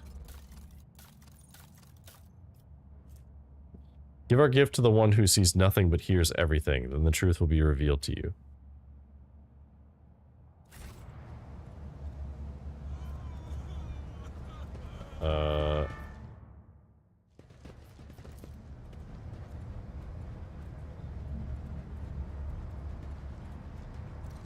Follow my lead.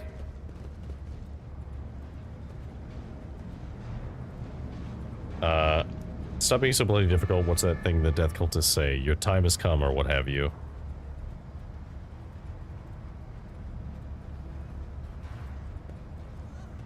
No, please. What did I do? Oh. Talk about being everywhere at once. How about we take his stuff to the marketplace? We'll get to eat soup tonight. I see. We'll just have to deal with that. Let me check this guy.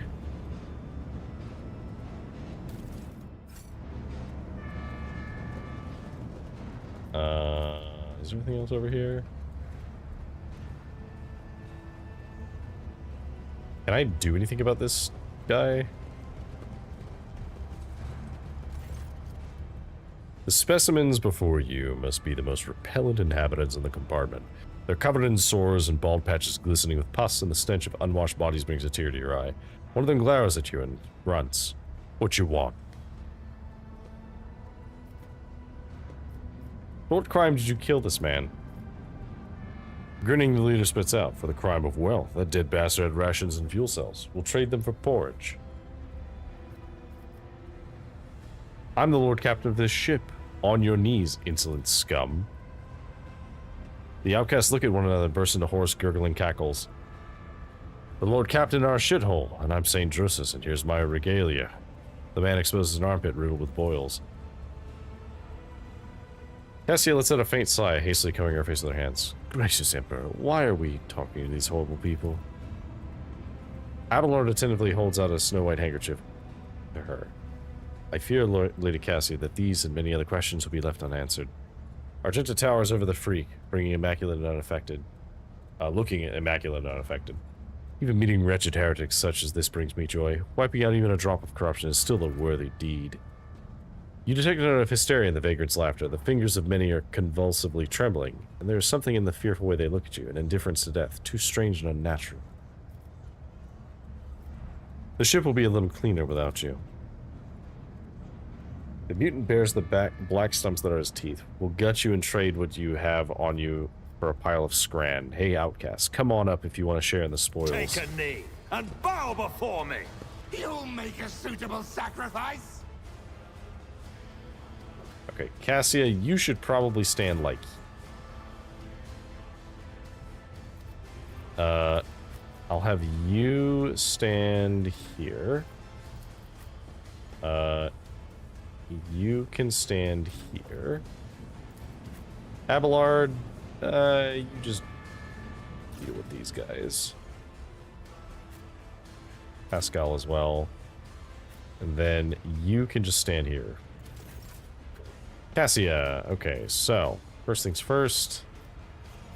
Let's do... place our zones.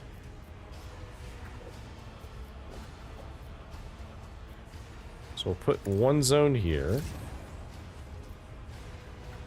And we'll just make this a kill zone immediately. This zone gives cover efficiency. We're not really using cover. Although I guess...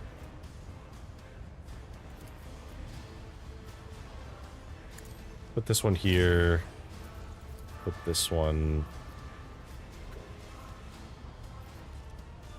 If I may. And then I guess we'll just shoot at you.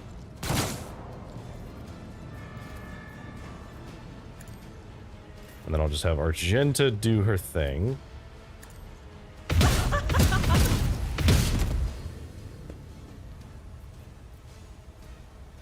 Faith without deeds is worthless. We'll do this. Justice for the weak. Interesting. Alright, and then we'll pass turn. A dance of blades and you. shadows. And then we will flip over to the other side. Death is a blessing. And that's probably all we can do. As for me, I will run over here and then buff Never myself. wavered in the face of adversity. And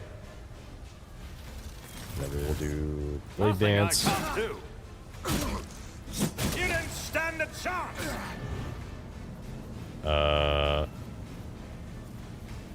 And then I guess we'll just do...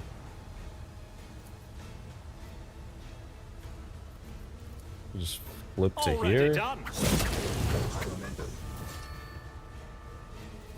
All Flip to too here. easy. Opposing me was your biggest mistake. And then we'll just flip Suits as far my away as we purposes. can. And why not? We'll shoot you. Alright, he dodged, but it didn't matter.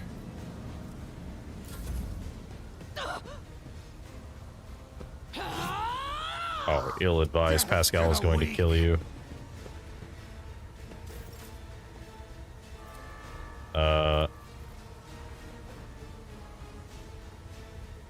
Ooh. Unfortunately, you're kind of in the way, Pascal. Can I go over here?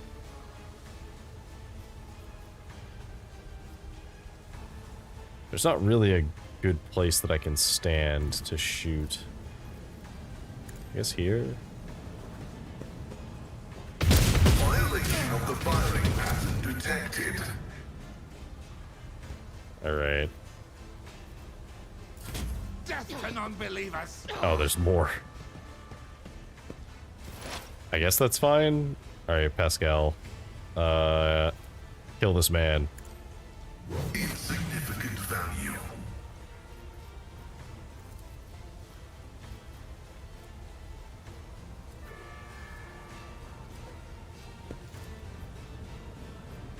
The scriptural prognosis is favorable.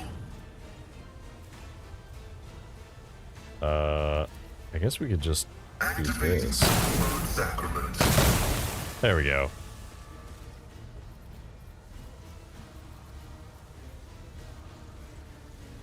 And then I guess we just pass the turn because we can't do anything else. Abelard, just go as far as you can.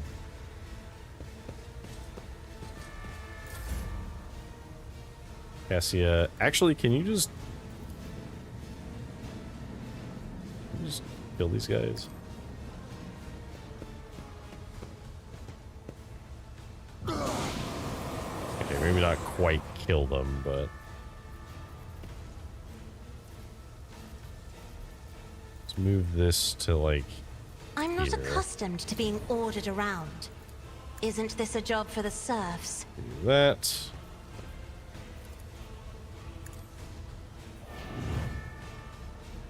Just buff people.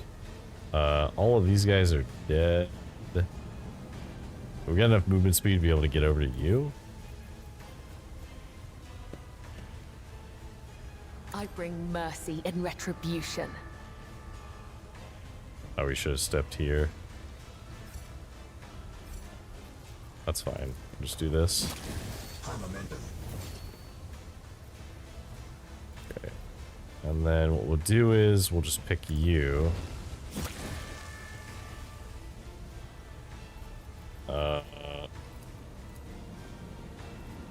Darn. Actually, that kind of sucks.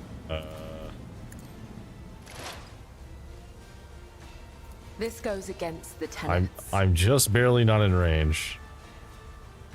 Well, I would that I could. darn. Not a problem for Die. me. You didn't stand a chance.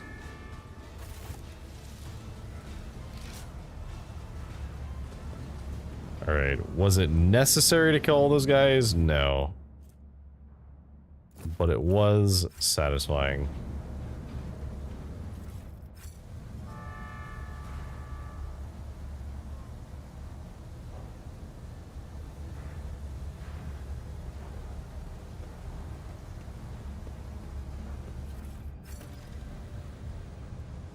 It's about time.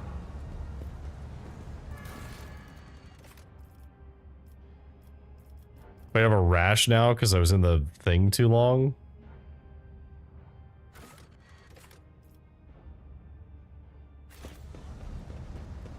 Attention to detail is the key to success.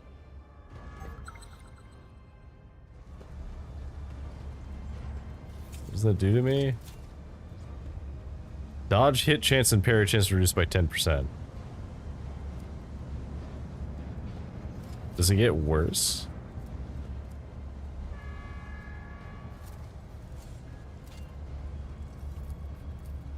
Alright, Pascal, open the box. If formed by a Death Cult Assassin, when the wearer gains a stack of Bloodlust, they also gain plus 10 toughness for 2 rounds. When the wearer kills an enemy, the enemy explodes in a fountain of blood.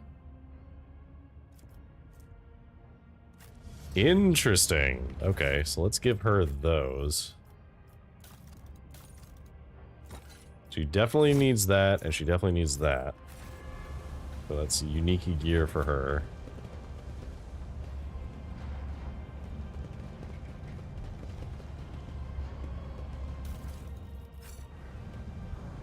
Okay, so we need to give you...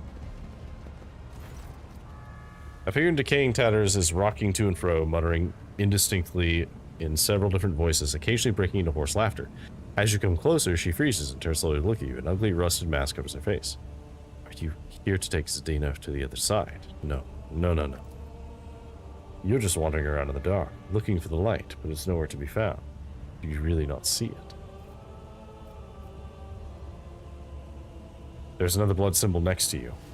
I have seen such marks before. Is this another part of the Song of Trailing Blood? Zdina bursts into hysterical laughter. Oh yes, the song. Here, listen, listen. She wandered in eternity and dark, yet was consoled, wept foretold. Undying one's blood secrets glowed, a light to guide her faithful fold. But threads must end, and so the spider did that which was owed. Her life and death the ship bestowed. She laughs again, and you'll see if you learn to see. Look into the darkness. Look, look. I cannot fathom what I meant to see here. You peer into the darkness and are gradually able to make out the outlines of objects hidden in the shadows. Rotting corpses, rough walls, the twitching death throes of infected people left here to die. You see no light in this place, only more darkness and despair. You don't see, do you? You don't see.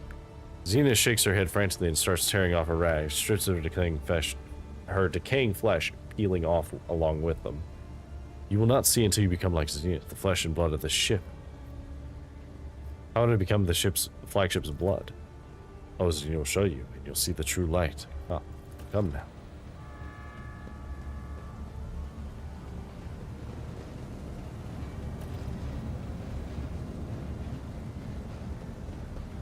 Plunge into the ventilation shaft and become the flagship's blood.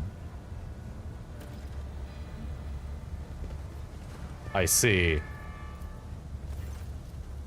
The rotating blades promise nothing but a senseless and brutal death. Slipping past them would require some unreasonably precise calculations or blind luck. While listening to the air currents, for a moment you think you hear Zadina's whispered prayers rising from the depths of the shaft. So if we were heretical, we could do something. Dogmatic, we can put our hands in the faith of the Emperor. Or with a very high athletics, we can just jump.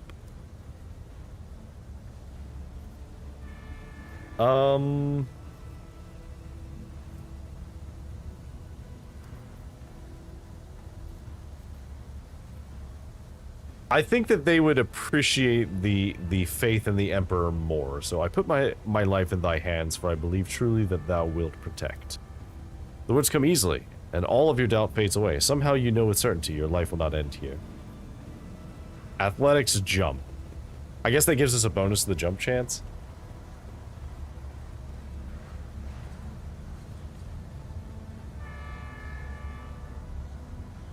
Stop, don't do it. Temple of the Bloodspun Web. That's a lot of blood.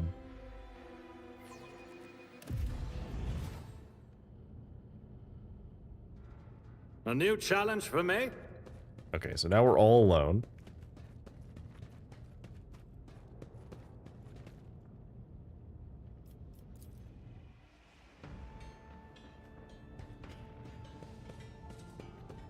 Right. We'll try and clean out this place as best we can.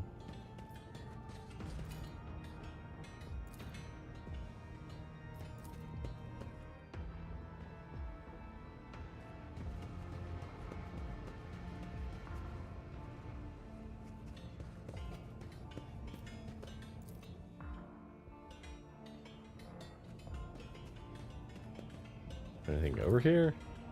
Tangles of improvised bridges constructed from beams and flooring stretch ever higher. Not like a web, the temple is growing as if it were a living organism. Victory awaits. Ah, okay, so we just have to keep climbing down. That's why it can't be found. because you can only get here by climbing down in an area that is otherwise dangerous.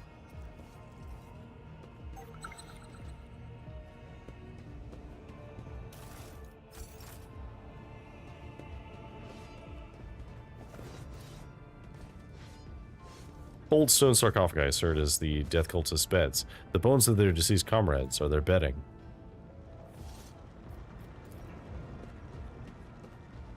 Part of the cultist service to the Undying One involves turning the corpses of the departed into sacred altars for their blood-anointed congregation to pray at.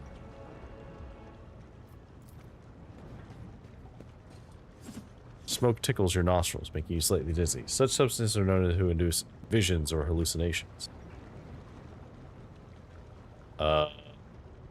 I see everyone made it down here safely. That is a lot of blood. That's a whole lot of blood. Vizier of the Bloodspun Web. A frail old man, gray beard tinged with blood, folds his wrinkled hands in a ritual gesture. His body is covered in scars, some old, some fresh. His eyes are sewn tightly shut. His mouth is cleft at both corners, making his jaw seem eerily snake-like. And the Lord of the Ark walked the paths of unlife in footsteps of the web's first spinner. And the servants of death bowed before him, for the Dolmen is the giver of life. The old man goes still, his head turned to the side. He nods towards the temple's muffled silence. Yes, yes, truth like a stream pours from your lips. We welcome him as the tenets demand. Your hues are almost as pale as the gray of your beard, but what is this? Cassia flinches and takes a shuddering breath. A scarlet whirlwind shines through the faded colors. A thin blade appears in the old man's trembling hands, although his arms are stiff and look like they can barely bend. In the next instant, the dynasty symbol is etched on his forehead, dripping blood. With a brief motion, he flicks the blood off his blade, and several drops land on your face. The blood-spun web welcomes its new lord. I am the Vizier. For many years we have waited, and now you are here. We have waited, whisper echoes his words from the shadows.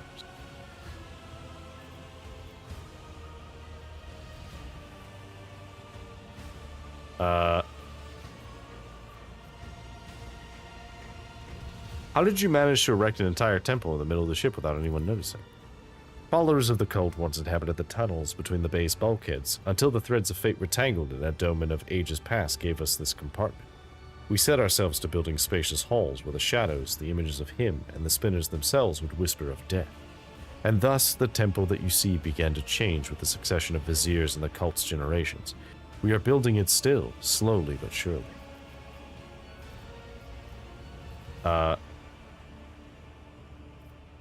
Why is it that you invited me here? Death whispered your name and commanded us to honor you with a sacred ritual, but only inside the temple can the spinners perform it. The Vizier is suddenly distracted by someone invisible, and nods towards empty space. Yes, we are glad he has reached this place. We are glad to serve.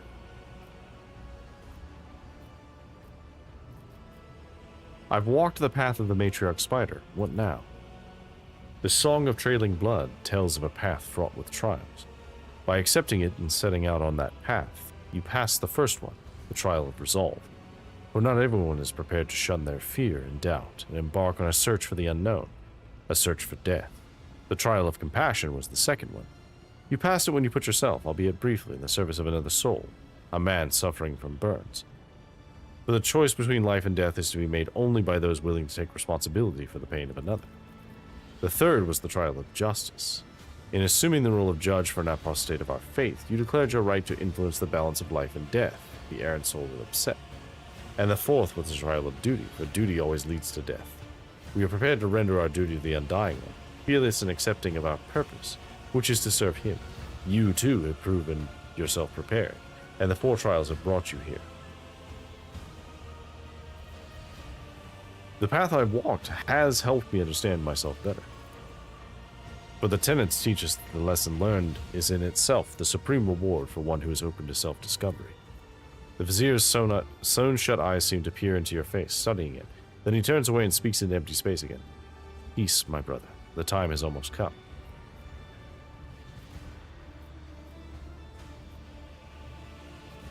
I see your eyes are sewn shut. Are you blind, or is that another of the cult's rituals? I was sighted for much of my life, till a disciple of mine violated the tenets, and I realized just how blind I had been. A lesson, but a bitter one. To look with one's own eyes alone is to be easily fooled, but the heart cannot be lied to. Such is the truth, and such was my choice.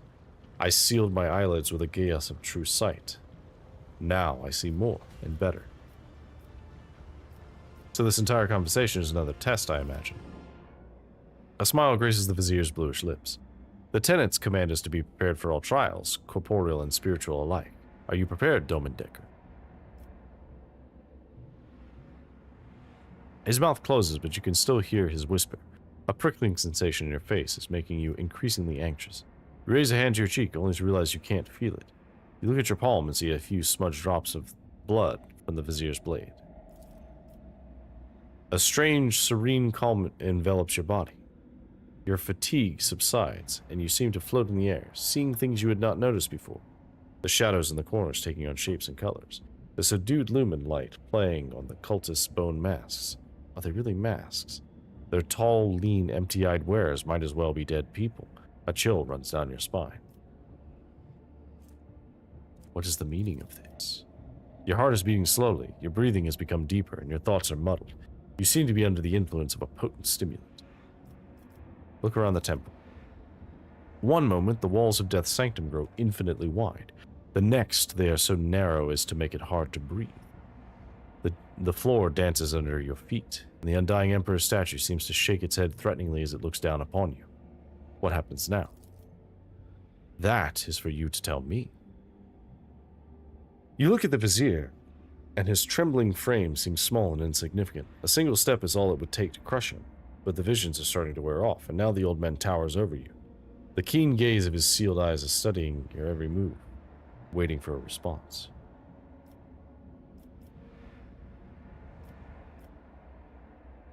Now you are going to initiate me as a servant of death. The Vizier ponders your words for a long time, whispering something into the empty space behind his shoulder, then shakes his twitching head. Our threat is repellent to you, Domendecker. You proved it by walking the matriarch's path in your own way. It is your right, and we respect your choice. However, only one who accepts the essence of death may become its servant.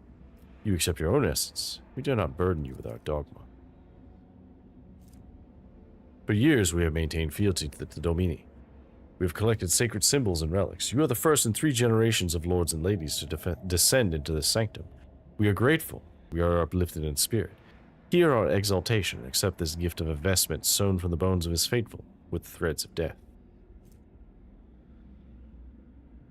Okay.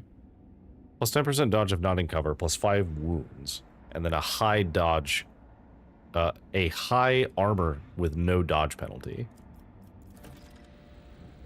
That which was foretold has come to pass. The ritual of descent is complete. Now be this temple's guest of honor and rest a while. Okay, so maybe if we had done everything as expected, then they would have accepted us as a death cultist. But I don't know what you would have to do for that.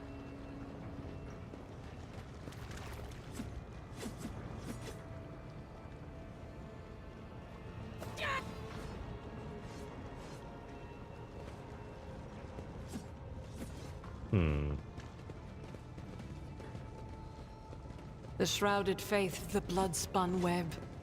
It is both frightening and awe-inspiring. As is the fact that they have managed to claim a whole compartment to themselves, and the officers somehow failed to notice. I shall conduct an inspection. Yeah, I guess that's a good point.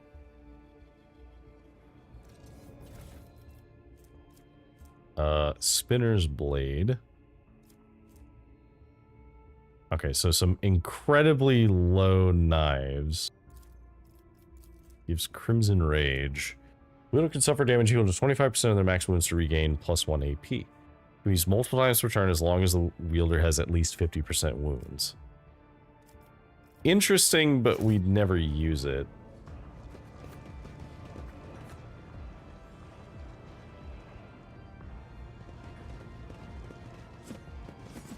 Follow my lead. A spinner, his face covered in carved, bleeding glyphs, makes a respectful gesture of invitation. Let me show you the way, Doman. Take me to the enforcer in charge of the freight line hub. I have business with him.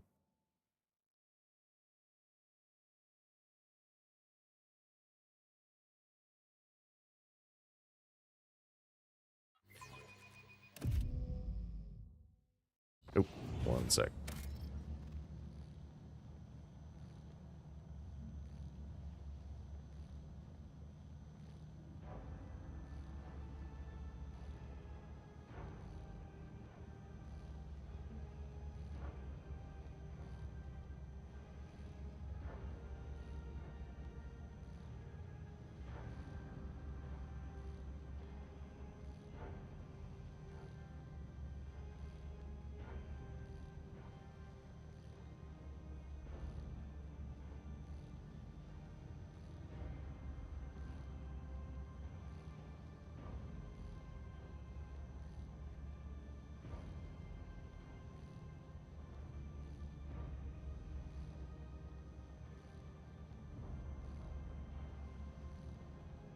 Alright. So let's talk to you.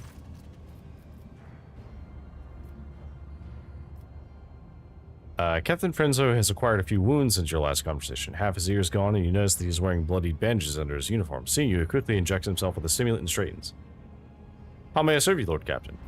Were you in a shootout? Yes, there's been a raid on a local gang. We finally cleared out the scoundrels who were smuggling goods to neighboring compartments. No one escaped. Frenzo permits himself a brief smile of grim satisfaction. I was attacked. Frenzo lets out a menacing growl as his face fills with blood. Dared. I encountered mutants in the Pestilence Pit. They seem to be under the influence of unholy powers. You went to the Pestilence Pit. You into the Pestilence Pit. Frenzo stares off in the distance as he speaks. Pardon me, Lord Captain. I just can't even imagine. I can't even begin to find the words I would use if I had to tell the Master-at-Arms that you had perished in there.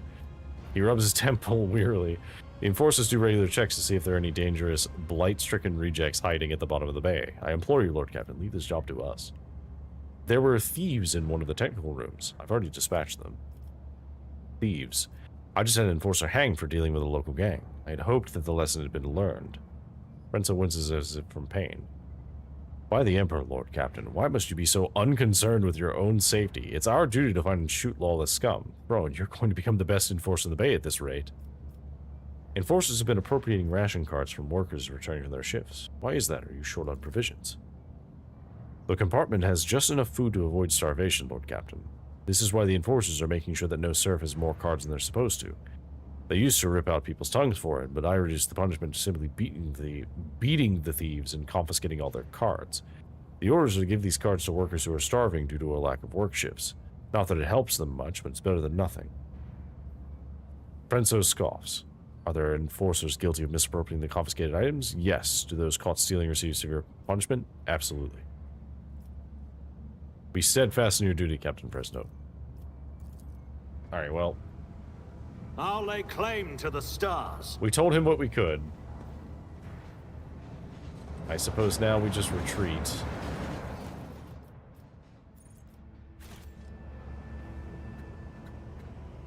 Okay, so there's some other loot we could probably find in here. I'm not too fussed about it. If someone, like, mentions that we haven't gotten a particular piece of loot that would be good, maybe we'll grab it, but... Okay, let's go to the bridge.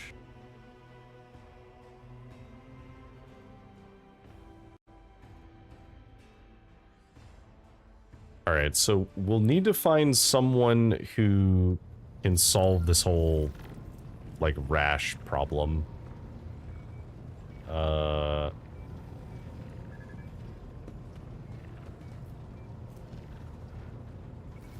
Strange rash.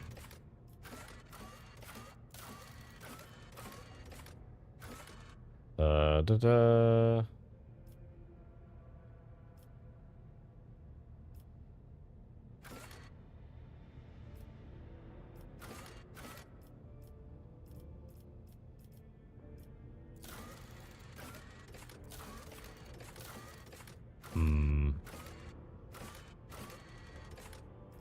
Here for a rash, here we go. Must be someone on board who knows how to purge the body of the infliction.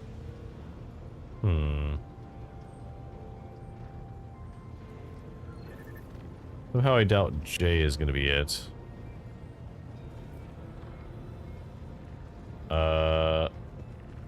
let's talk to Abelard. Lord Captain.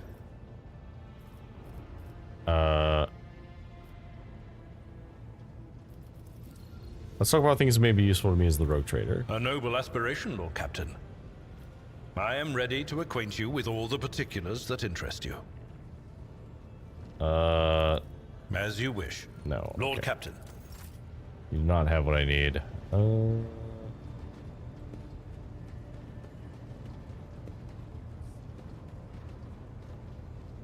Maybe Heinrich? Can you help me? No, you do not seem to be able to. Cassia. Words cannot describe how boring the bridge is without our stimulating conversations.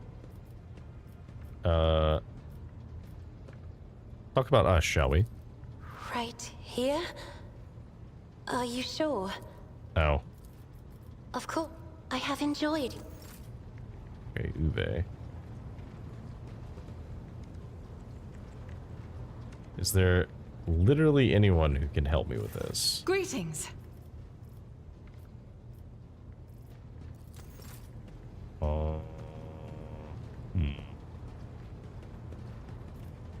Yeah, because minus 10% dodge, hit, and parry is kind of a lot. Okay, who could we talk to?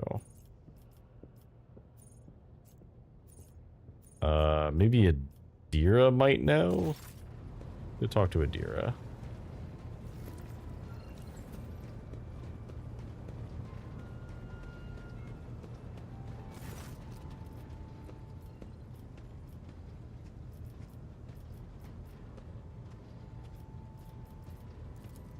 Of course. No. Jay? Allow me to thank you again for helping me with the cargo, Sherin. I am sure the Ashmags who squir... Oh. Okay.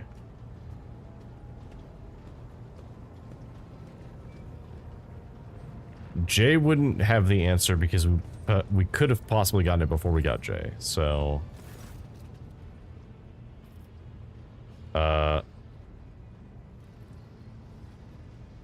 Lord Captain, the machine spirit of this mechanism slumbers. Should you wish to awaken it, use the key of your blood. Place your hand inside the servitor's maw.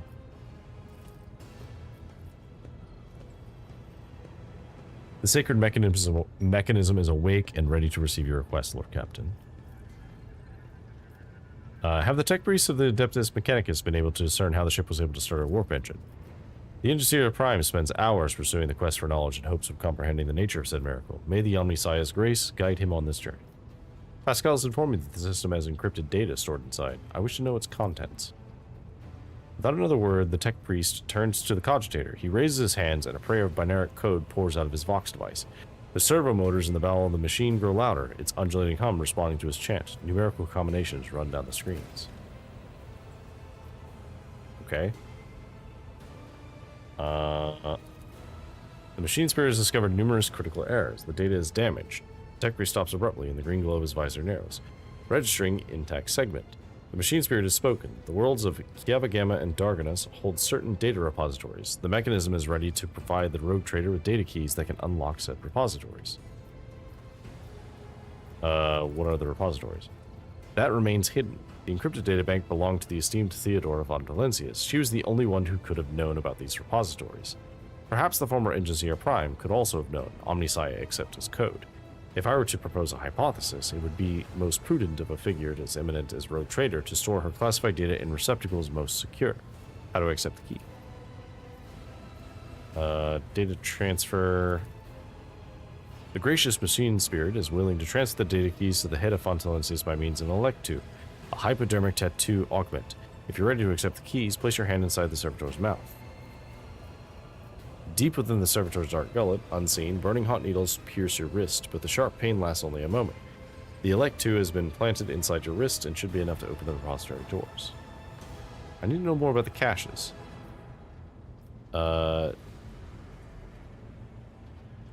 Nope. Oh wait, okay. So, Tech Priest's augmented fingers dart around the control panel. The Omniscia favors you. The machine spirit is willing to commence the calculation procedure that could restore the lost data. We get to pick one. Let's pick the one on Kiava Gamma. Oh, maybe we get both. The servo motors within the concentrator pick up their pace, their heavy thrum growing louder. The machine clicks abrasively for several minutes until eventually a numerical code appears on the screen. The tech priest turns to you. Blessed are the Omniscience deeds. The repository on Kiava Gamma has a security system guarding it. The machine spirit has recovered a code that will allow you to disable defenses. Restore data on the cache located on Dargonus. The machine hums louder until it lets out a resounding crackle. Then the sound stops, and an unmoving numerical combination lights up on the screen. The tech priest's synthesized voice sounds almost concerned. The data has been restored, but only a single phrase. Litanies of the motive force. That is all the sacred mechanism was able to salvage. I have other questions. Okay. That's not what I was looking for, but that is something.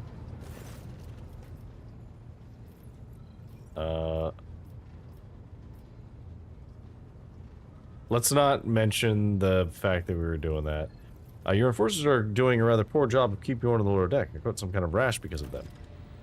The mask of nonchalance on Sarback's face shatters. She rolls up your sleeve with one hand, already pushing the tip of a long glass syringe into the center of the growing rash with the other.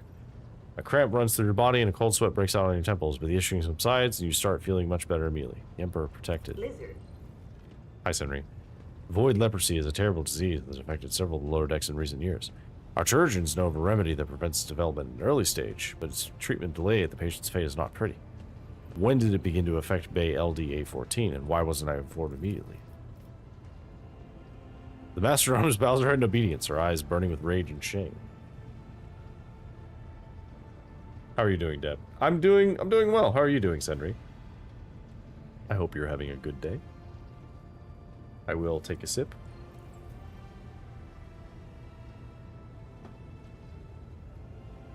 We're doing pretty good. We've actually made quite a bit of progress, at least somewhat on the plot. We did all the stuff on Footfall, and now we're resolving some of the stuff in the Void Ship itself. Please, Lord Captain, I beg of you to punish me for this ignominious transgression. Calm down, I'm alive and well. Things have turned out quite differently. On the first evening watch, I shall visit the temple and submit to the proper punishment of the flesh with a spiked scourge before his countenance. Okay. Proud to serve the dynasty. Alright, well, we solved that problem. Doing alright. Early morning for me and now trying to figure out something to do. Fair enough. Alright. Go to the map, finally. Lord Captain, we are once more within reach of the Von Valencia's protectorate. Of utmost urgency is restoring communication with your planets and bestowing the wisdom of your decrees upon their stewards. Developing colonies, claiming new territories, and establishing trade links, all this is now your privilege and burden. The Coronis Expanse is a vast region of space where you will travel between different star systems. In each system, unique events can occur. By steering your flagship towards them, you can explore planets and study anomalies and interact with other ships. To switch the map to the entire Coronis Expanse, click the button in the bottom right corner of the screen.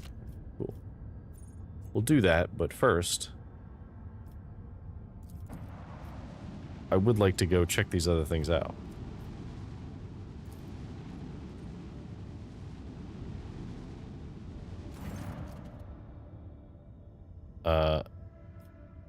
Lord Captain, the station's airlocks have been sealed from the inside. A Vox recording is stating that the priests of the Altar Templum Calixtus X-17 Sanctuary have no desire to communicate with the laity and are refusing access to guests on the basis of the Adeptus Mechanicus privilege of inviolability, granting them sole jurisdiction over their sacred sites. Okay.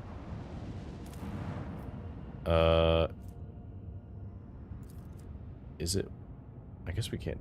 Yeah, there's no resources here. Okay. We get to go to the full map now. Oh. Oh, this is a lot bigger than I thought it was.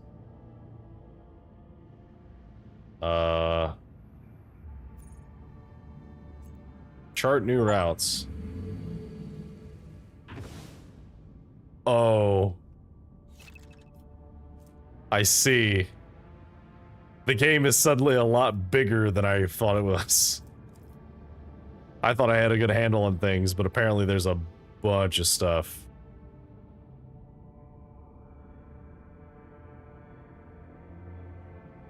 Okay. Standard scanning could not reveal a route to the selected system, but you can still get there by spending points of Navigator's Insight to plot a guaranteed direct path.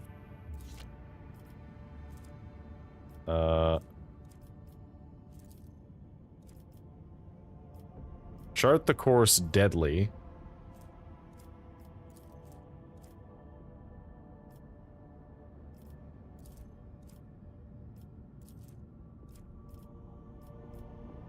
So this is safe.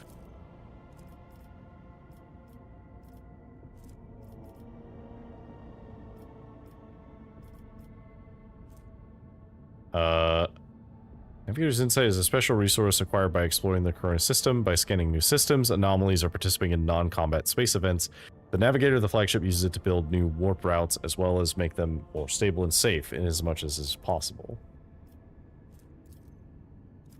Okay, let's go to this place. Lord Captain, ship's senior officers request an audience with you. They are humbly awaiting you on the bridge.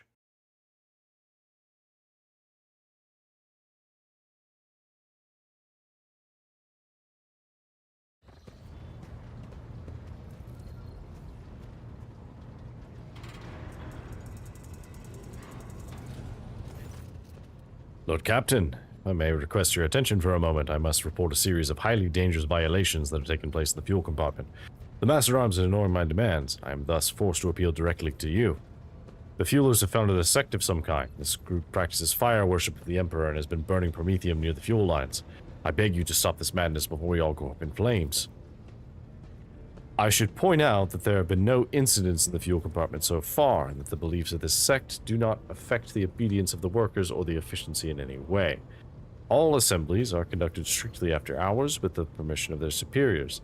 However, if you find their practices unacceptable, we will put a stop to them immediately. Does the ecclesiarchy recognize the cult, or is it considered heretical? This matters beyond my purview. Let Confessor Adalbart be the judge of such business.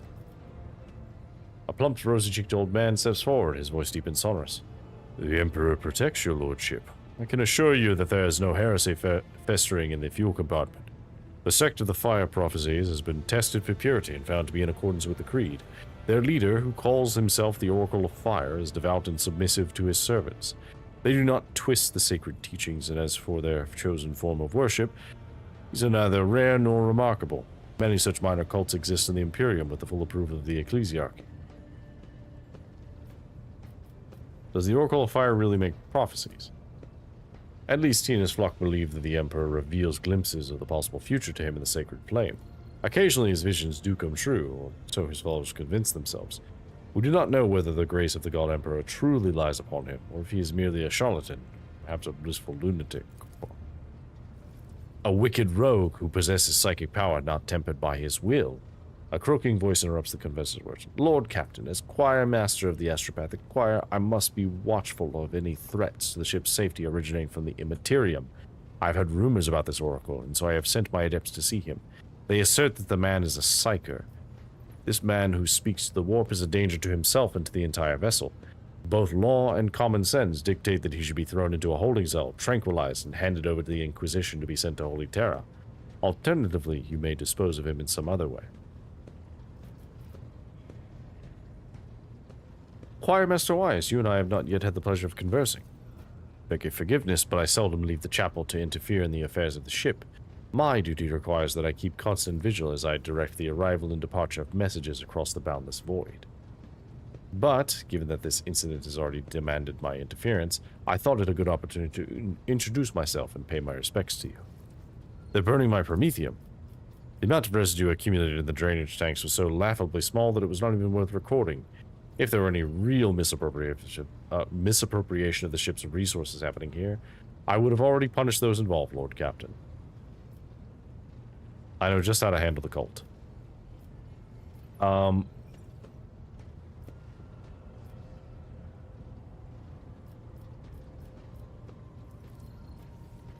Let's see.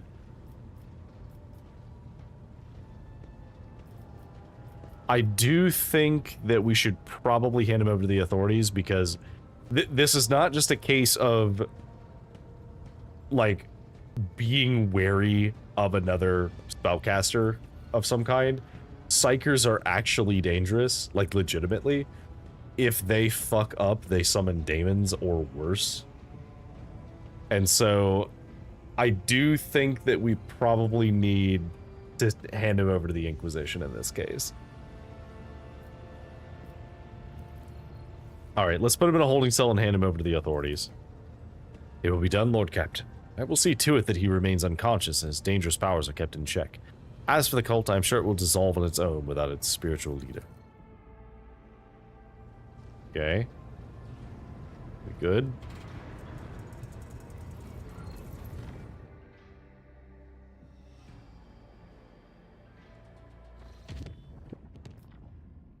Alright, I would like to visit the system, please. There's pirates there. Investigate the space dust. Trophies. Yet more trophies. Alright. So, this is a good point to stop, because we do have some other stuff that we'll want to do here, because there's a combat we're going to want to do. And we're now at the point where we're going to be doing some... I guess space privateering? Space combat. We're going to do space combat with pirates and maybe some other stuff. We'll see. With that in mind, though, thank you all for joining me. I know we had a raid earlier, so for any raiders who may have hung out, thank you for hanging out. We do appreciate lurkers here, so always happy to be good second monitor content for you. Or passable second monitor content. Doesn't even have to be good. With that being said, normally we stream on Tuesdays and Thursdays.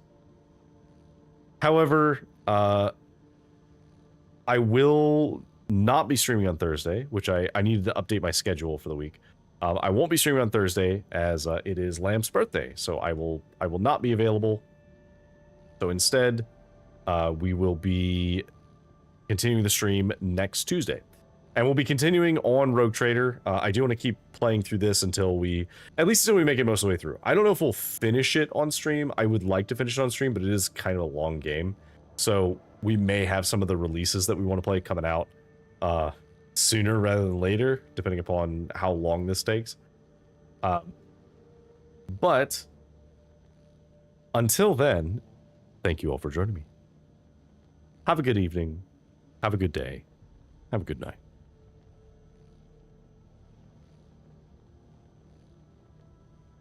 Let me find us a raid.